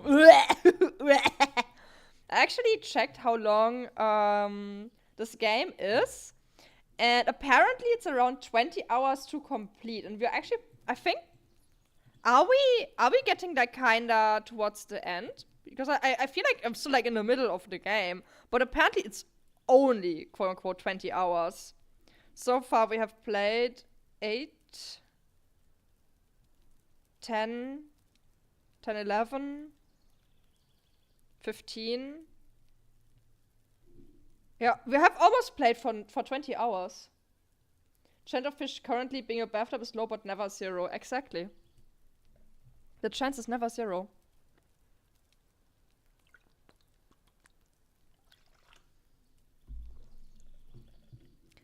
One day it just might happen. Time does not pass when I'm standing still, does it? Or what is going on? Why is it not passing? Yeah, I think because I'm standing still, nothing happens. Huh. Oh, this could be speedrun in the main content, no? Oh no, I looked up like normal playthrough. I managed to not look up speedrunning. Yeah, like standing still doesn't do anything apparently.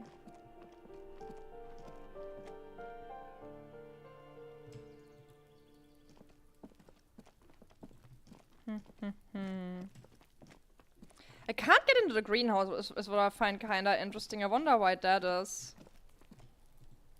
Like, I would think we can get in there.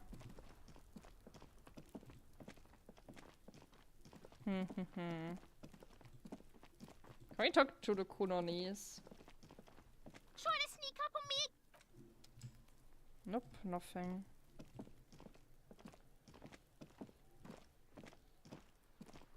Just an ordinary wall. Nothing to see here. Yeah. Nope. Why must we stop? Nope. Still can't deal with that wall. If I start talking with someone, it's probably gonna be way too long of a conversation. So I need to kill time somehow.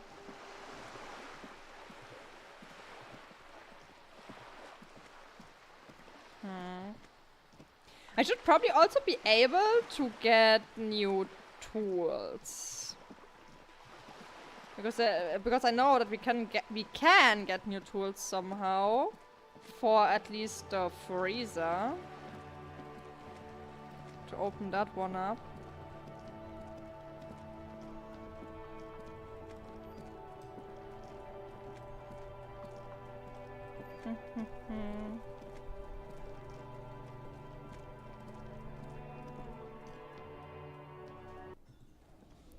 Bunch of people here, but I didn't sing karaoke now. There's nothing at the door here.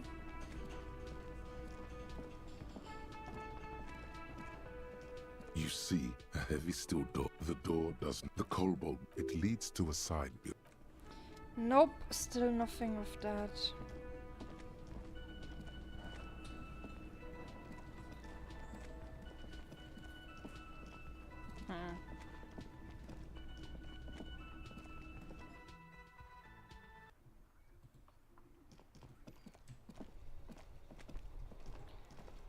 Maybe it's like the Fritte might be an option to get in there. Because like I think the only other way to the door. Can I even talk something new with the woman here? Is this about the questions again? A warehouse? I don't know. She looks up from under her brow. Fine. For it doesn't have a warehouse. Just a little back room here. Okay? Yeah, nothing to tell me. The tear machine stands in the corner. Nope, nothing there.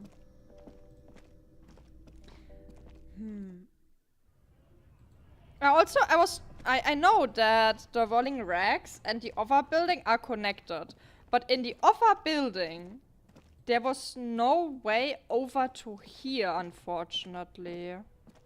There was nothing more to find.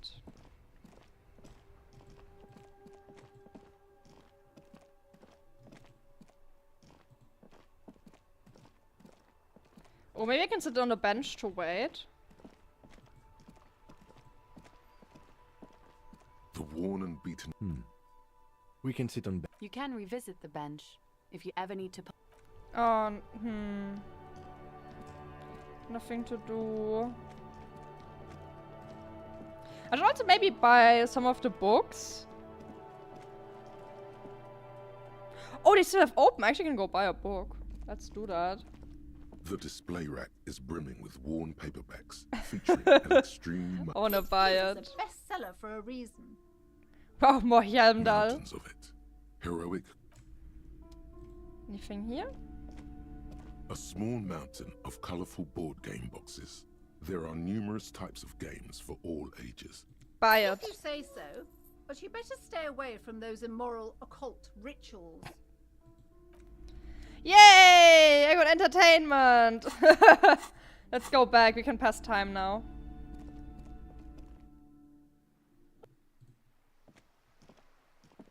And we can wait in front of the door.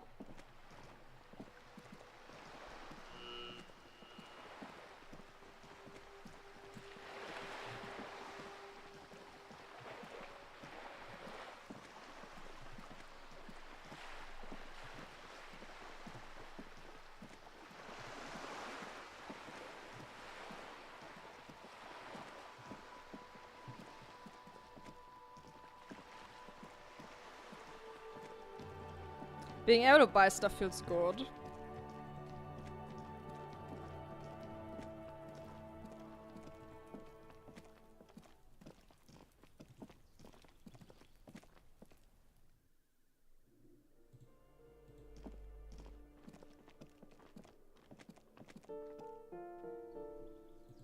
I love the music inside this building. It's just... hard to describe why I like it so much, but I really like it. Okay, interact. The edges of the pages are worn and smudged. A lot of people have read about the Devil Woman's altercations with the Hjelmdal man. Look at the back cover. The jacket copy proclaims, "Man from Hjelmdal returns in his most exciting adventure yet. After crashing into a strange jungle, cannibalistic natives abduct his only surviving comrade, Noble Tyribald. Before Man from Hjelmdal can mount a rescue, he is ambushed by a tribe of female warriors and taken to the ancient citadel of Cloud City, where a mysterious and wicked queen rules supreme. Will Man from Hjelmdal be able to escape his dire situation and find his missing friend?" Time to flick through a book. You open the book to a random page. Man from Hjelmdal, wielding his two Zweihanders, is carving through a sea of savages. His visage fixed His what? in grim determination. I am sorry, his two what? He is dual wielding the sword called two-handed. Bullshit. It's literally called two-handed. Lemau. Zweihander is just like two hands. Because you use it with two fucking hands. It's not a special meaning name. His arms, whirling like windmills, are soaked with the blood of his enemies. Mangled corpses litter the battlefield. He is dual wielding the two-hand. Good God, this is some retrograde stuff. When was this shit written? You flip to the copyright page. This book was written in 38. Oh, shitty, gritty, and heroic. Berserker rage burns in his azure-hued eyes as he brings glory and honor to his long-lost Heimdalla tribe. From the village of Heimdall, the ivory giant roars like an ice bear, and the winds of Gatla howl out his name. Give me more! Man from Heimdall rides on a gilded griffin, his golden mane billowing in the breeze. Both Zweihanders sheathed on his back. He is off to war. Will he conquer his enemies? Will he conquer himself? Onward! The steel muscles of man from Heimdall gleam in the humid jungle air. Yet the man does not sweat. In meditation, his soul drifts in the frigid northlands he calls home. Holy shit, this is so me. Really get into the book. The passage reads, the man from Heimdall looks up, his eyes blue as the mountain lakes of his homeland. He rarely speaks, but now his voice booms in the darkened throne room. Do not try to sap my masculine essence. Put some flex tape on him. Son of Make a Heimdall spear out of will it. never succumb to your seductive wiles. Thine spells are no match for purity and strength of will. Brothers of Heimdall, stand above the vices of flesh, for it is weak and corruptible, yet mine is forged in gore and strife. Queen Lydiana just laughs, a sultry and salacious sound, then says, I have grand plans for you, man from Heimdall. She gestures her diabolical hand toward an array of potions and unguents. First, you shall please me. Then lead my armies against the vicious cannibals. Not a muscle moves in the face of the man from Heimdall. Yet inside, there is turmoil. This goes against all he holds sacrosanct. Wow, this is so epic! In the final pages, man from Heimdall mounts Gallavarin, his mighty griffin, and turns his gaze to the horizon. Queen Lydiana is dead, but an army of cannibals is storming the gates, and still there's no word of trusty Tyribald. To find out what happens next, you'll have to pick up Man from Heimdall and the Three-Eyed Skull, available in fine No! No, we need to get more!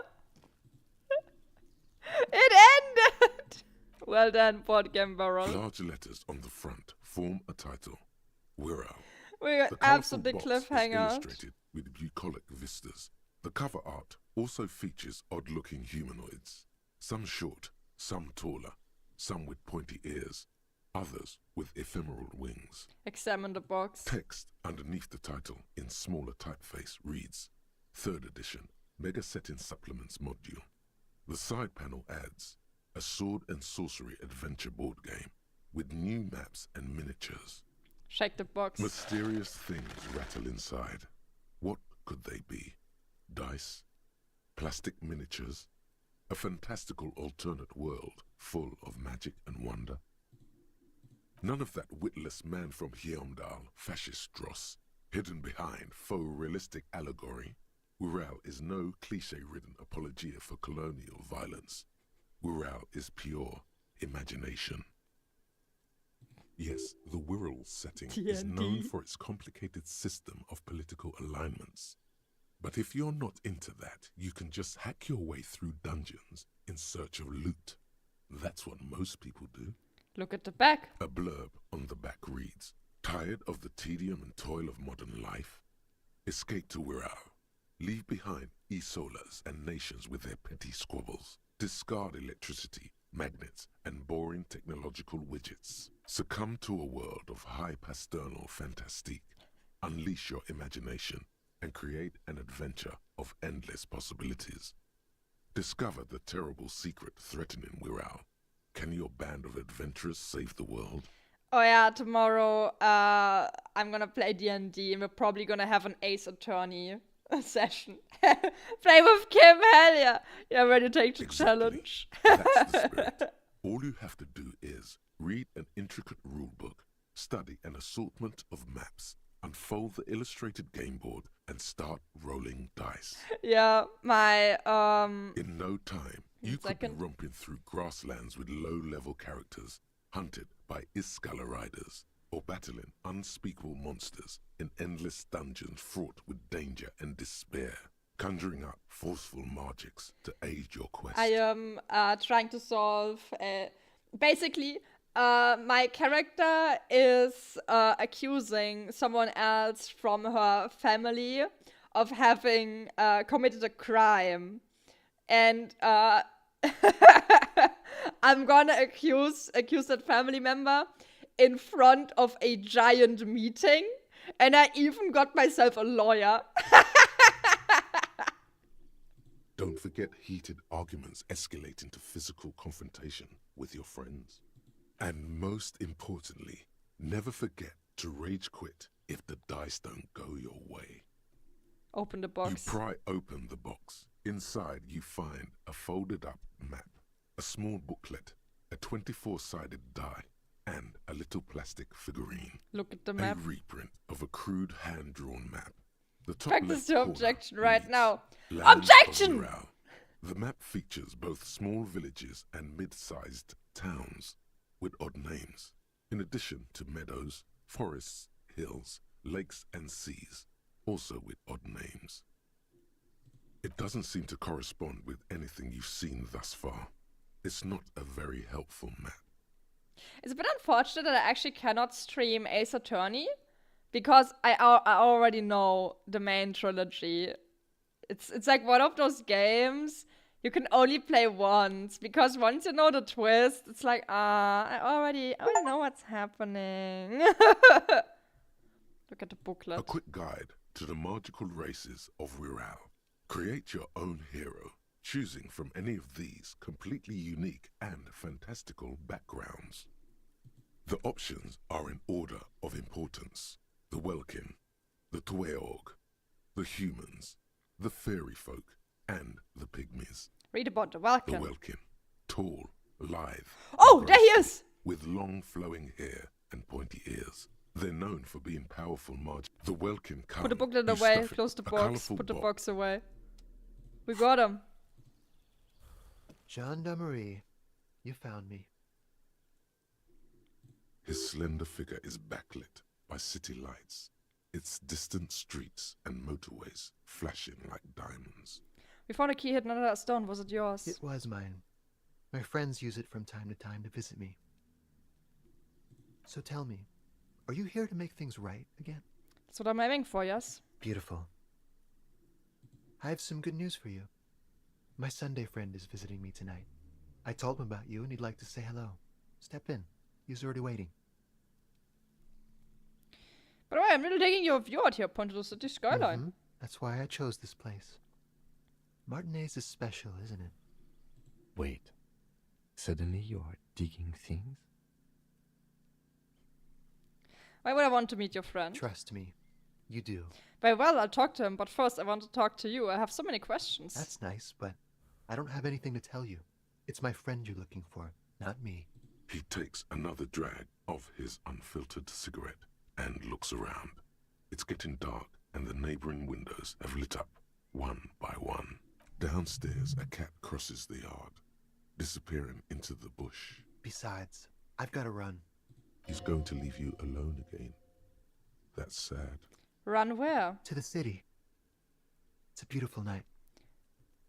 Only if you promise that we'll talk again. It's important. Something flutters in the corner of the lieutenant's mouth as you're saying those words. We'll talk. Just not tonight.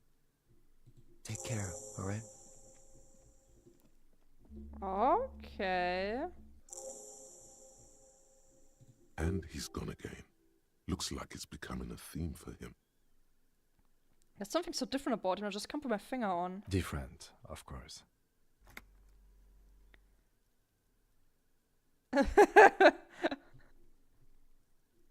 Why is his shirt always unbuttoned? What's going on there? His shirt. His shirt. He's trying to dive deep into the mysteries of his shirt. His shirt? No, I don't know why his shirt is always unbuttoned. Come on, detective, let's go. We've got a potential witness to interview. His Sunday friend, remember? What did we say? why is Kim like almost laughing at us? Okay, here we go. Is it even Sunday, yeah? Officers of the Revachol Citizens Militia. This guy looks weird. I don't like him. You shouldn't be seeing him in an intimate setting. For some reason, you feel this man is Oh, I'm dumb! superior. Is that dude a gay prostitute? Is that what's going on? Am I an idiot? Am I an idiot or did I just get it?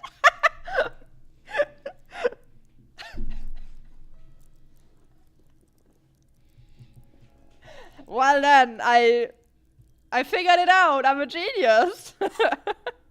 Superior, but he's not in the command chain. My name is Charles Vildrouin, and I am an official with the coalition government. I work for the Institute of Price Stabilité on assignment from Sur-la-Clé. I heard you talking to my friend outside. Very good. Super. I am here to assist you in any way possible. Ask me about the hanging. You actually witnessed the lynching? I'm sorry to say I did, officer.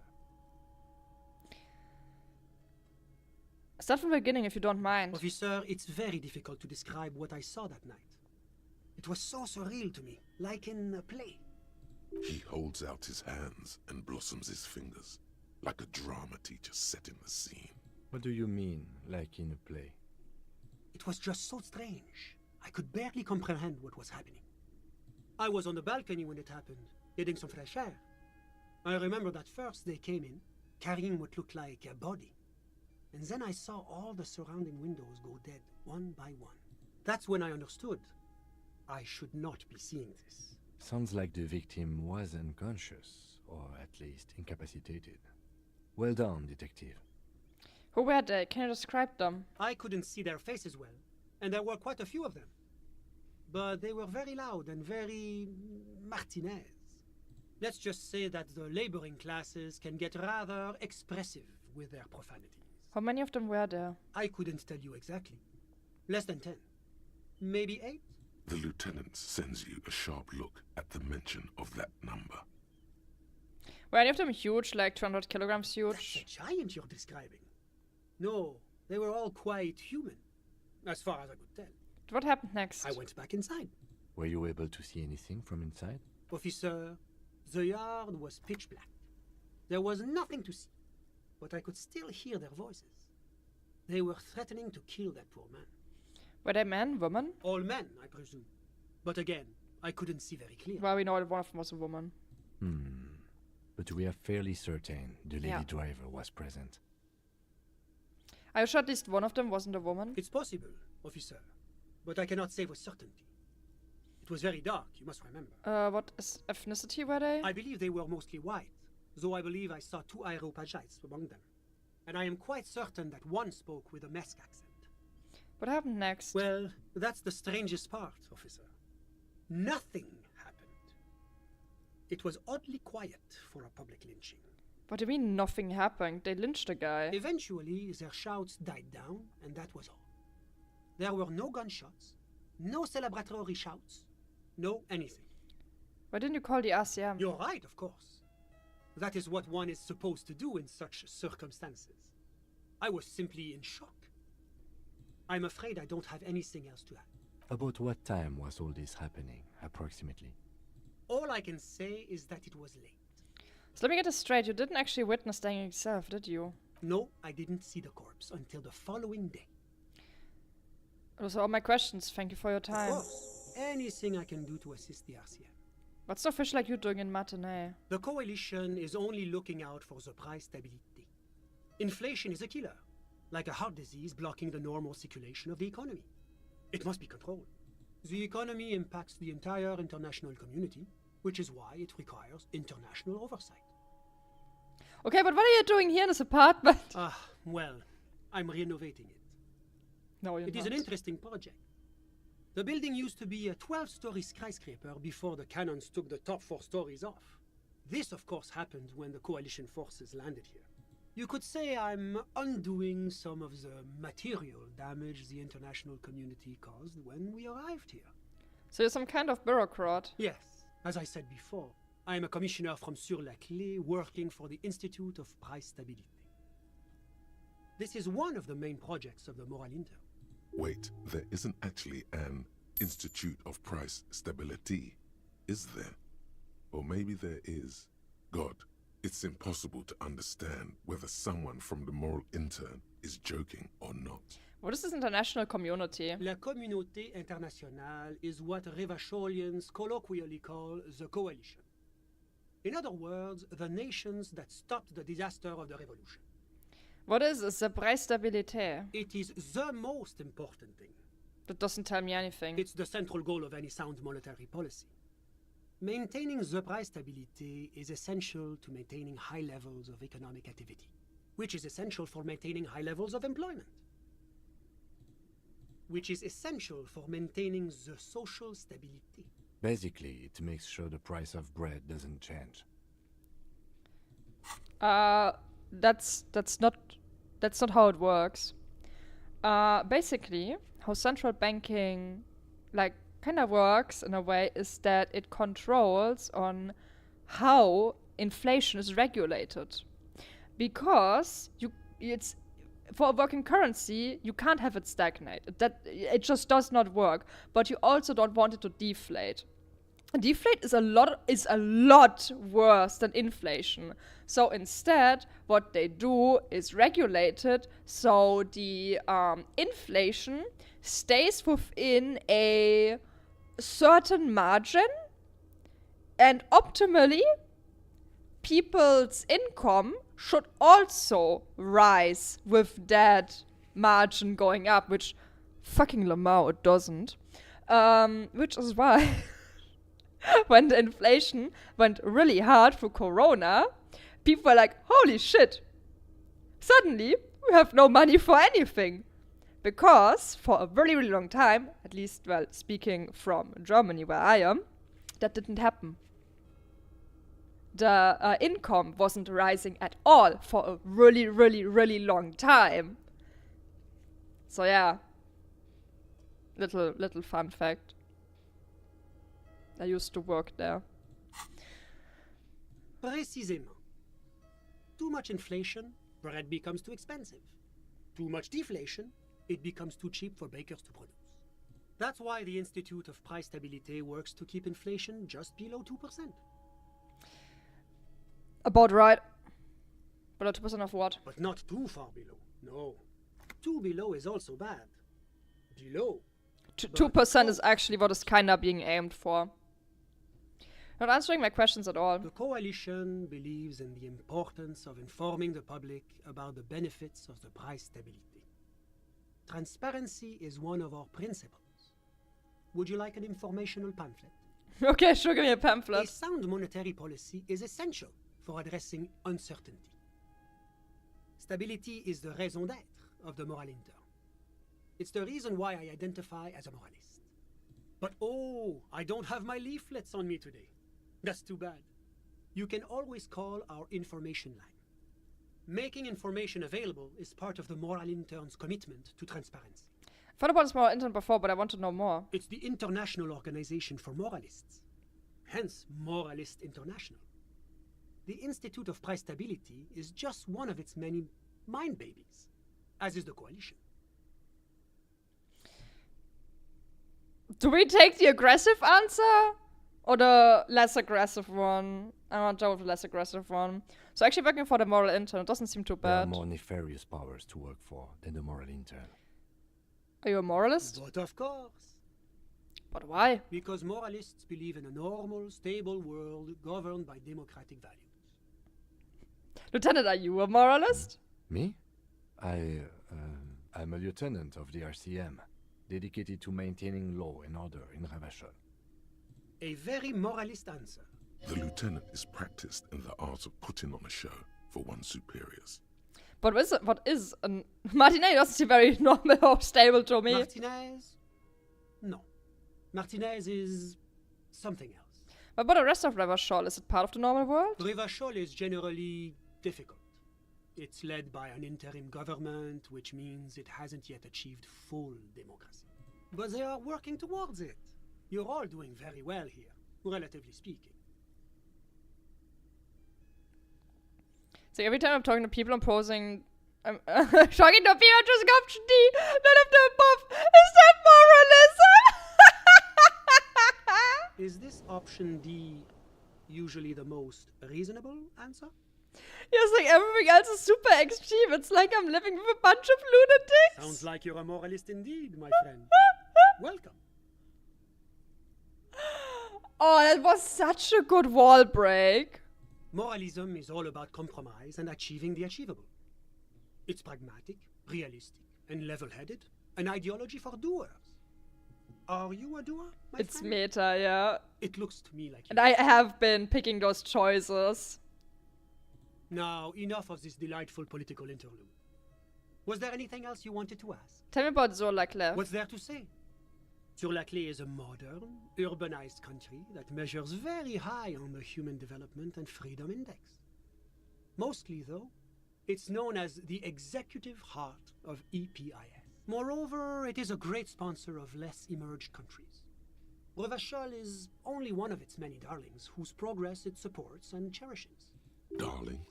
That can't be an official designation. What makes Revachol Sur-la-Clef darling? Because a great percentage of Revachol's culture hails from Sur-la-Clef. Its language, its people, its cuisine even. Or at least in the downtown La Delta area. Jamrock and other parts of the international zone have been mercifully spared of Sur-la-Clef's love for meatballs and mashed potatoes. Enough business, let's talk about something else. Whatever you wish, officer. Can you tell me about your friend? Ah, my friend. Here we go. My friend is a good young man. His family immigrated here from Kedra, and life has not been easy for him. But he understands the importance of education. He has taken his future into his own hands, and that's all that matters. What's Kedra? Kedra is a candidate member of APIS. But, between you and me, their potential membership is a more contentious issue. What do you mean? That it's never going to happen.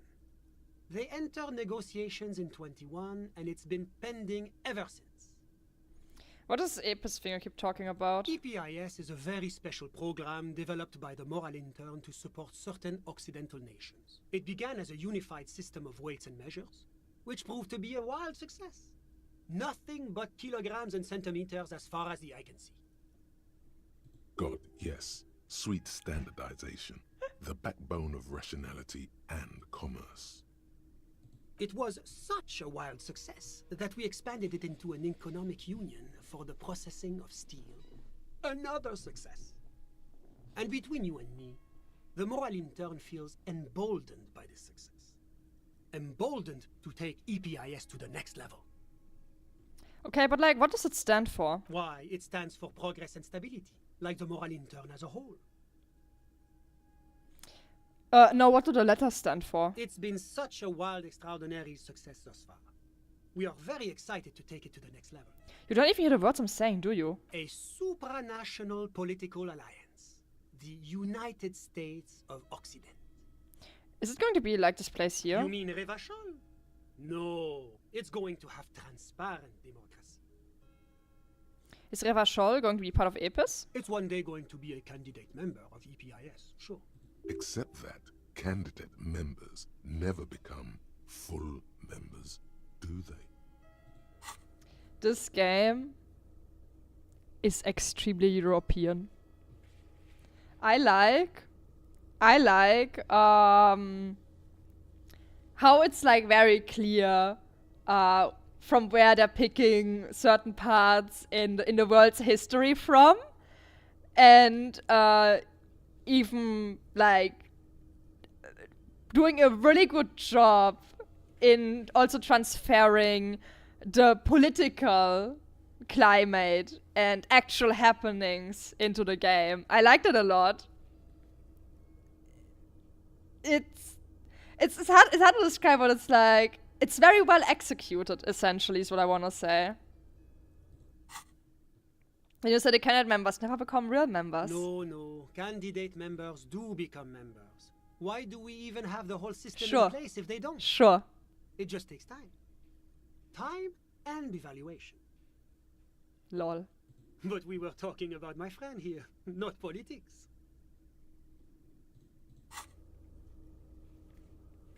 Did you look something up real quick?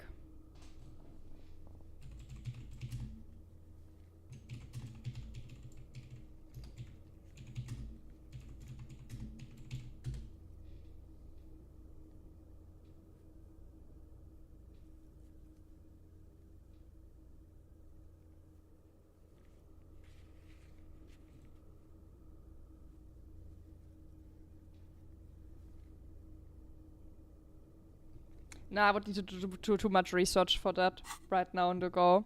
I was trying to look up how many countries there are that have been stuck in the limbo of membership, yes, no, in the EU. There's a bunch of them. How did we even become friends? How did any of us become friends? Bad things happening on the Insulindian Peninsula? Oil platforms ablaze in the night? Civil wars lasting for years? Finally, the international community is forced to step in.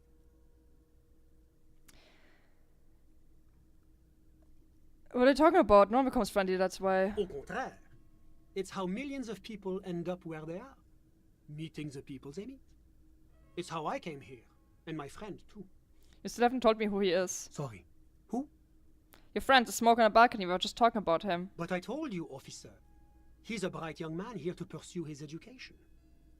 Education is the foundation of our future, especially the arts.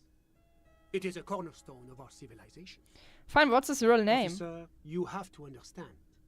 I can't give you his personal information. I'm sure you have your own methods and databases, right?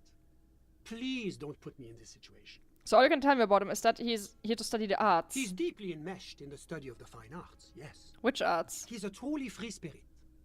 He likes all the arts.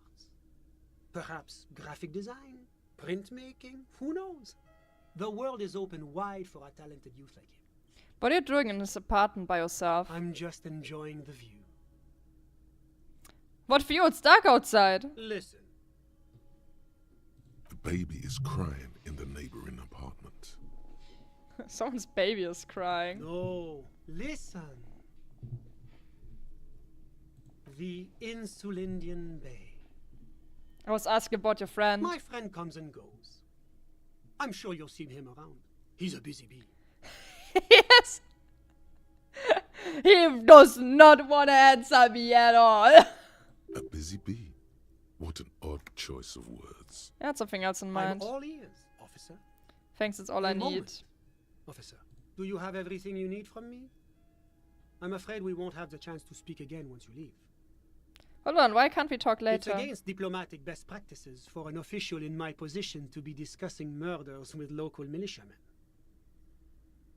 And I'm pressed for time. After you leave, I should be leaving as well.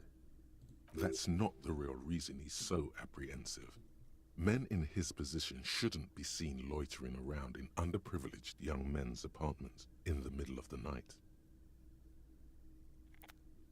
I'm not going anywhere. I just wanted to take a look around in this apartment. Sure, go ahead. It's a beautiful space. Let me know. Here we go. Buckets of paint. 4% apartment. Expensive men's perfume. Party Dragon Silk Robe. I'm sorry, what? Drama electrochemistry? Become an addict in a strange bathing robe. Wait. Bruh.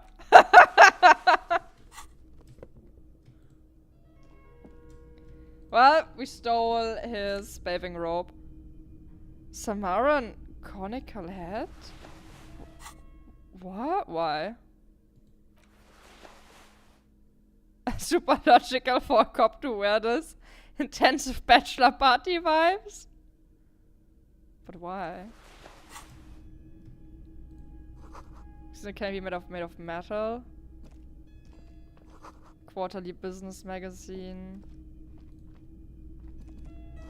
Just soaked up in a pot. Empty ashtray. Flights for underground parties. Dates for open lectures at local university.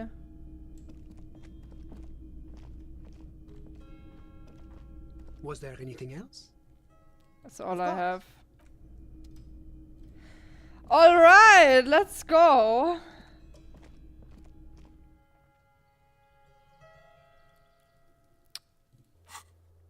Yeah.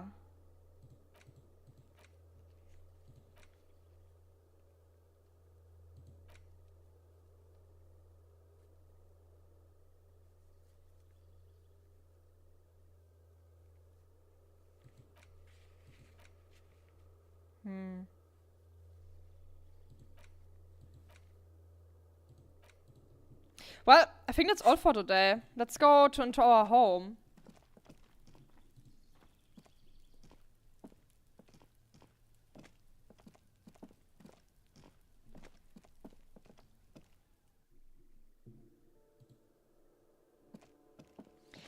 EP. Detective Fishy is EP.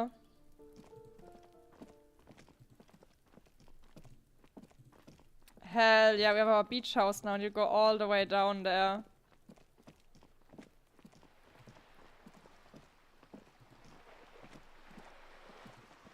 Yup.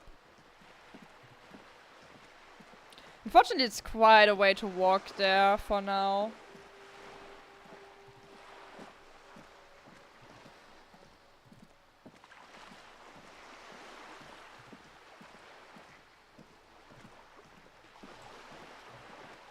Thought you could fast travel?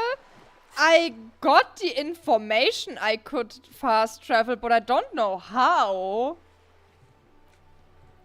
I don't know how to fast travel, that's the thing. Yeah, no clue.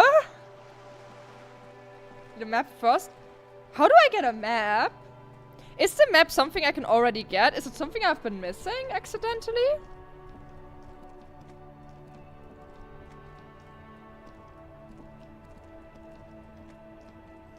Yes. How do I get a map? What have I done wrong to get my map?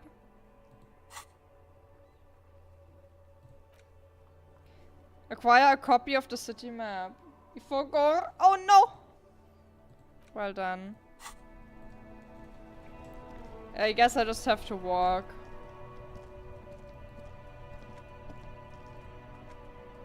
Something there.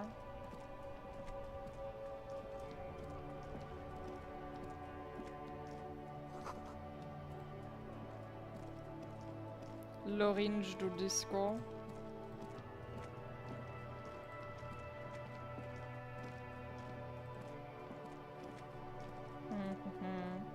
Well, at least it's not that far for now.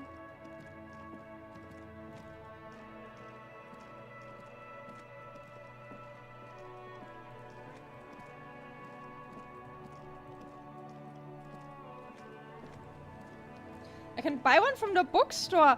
Oh, okay, that's what I'm gonna do tomorrow right away.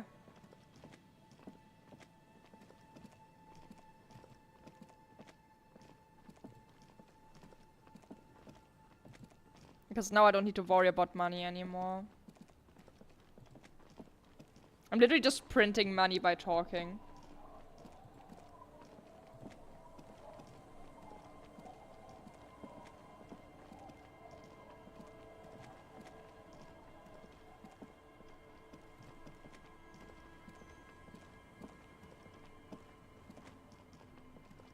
It's getting cold, this late in the night. Time to call it a day. It's so mean that we didn't tell Kim that we are going to sleep before, because now he needs to walk all the way back. Good night, Kim. Good night, officer. We'll meet in front of the shack in the morning. He's doing a little bit of trolling. What is this? On the table, you see a bowl of water, a rough soap, and next to it, a small hand mirror. A straight razor soaks inside the wash basin. Is shaving the right The water call? reflects back a vague image of your face. Nose bulbous and red. Hair unkempt. Wrinkles lining the eyes and forehead. Okay, we're The going to stash get up and is walking back to gigantic. Yeah, exactly. So mean. You'll be looking like a pansy without the chops. A fucking pansy. Let's try it. Your hand trembles as you scratch your No! cheek. Oh no, that's not how a grown man shaves. Leave it for Thank now. God, I would have cut your throat. Oh. Oh. An old mirror hangs on the wall. You see the reflection of your face in it. Oh, got a new jacket. Hell yeah! Logic, checkmate. I like this blue coat. Double D, double die. Let's go to sleep. The bed is comforting, if a bit run down. Still, you've earned a rest. Go to sleep. Across the room, the heating system hums its soft lullaby. The mattress feels soft and sheets warm. It only takes you moments for the world to fall away. Thoughts, baby. A million little lights in the dark. You're one fine instrument, brother. All those faces and all those names. All that laughter and screaming and scheming around. Every corner and every street. Recorded in you forever on ferrotape. Spending an eternity. On and on it goes, for untold hours. At the disco where you first asked her to dance. Rising, rising, above the dark curvature, the great wingspan of sleep, studded with stars. Behold, there are millions of them down there. The first time, the last time, the smoke in her mouth, the plotted flowers, the faces turning, changing. What is it?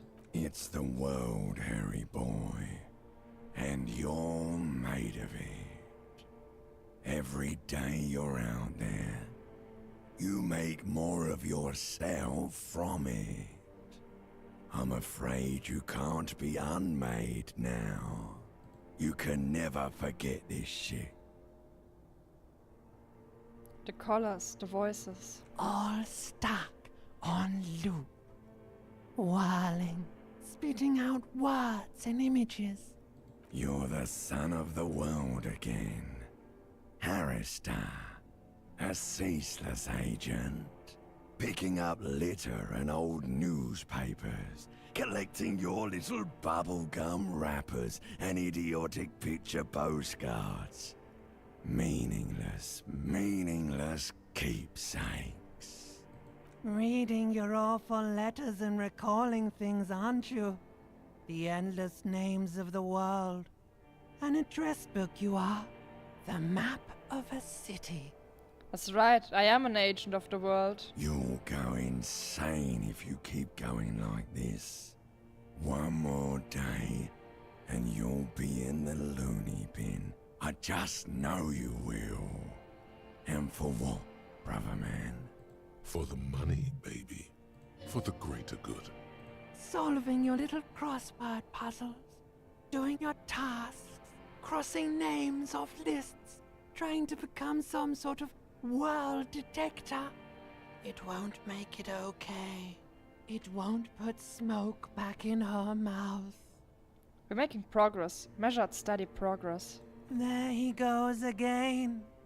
He's a real political animal, our Harry. That was political? He still doesn't see that it's the world changing around him. He's got no idea what he's in for. Why? 'Cause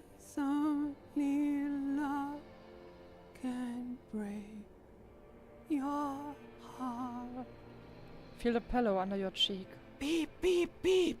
The alarm is ringing, Harry. The disco circus goes on and on. You barely slept 3 hours last night. Do it for the picture puzzle. Put it all together. Solve the world. One conversation at a time.